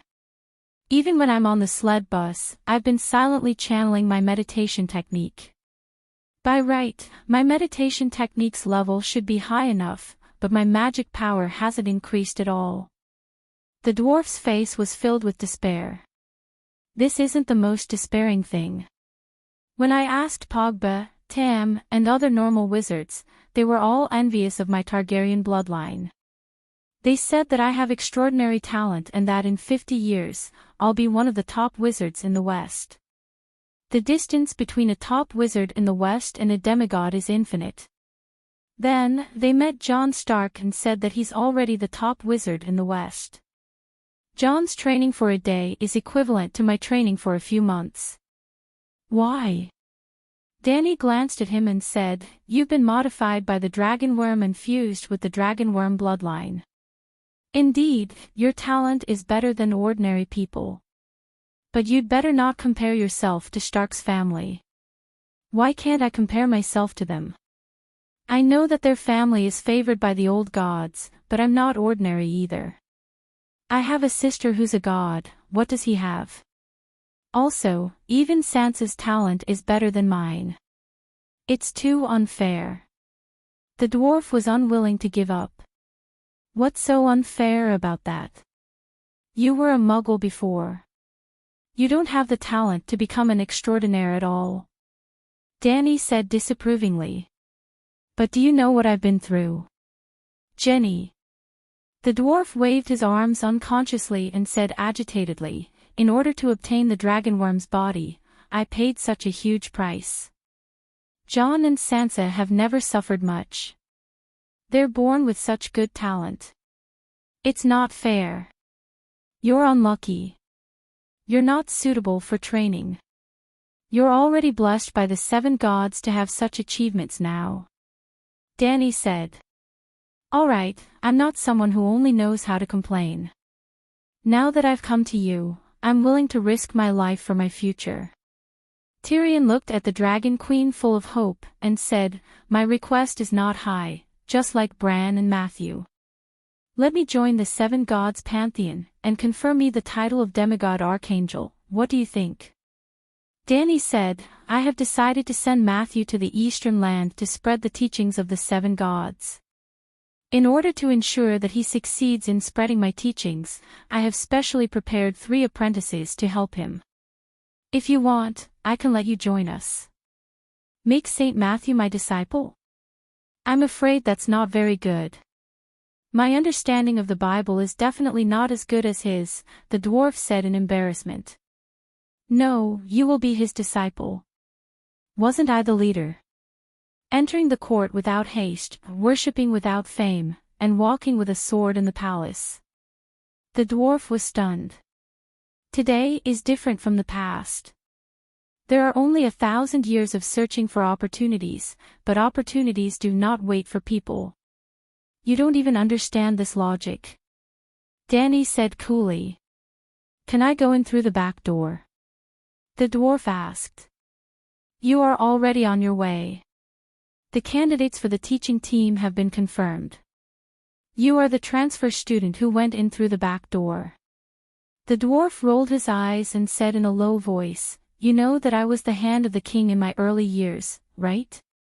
I spent a lot of effort to rope in Tyrell and Martell, appease Lisa in the valley, and in order to protect the king's landing, I even put on my armor and went to the battlefield myself.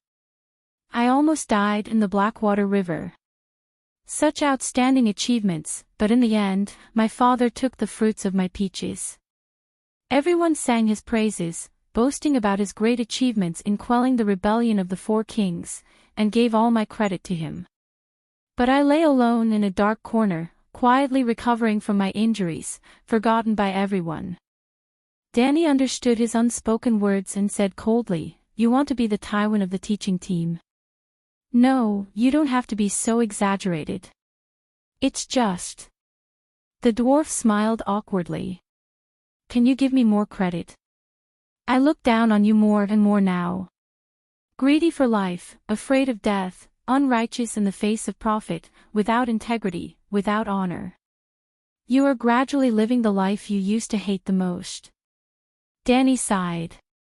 Tyrion was stunned for a long time, and sighed. "Compared to before I killed my father, I have indeed changed a lot. But someone who can even kill my father, how noble do you expect him to be? Didn't you choose me to go to the barbarian land to preside over the situation because of my shamelessness? You are shameless and reasonable. How shameless. All right, pretend I didn't say anything. You distribute according to your contributions." The dwarf took a deep breath and asked, "Who is in the teaching team?" The dwarf met the first person who came to seek the scriptures. Oh, no, it was the teaching team in the cultivation room in the backyard of the Holy Church in the fairy city. The stone tower was built with white marble, and the square room was 30 square meters. There were no furnishings inside, and the entire stone room only had a bowl-sized skylight on the wall 2 meters above the ground. This place was darker than darkness. Stepping into it, it was as if he had entered another world. It was a grayish-black, and the space was unstable. The air was so strange that the dwarf felt suffocated. Everything in front of him was grayish-black, as if he was standing on the surface of the sea, moving with the waves. He could not breathe through his nose and mouth, as if the air had frozen. It was uncomfortable to be suffocated, but he could smell the stench of rotting corpses. Perhaps it was not the smell of his nose, but the touch of his soul. Where is this? He closed his mouth and shouted. His soul was separated from his body, but they overlapped. His body was muddled, and his soul was looking left and right, shouting loudly. It was a very strange state. This is the shadow of the real world. Because after a person dies, their soul will slowly decay here, so it is also called the world of death. Danny appeared beside him. The surroundings were still grayish, but there was no longer the feeling of standing on the waves. His soul and body were separated into two. Other than the smell of decay in the air, he no longer had difficulty breathing, and there was no longer the stench of rotting corpses. Actually, the world of death is a very subjective name, she said as she led him forward. The room was only a few meters wide, but Tyrion felt that he had walked very, very far. A few kilometers, a few hundred kilometers.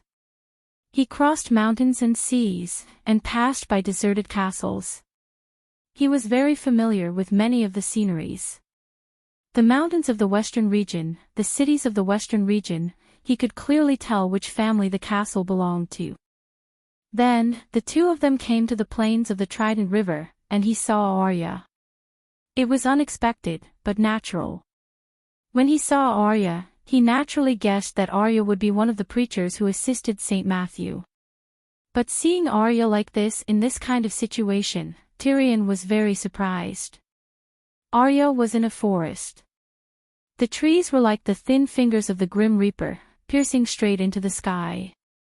In the dark forest, an expressionless girl was holding a giant scythe that was taller than she was. Her body flashed like lightning, graceful and agile. Like chopping wood, she slashed across the bodies of dull black figures who were missing arms and legs.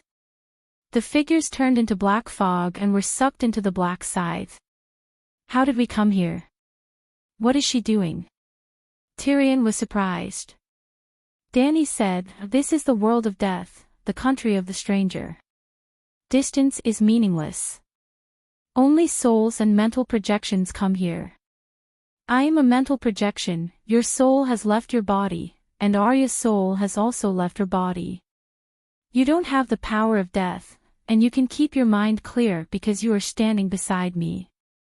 And Arya is the goddess of vengeance under the stranger, and also the Grim Reaper. Other than the stranger and the three-eyed crow, she has the highest authority in the world of death in the Westeros. Now, we are in the Forest of Babbles. Do you still remember the Battle of the War of the Four Kings, the battle that made Robb famous? Many people died back then. In the era without the stranger, their souls could only enter the world of death. Just like corpses rotting in the material world, the undead rotted in the world of death. Now, Arya is cleaning up the undead that have not completely rotted.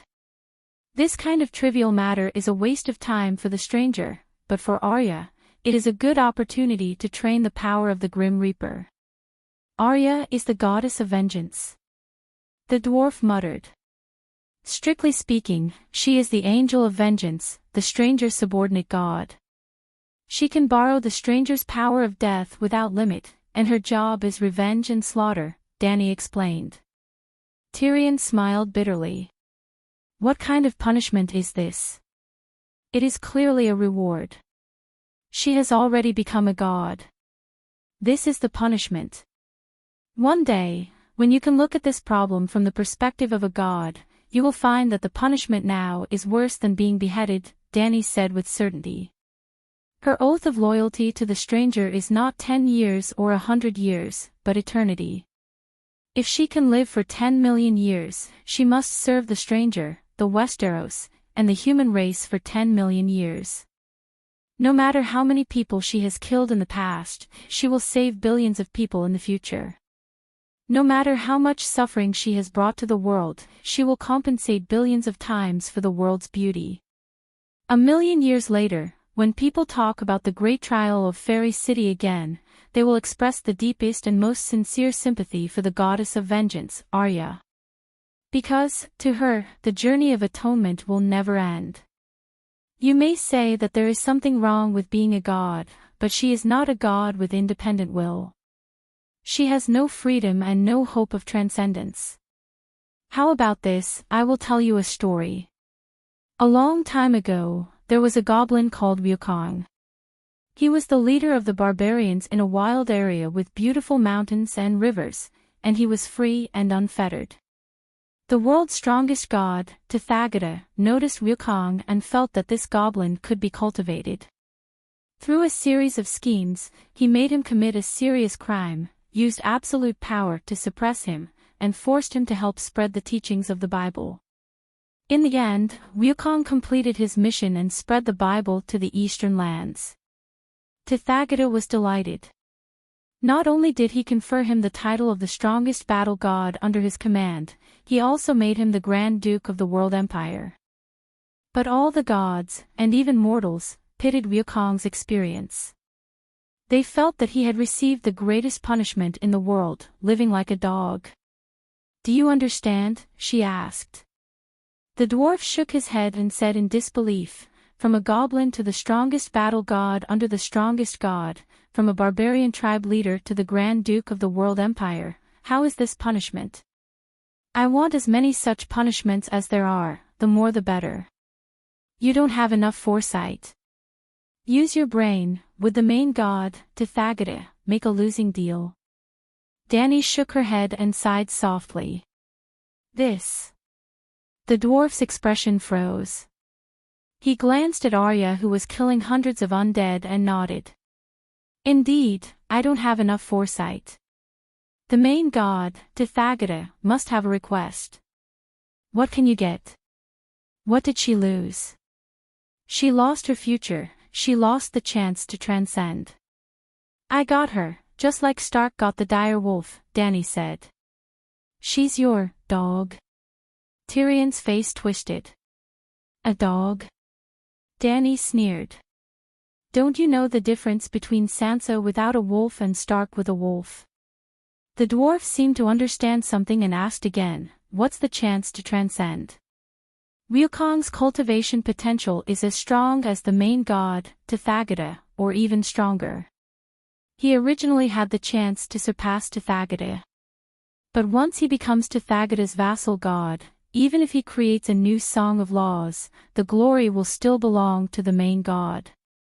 It's like a general fighting bloody battles on the battlefield, opening up new territory, and finally conquering the entire enemy country, but the newly opened land belongs to the king. The general can only receive an uncertain amount of rewards based on the king's wisdom and kindness, or in other words, leftovers. Tyrion was horrified and looked at Dany with fear. Have you been plotting against Arya all this time? Just like how Tithagata plotted against Wukong, is Casterly Rock City a sin prepared for her? Dany sneered. If she's Wukong, then I'm Tithagata's grandmaster.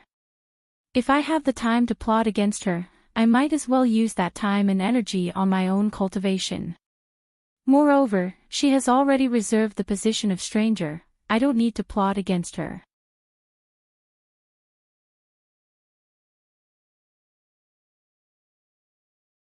Chapter 937. She reserved the position of stranger god.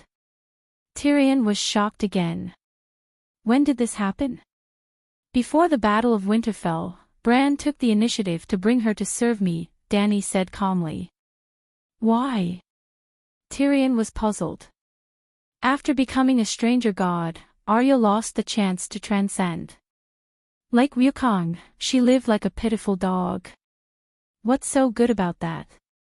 Actually, there's a prequel to Wukong's story, Dany said slowly. My talent is strong enough, right? But before I received the inheritance of great wizard Valeglia, even the little wizard Queers dared to scheme against me. Talent needs the inheritance of the sect to materialize into true strength. Wukong could become the heavenly battle god because he was protected by the main god, Tithagata, since he was born. From a nameless fairy to Wukong who learned the Tithagata meditation technique, how many benefits did he get from Tithagata? Tyrion looked at Arya in the forest and muttered, she has indeed received many benefits from stranger god. Wukong has a brother who is as talented as him. He seems to be even luckier and didn't fall into Tithagata's trap. But Tithagata isn't the only main god in the world. Tithagata is a god of justice after all. There are countless evil gods in the world. They didn't even give brother Wukong a chance to be born before they occupied his fetus body. Why did they occupy his body? Tyrion was puzzled. Do you know why Lalo and Sheepegg are targeting me? Dany asked. They want to snatch your bloodline and talent. Tyrion seemed to understand. The method is different, but the goal is the same. Dany nodded and continued, the evil gods used the soul to occupy the body to seize brother Wukong's body, bloodline, and extraordinary talent. Ah, that's terrible. The dwarf exclaimed, his face turning pale. He's even worse than you. Wukong's brother hasn't even been born yet. He's still a fetus and has no chance to resist at all. The evil gods are terrifying. Fate is unfair. He lamented. Dany said, fate is still a little fair. The evil god had just taken over that innately gifted body when retribution came. A hypocrite named Hong Yi, dream god machine, killed the evil god and took over brother Wukong's body. In the end, by relying on that extremely talented fleshly body, Hong Yi really did surpass the sovereign god, Tithagata, and become a creator god. This. The dwarf's face contorted. How is this fair? Goku's brother died unjustly. That's right. Hong Yi helped him take revenge, and then obtained his physical body in return. Hong Yi is a hypocrite. A hypocrite is still a hypocrite, much better than an evil god. But I still feel that something is wrong. The dwarf furrowed his eyebrows and thought hard. Wukong has been schemed against by Tithagata since he was born. He doesn't live freely, like a dog. The Goku brothers obtained complete freedom, but even the opportunity to be born was lost. Isn't this kind of world a bit too cruel? Do you know why I'm telling you this? Dany asked. Aren't we just chatting? What's the point? Tyrion did not understand. You're going to barren land to slay demons and devils. I hope that you understand the rules of the transcendent world, and change your way of thinking, Dany said. Tyrion was stunned for a moment, and seemed to have understood something. He sighed and said, I almost understand the ecological environment of the transcendent world. There's a clear hierarchy, and the weak are prey to the strong. Good and evil are blurred, and only benefits are eternal. This is even crueler than the power games between kings and nobles, and it's even more despairing. You're very aware. Choosing you as St. Matthew's Wukong disciple was the right choice.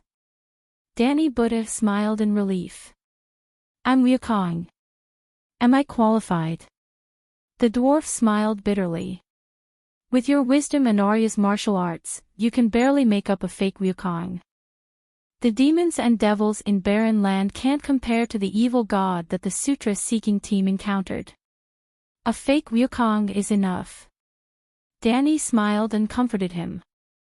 I want to work with Tyrion.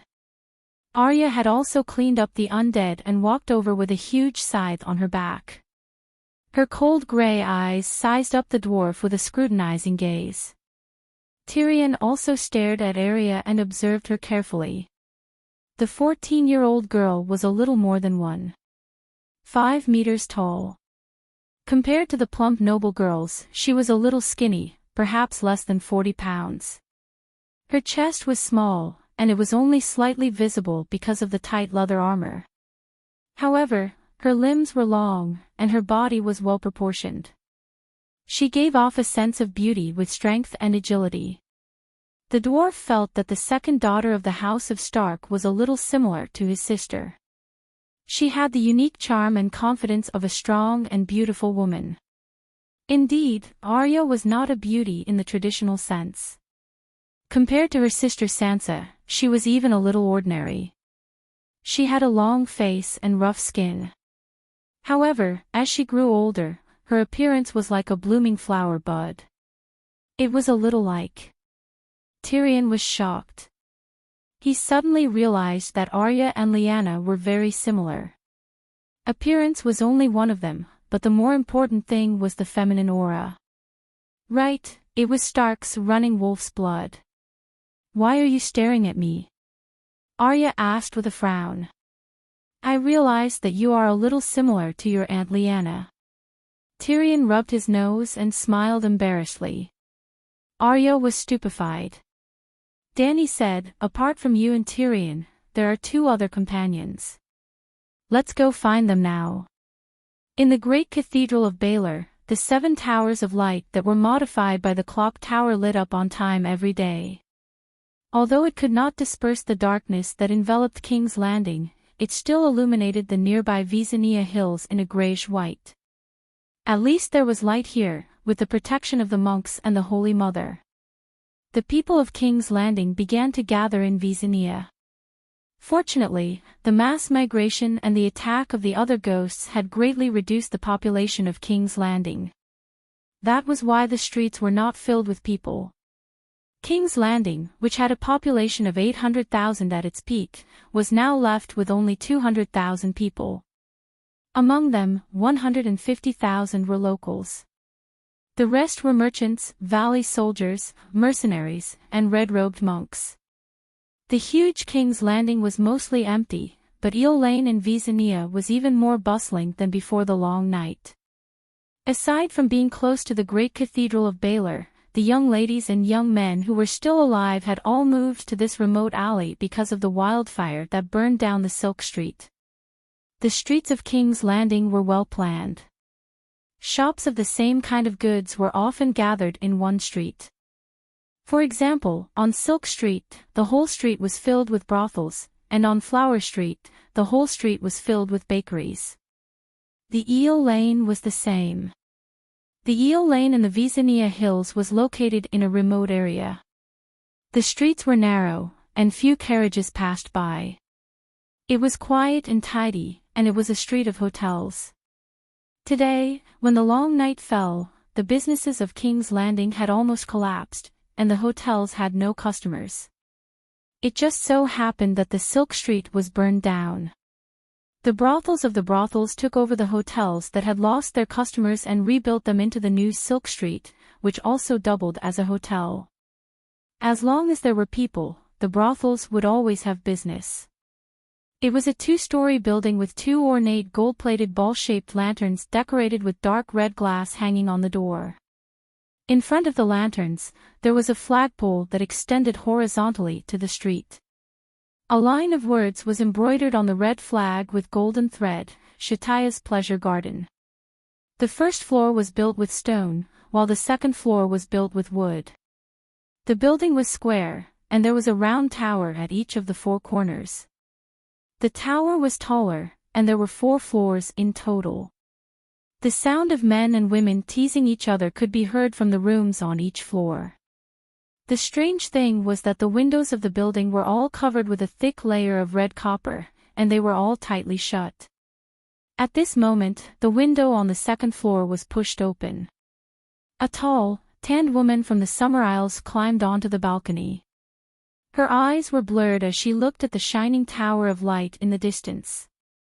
If the Holy Sparrow was still alive, we wouldn't have dared to run to the great cathedral and set up shop. Now, the cultivators are very easy to talk to. Not only do they no longer condemn the brothels for blasphemy, they even allow us to enter the great cathedral to pray. What's this? In Slaves Bay, the 7 Gods Temple has its own brothels. A deep, rough male voice came from behind her. From the voice, it was a middle-aged man. Then, he complained, "It's so cold outside, and you still open the window. Looking at the Tower of Light every day and feeling the warmth of the sun on my skin, I feel at ease."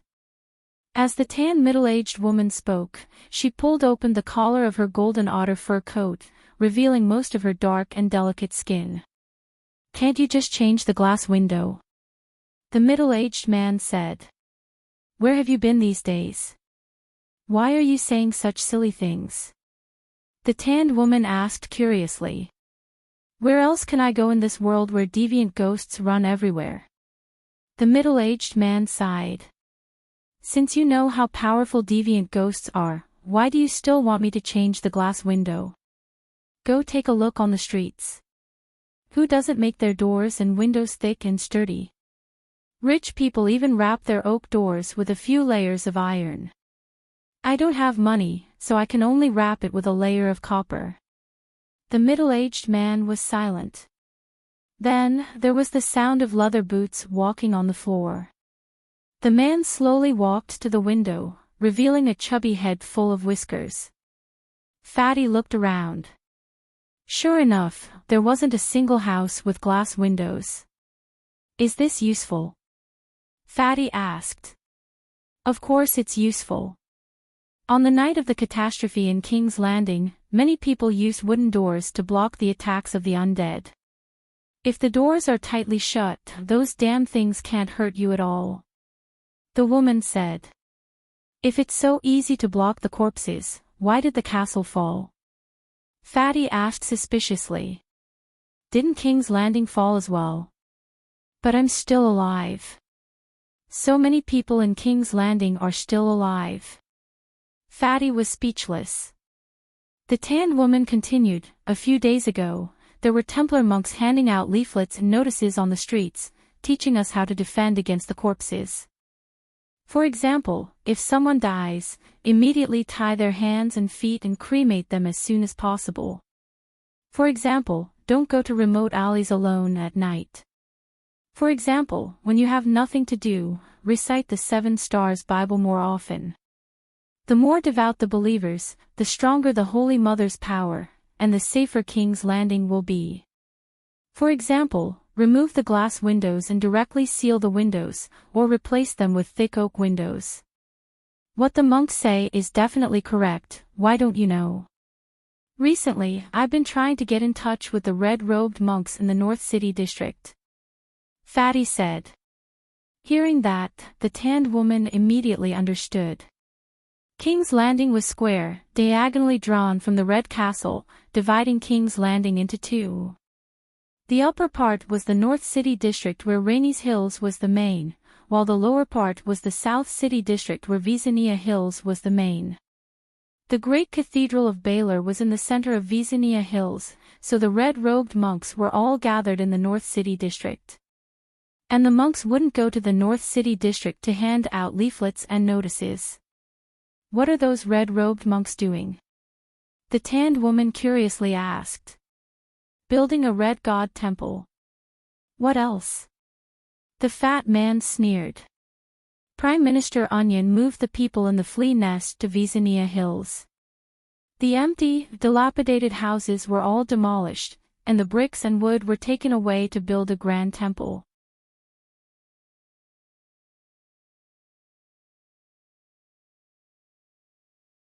Chapter 938. Build a red temple? The dark-skinned woman was shocked. They really planned to stay in King's Landing for a long time. How did the great cathedral react? The fat man sighed helplessly. The bigger picture is more important. The red-robed monk came across the sea to fight against the deviant ghosts. In the past month, the Dragon Queen's sleigh has been in full swing. The red-robed monk decided not to stay idle anymore. From now on, we might see the hand of sacred fire going out of the city to wipe out deviant ghosts every day. I'm not sure how many living dead they have killed, but the 100 Ghosts parade scene should no longer appear around King's Landing. You. Satya opened her mouth and looked hesitant. In the end, she did not ask the man why he went to North City to find the red-robed monk. She changed the topic and asked in a low voice, "Do you know about the great trial in Fairy City?" The bearded man nodded slightly and said bitterly, "I didn't expect there to be a monster like the three-eyed crow in this world. Actually, we should have thought about it." Satya smiled bitterly. The Free City, which is only separated from the Westeros by a narrow sea, and here. The contrast is too obvious. There are temples everywhere in the Free City, and all kinds of monks and churches are rampant. In the Westeros, faith is terrifyingly simple. Now that I think about it, everything makes sense. In a forest, where a tiger is entrenched, other beasts will stay away. This world with gods and magic is too unfriendly to ordinary people, the man lamented. Is the king friendly to the untouchables of Stink Bay? You shouldn't be so naive, the woman said. Whether or not to accept reality and whether or not to complain about it are two different things. Everyone complains that life is hard, but everyone wants to continue living as long as possible, the man said with a smile. What are your thoughts and arrangements about the great trial? Satya asked. I'm insensitive. The man shook his head. You can be insensitive to other things, but when it comes to you, Satya said solemnly. All your secrets have been exposed. In the eyes of the people of King's Landing, you are the biggest source of chaos. Their hatred for you has surpassed that of the Mad King and Joffrey. There's even a notion that the Seven Kingdoms have been in chaos for decades because the noble Westeros chivalry has been tainted by the depraved Ursos. The War of the Usurpers was your scheme. The rebellion of the Four Kings was instigated by you and Littlefinger. The Myrish woman, Tanya, instigated Cersei to do all kinds of bad things and betrayed her. Spaeth, who participated in the Red Wedding, came from the other side of the narrow sea. The corruption in the river was caused by a foreign mercenary group, the Warrior Group. After the rebellion of the four princes, Stannis, Aegon, and Yulun fought for supremacy. Aegon was also a foreigner. Stannis was originally an old-fashioned and upright good man, but under the temptation of the foreign red-robed woman, he gradually fell and eventually betrayed his faith, committing many crimes of kinslaying. P.S. Satya's expression became very strange. If you think about it carefully, they are not completely wrong. Outsiders should be responsible for at least half of the turmoil in the seven countries for decades. The Ursos still think that Westeros are barbaric and uncivilized. The bearded man said disapprovingly. But it's true that they hate you. It's also true that the Dragon Queen declared you guilty of the most heinous crimes. I think there's no need for you to stay in the Westeros anymore. Go into exile overseas and find a remote place to live out the rest of your life. Satya said with concern. King's Landing is my home. I'm not going anywhere. The middle-aged bearded man said firmly. The dark-skinned woman sighed and closed the window. She pulled open the drawer under the dresser and took out a black velvet bag. She handed it to the man and said, 300 gold royals. I've been having a hard time recently. That's a little too little. The price of food has risen again, the fat man said with slight dissatisfaction. You said it yourself. The price of food has risen again recently. Don't my girls eat? Besides.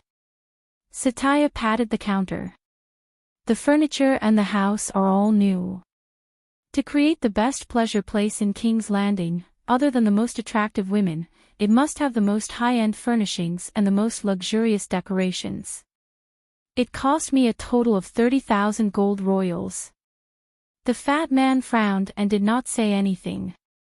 The woman softened her tone and said, I'm just the owner of a brothel. I'm not a king, nor am I a trading prince who is as rich as a country.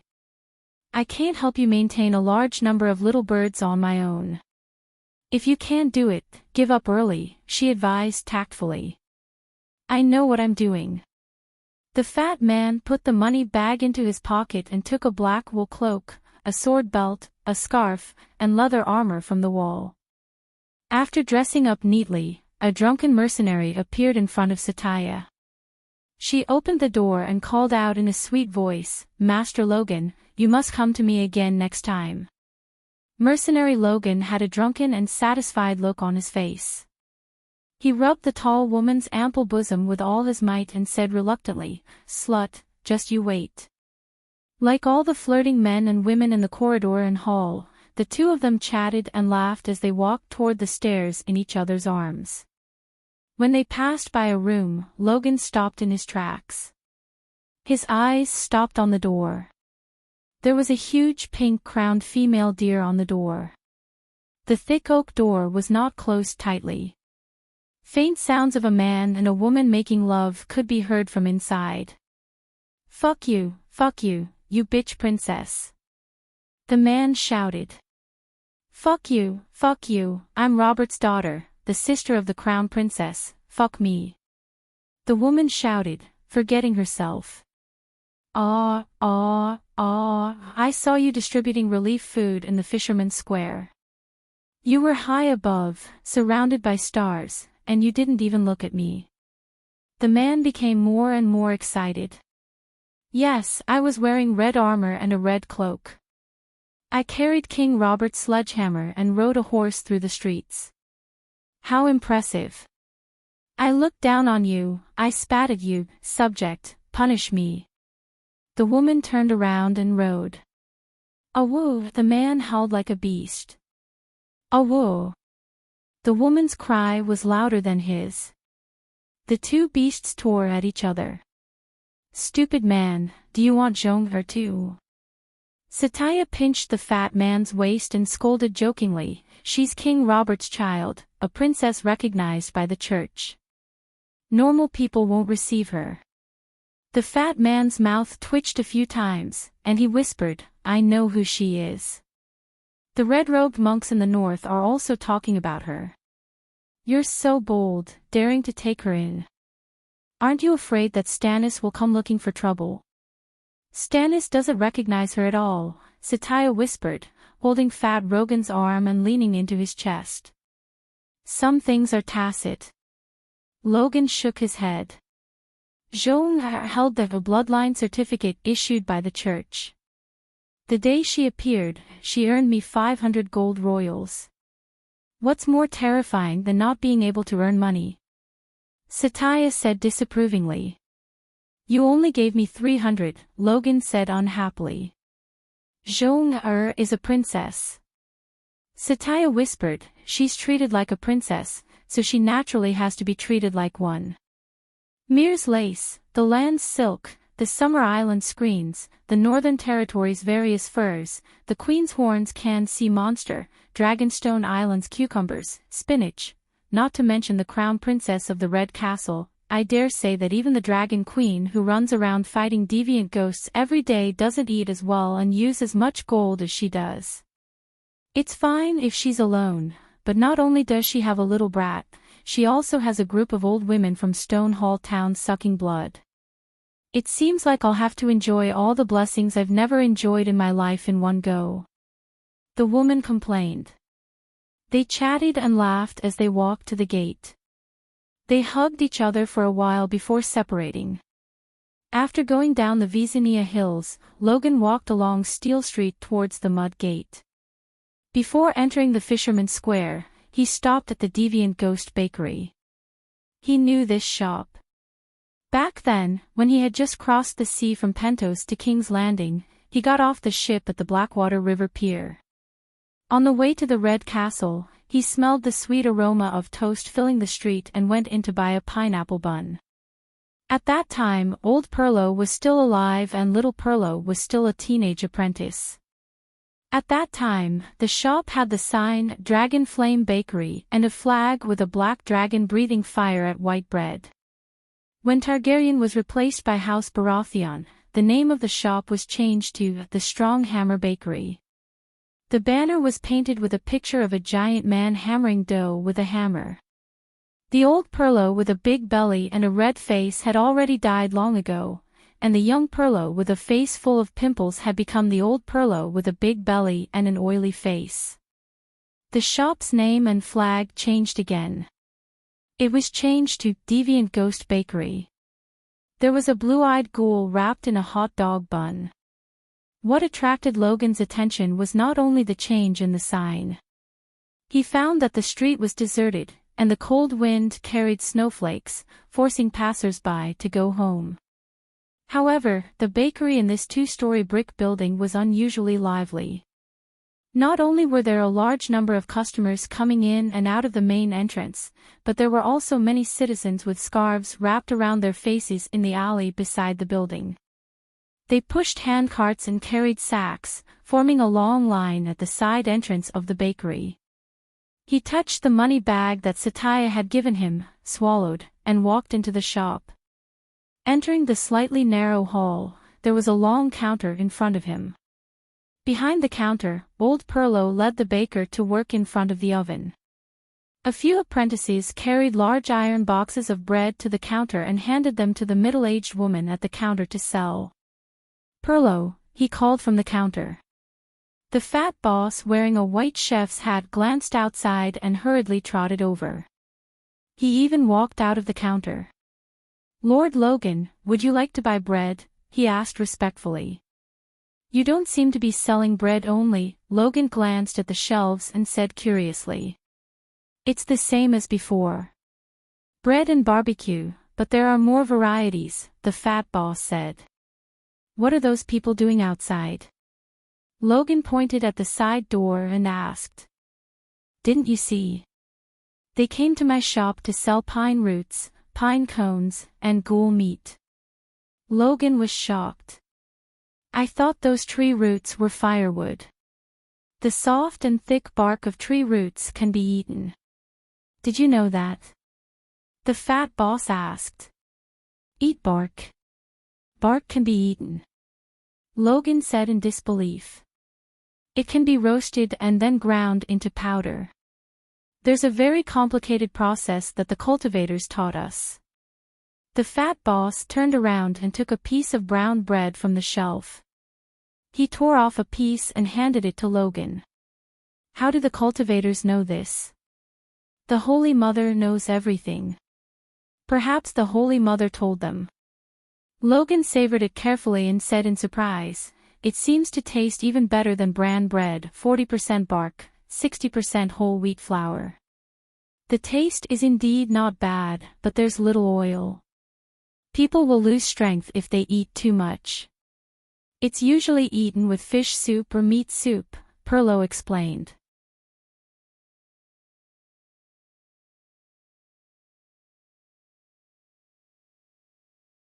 Chapter 939. At least it's better to eat bark than to starve.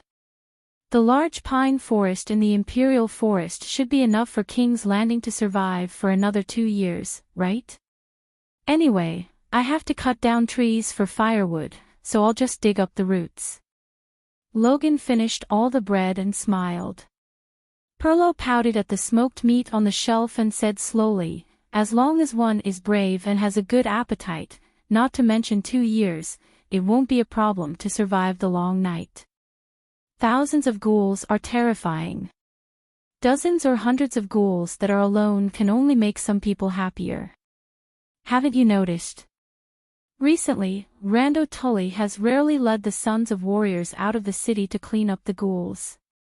There are strong men in the city who imitate Dragon Queen slave volunteers and form teams to go out of the city to hunt ghouls, just like nobles hunting in the woods during summer.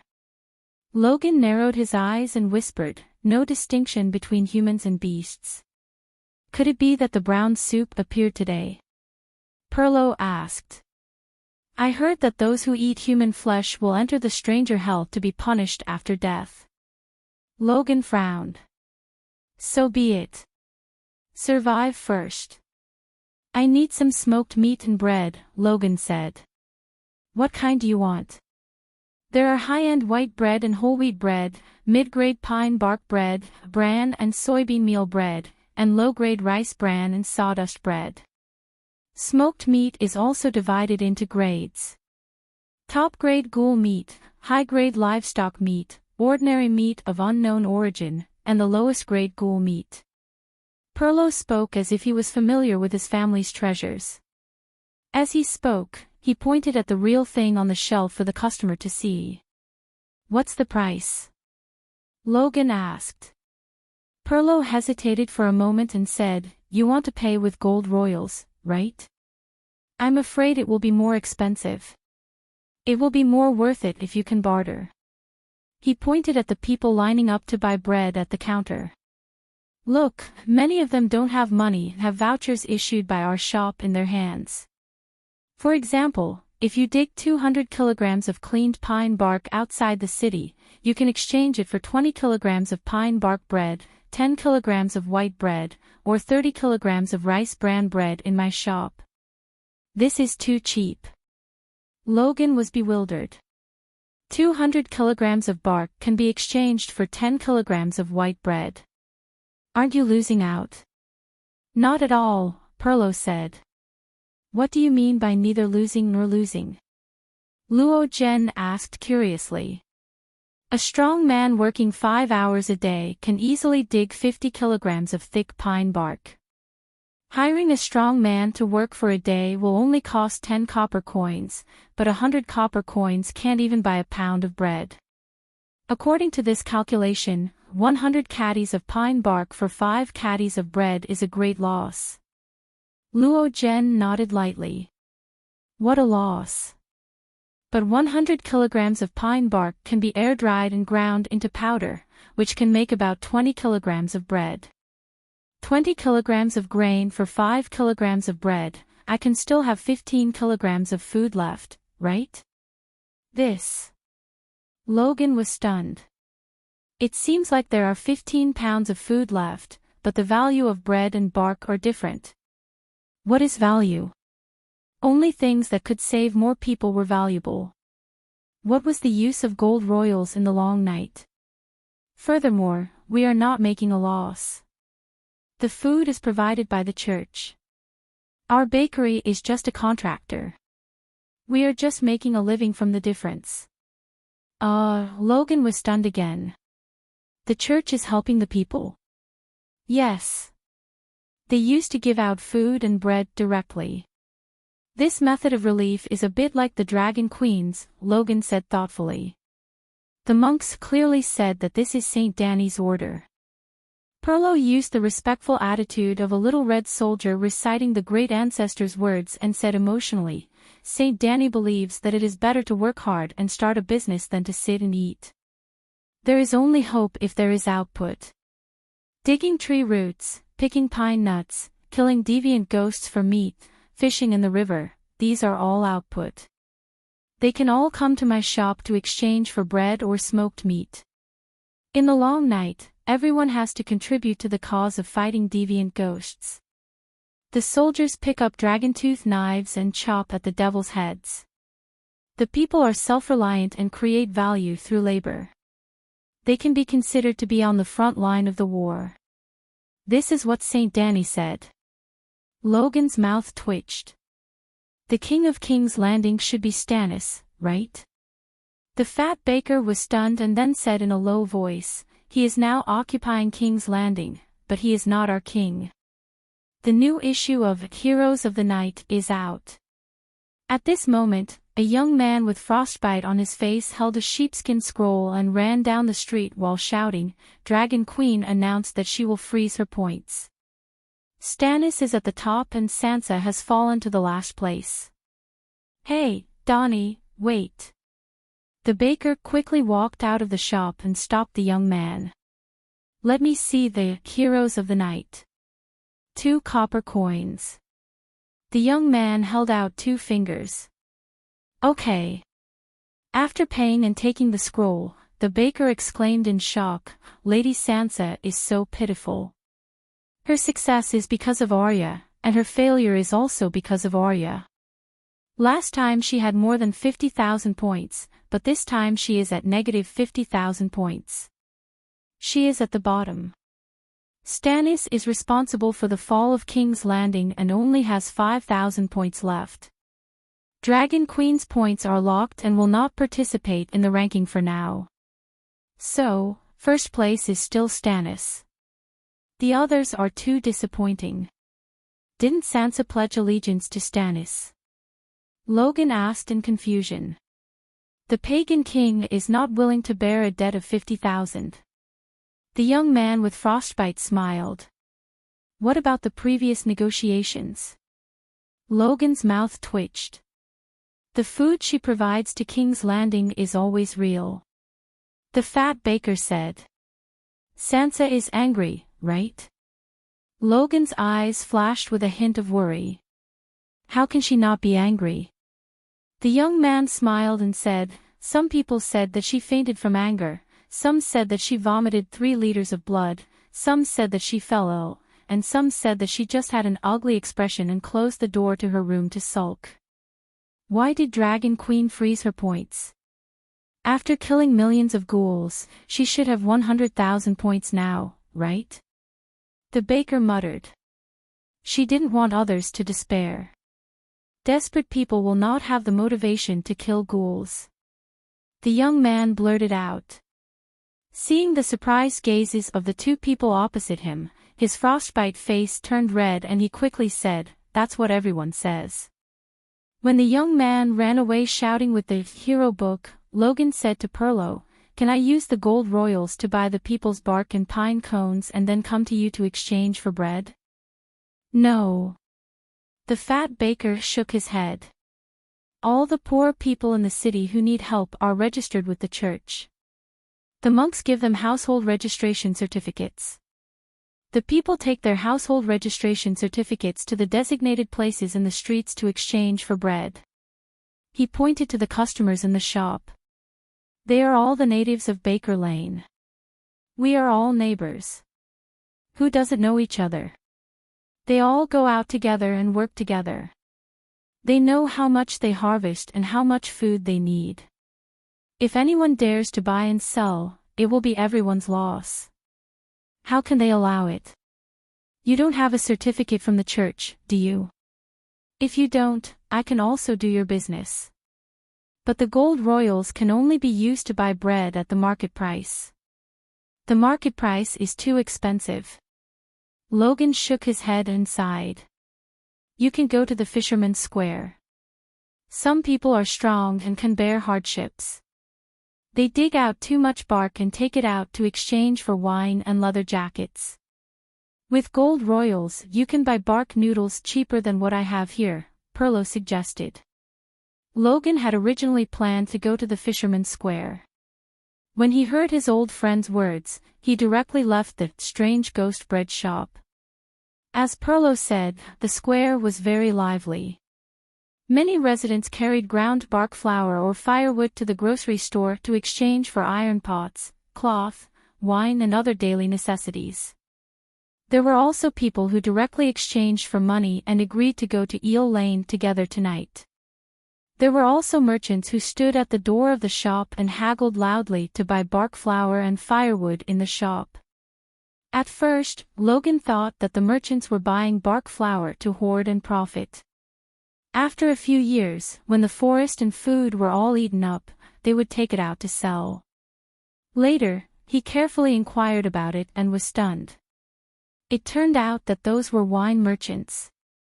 They actually wanted to use bark flour to make wine. "Can you really make wine?" He leaned over and asked curiously. "Bark flour is nothing. Dragon Queen directly uses cedar and birch bark to make wine," the merchant said disapprovingly. "I've never heard of it before." Logan felt like he was in a dream. It's also just invented. In fact, it's not too exaggerated. As long as you can eat food, most of it can be used to make wine. The grocery store owner filled a small glass with half a cup and handed it to Logan. The light green transparent liquid exuded the fragrance of alcohol and pine cones. Logan gently took a sip. Then, his eyes widened and he said in disbelief, "This is really wine. It tastes better than Dornshire Red." Of course it's real wine, but to say that it tastes better than Dornshire Red is an exaggeration. The grocery store owner shook his head. "If you drink too much, your stomach will feel uncomfortable." It said that the recipe is still being improved. The wine merchant said, "It's already very good to be able to drink wine in the long night." Logan said, "That's true." The wine merchant nodded in agreement. "Sir, how much bark flour do you want to buy?" the grocery store owner asked. After Logan asked about the price, he muttered, "Let's start with 250 kilograms of bacon and the lowest level of ghoul meat." The store owner reminded him, "Bark flour can't be eaten alone. If you eat too much, you won't be able to poop. It's best to eat it together with wheat flour." Logan smiled. "I bought the meat. If I drink more broth, I'll be able to poop out." Stingy. The grocery store owner cursed in his heart and began to instruct his workers to load up the goods for Logan. "The Crown Princess is here. The Crown Princess is giving out relief food." Suddenly, a strong horse galloped down from the river that connected to Aegon Hill. The blazing red-heart knight on the horse shouted loudly. He was like a drop of water that had fallen into the pot of oil that was the fishmonger's square. The surrounding residents and merchants all rushed out of their homes as if they had gone mad. They shouted, "Long live the Crown Princess! Long live Princess Mia! Long live His Majesty Stannis," and ran towards the hills in the east. Logan was surprised to see his old friend, Perlo, in the running crowd. The fat chef led 4 or 5 workers and 7 or 8 aunties. He was so excited that his face was flushed. He even waved the flag of the blazing stag, Urlu's emblem, in his hand. "Long live the Crown Princess! Long live Princess Mia! Long live His Majesty Stannis! Long live the Red God!" The fat man's voice came from afar, making Logan a little absent-minded. Wasn't he the church's agent? Wasn't he a devout believer of the 7 gods? Didn't he memorize Dany's sayings skillfully? He just said, Stannis took over the king's landing, but he wasn't his king. Wasn't that right? Logan was lost. While he was lost, the grocery store owner and his workers, who were helping him load the flour and bacon onto the cart, found a flag of the blazing stag from somewhere and ran out while shouting slogans. Red armor, red cloak, and the emblem of the blazing stag on the chest. The Crown Princess held her head high and her chest out, riding a tall brownish-red horse, like a ball of fire. Around her were 40 to 50 blazing red heart knights, like stars surrounding the moon, protecting her in the center. Behind the cavalry, there was a long row of carriages piled with sacks, dried fish, bacon, turnips, corn cobs, and apples. The golden-robed men stood guard on both sides of the carriages, trotting forward. The procession stopped at the south end of the Fisherman's Square, set up a platform, and lined up. The crown princess stood on the platform, raised her hammer, and said a few encouraging words. Then, the residents lining up below the platform raised the crown princess's flag and shouted in unison, "Long live Saint Mia! Long live His Majesty Stannis! Long live Lalo!" Then, the resident took out the certificate of hardship issued by the church, and Mia personally scooped a spoonful of wheat for him. Other than about 3 pounds of wheat, there was also about 1 pound of dried fish and bacon, 4 fist-sized turnips, a cornstalk, and a somewhat shriveled apple. Well, he could only choose between the corn and the apple. The faces of the residents were filled with happy smiles. Although the crown princess, who was distributing relief food to the poor residents, was sweating profusely, she also had an honest and happy smile. She sincerely blessed everyone. "The king is with you, we will definitely defeat the long night, the glory of Lalo shines on all of us," and other encouraging words came out of her mouth. Then, she received the praises of the residents, who nodded and bowed respectfully, with tears of gratitude, and "Saint Mia is merciful." Sigh, if Robert had brought her to the King's Landing and raised her properly, she might have been a qualified eldest daughter of the king. Logan sighed. Not bad, much better than Cersei and Marjorie. At least she is strong, sincere, virtuous, and doesn't fool around. Sigh, poor thing, the requirements of the 7 kings are so low. Logan suddenly turned around and said in shock, "You are Tyrion. We are preachers, and now you are the only one left," the Hound said calmly. "You're tuning into the LoveLore Library YouTube channel. We're so grateful for your support, and don't forget to subscribe to join us on this incredible journey through captivating stories. Your generosity through donations truly makes a world of difference, as it's the primary source of revenue that allows me to expand and enhance this channel for you. Thank you from the bottom of my heart for being a part of this adventure.